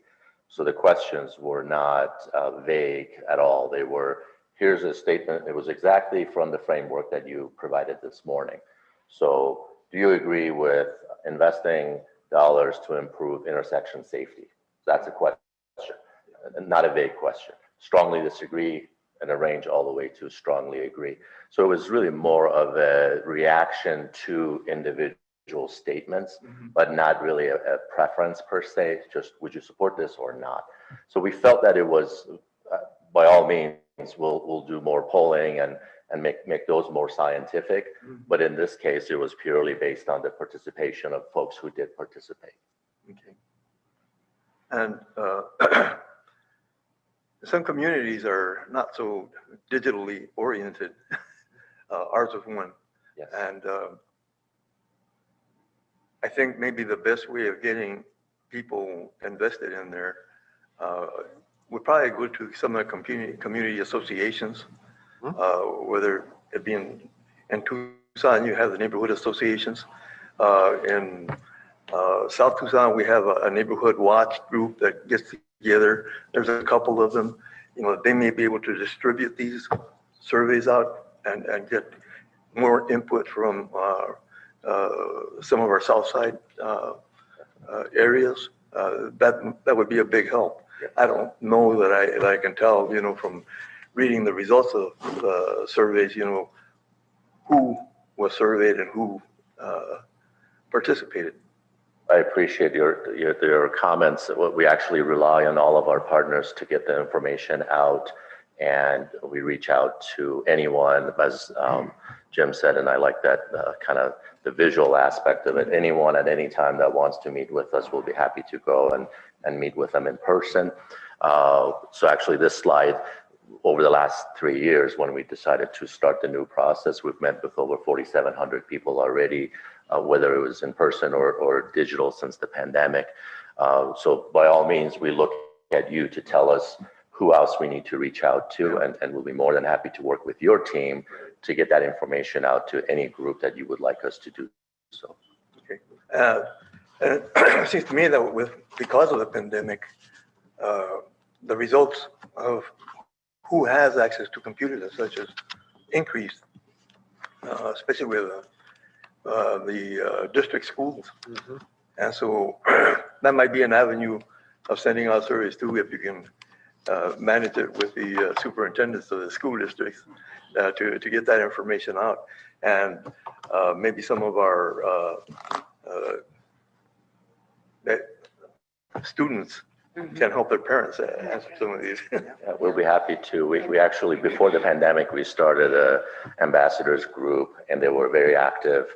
Several of the ambassador partners were from the university. Several of them were from high schools.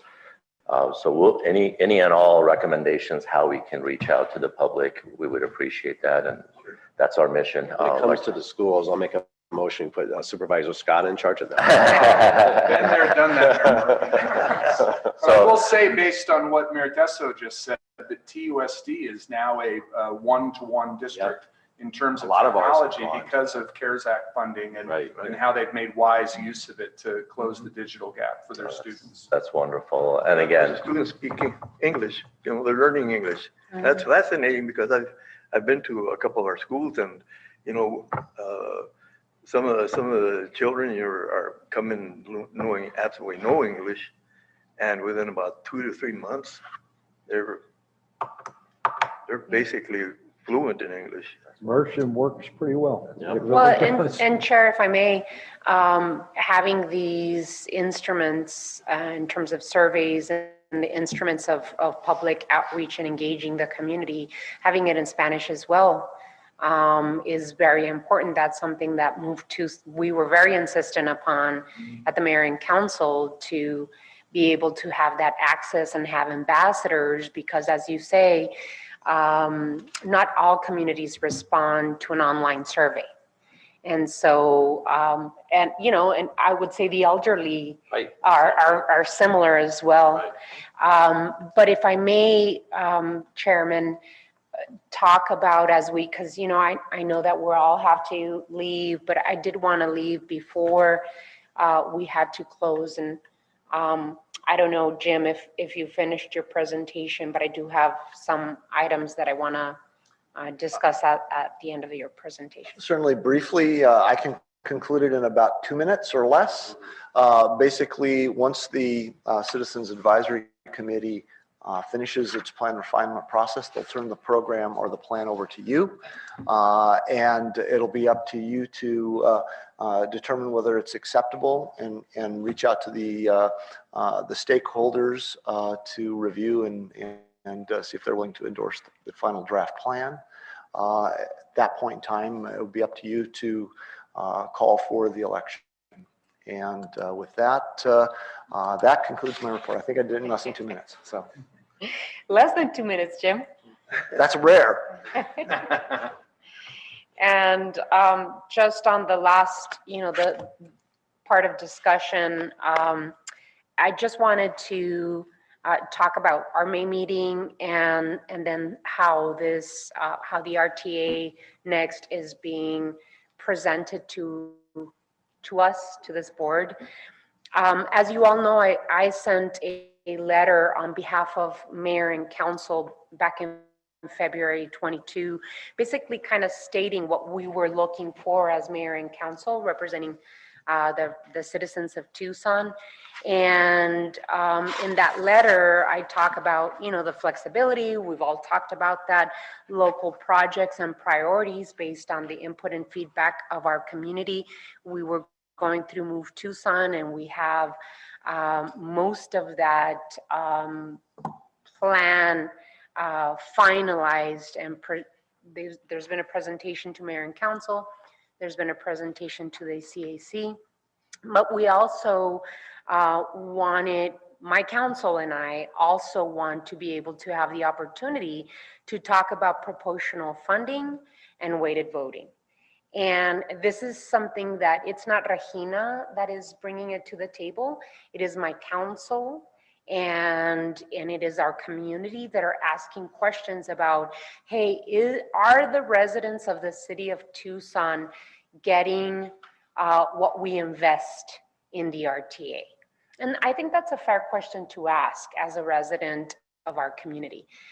So I really do want to have the opportunity to talk about how we structure the RTA next for it to be fair and equitable, and as well as be able to have conversations about weighted voting and how we're going to continue the conversation into the future if there is going to be an RTA next.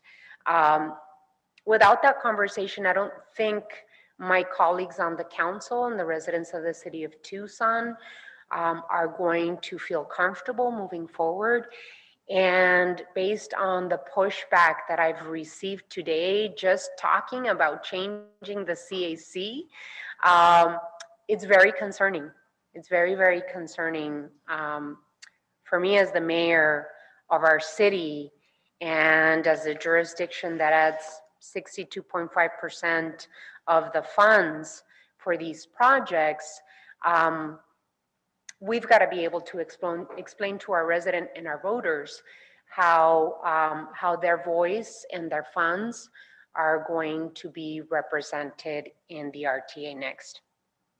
The other issues that I want to make sure, Mr. Chairman, that we have an opportunity to talk about in the May meeting is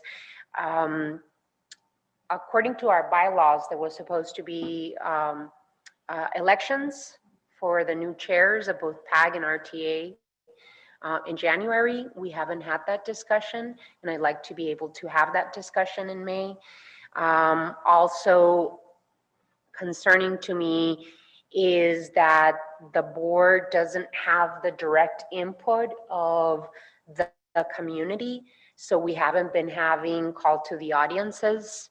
And as we all know, right, one of the most important elements of being a functioning board or council is being able to hear from the community right then and there. So I would like to have that opportunity to talk about call to the audience and how we as board members of the RTA can hear the input and feedback of the audience and the community. And then something that was on the agenda for March, and I don't see moving forward, is being able to have the review of the executive director of the PAG RTA for us to be able to, as a new board, because there's some new members in this board, to be able to have feedback and direction and be able to state our vision for the future of both PAG RTA, so that the executive director of PAG RTA can take us there, right? Take us to where we need to get. So I would like to be able to add those conversations to the agenda for the May meeting, as well as support Supervisor Scott on his request for the CAC and have a conversation on that. Well, it's a long list of things, and I know how things are added, for the town on there. Mr. Benvenidos, what's the best, is it just one person, or does the chair have to? Mr. Mayor and Mr. Chairman, I think those are all things that it's pretty clear they're gonna have to be on the next agenda. So I don't know if the board needs to vote, because we don't do that because they're not on the agenda specifically. But usually, there's direction about the next meeting, and I don't think there needs to be a formal vote on it. Okay. In my view, unless the chairman sees it differently, but we're not really set to take action on a future agenda item. But I think this body's made clear what it wants to see at the next meeting. It appeared to me that that would be a long agenda. I don't know, maybe we need to have more frequent meetings or something to be able to cover all this. It could be. It could be. And Supervisor Hines, actually, in his letter to Supervisor Scott, he shared it with all of us. He does bring that up, that maybe the RTA board and PAG should have monthly meetings instead of quarterly meetings to be able to deal with all it, especially now if we are to work on a potential RTA next with all of these questions, with all of us new members. But PAG it might be best to have a monthly meeting. We always had monthly meetings. We didn't stop that until the pandemic started. We've always had monthly meetings. And as far as the chair of the RTA and PAG, Mayor Murphy is scheduled to be the chair, and I would love to give him the job. And Mayor Tesso was the vice chair, and when Ramon left, he filled that position for a time, so he will remain chair of RTA. And that will happen in the next meeting, and I have requested that more than you have. Mr. Chair, Mr. Baghimi can tell you that. Mr. I Chair, got plenty to do, and I can move on. But so a lot of that stuff is being taken care of, and I'm assuming once Miranda's been meeting face to face since May. And I have no issue with having a meeting in the PAG RTA building. In fact, I encourage us to do so starting in May. Mr. Chair, if I may clarify, the RTA board and the PAG Regional Council, they established their schedule of meetings typically in December of each year. And it's been 5 meetings annually for the last almost 6 years or so at the request of the regional council and the board. Obviously, that's up to you. Anytime you want to add meetings, that the chair can add special meetings, or obviously you can adjust the schedule at any time. If I may, I'm comfortable having all of the items that Mayor Romero wants to discuss on the agenda for May, along with a discussion based on what Mayor Tesso just said about our meeting schedule. Yeah. I think the community expects us to have difficult conversations with each other because their ultimate expectation is that we move forward with an RTA next plan that all of them can support. Let's remember that the state legislature has given us the ability to either renew the existing half cent or go up to a full penny. That could be a bonanza on part of this district in ways, I'm sorry, in part of this county in ways that none of us can handle as one jurisdiction. If we miss out on that opportunity, we are blowing a colossal chance to improve the quality of life of this region. But I agree with Mayor Romero that we're not going to get to that point unless we talk about some things that may be difficult to talk about, but we got to talk about them. So I'm comfortable with all those items being on the agenda if it helps us to move forward. And with respect, I would certainly appreciate also at that meeting having an update on Move Tucson if you're able to share one. Absolutely, and we're done with the process of Move Tucson. I would love to be able to share all of our priorities with you all. But I do want to finalize saying something. I come here and I show up today and I gave all of the activities and events that I had for Earth Day up so that I could be here. I want to be very clear about what my colleagues on the council and I feel is important to bring to this table. It's very important for us to be able to say clearly that I feel there's a lot of power in unity. The more we're unified, the more we discuss, that we work together, we plan together, and we look out for each other, the better. That is my ethos. That is where I always start. I always start in wanting to be helpful and work together in harmony. But I also understand, and my colleagues do as well, that there needs to be fairness to the process, there needs to be equity, and there needs to be a fair return on investments for the Tucson taxpayers. And so the reason I bring up all the questions and the conversation that I want to have with you all, as Supervisor Scott said, is because we cannot move forward, in my view, and in the view of my colleagues on the council, if we don't make decisions for the RTA as we have now, because there's concerns about budget shortfalls to the tune of almost $300 million for the city of Tucson. How do we deliver the projects that we said we were going to deliver?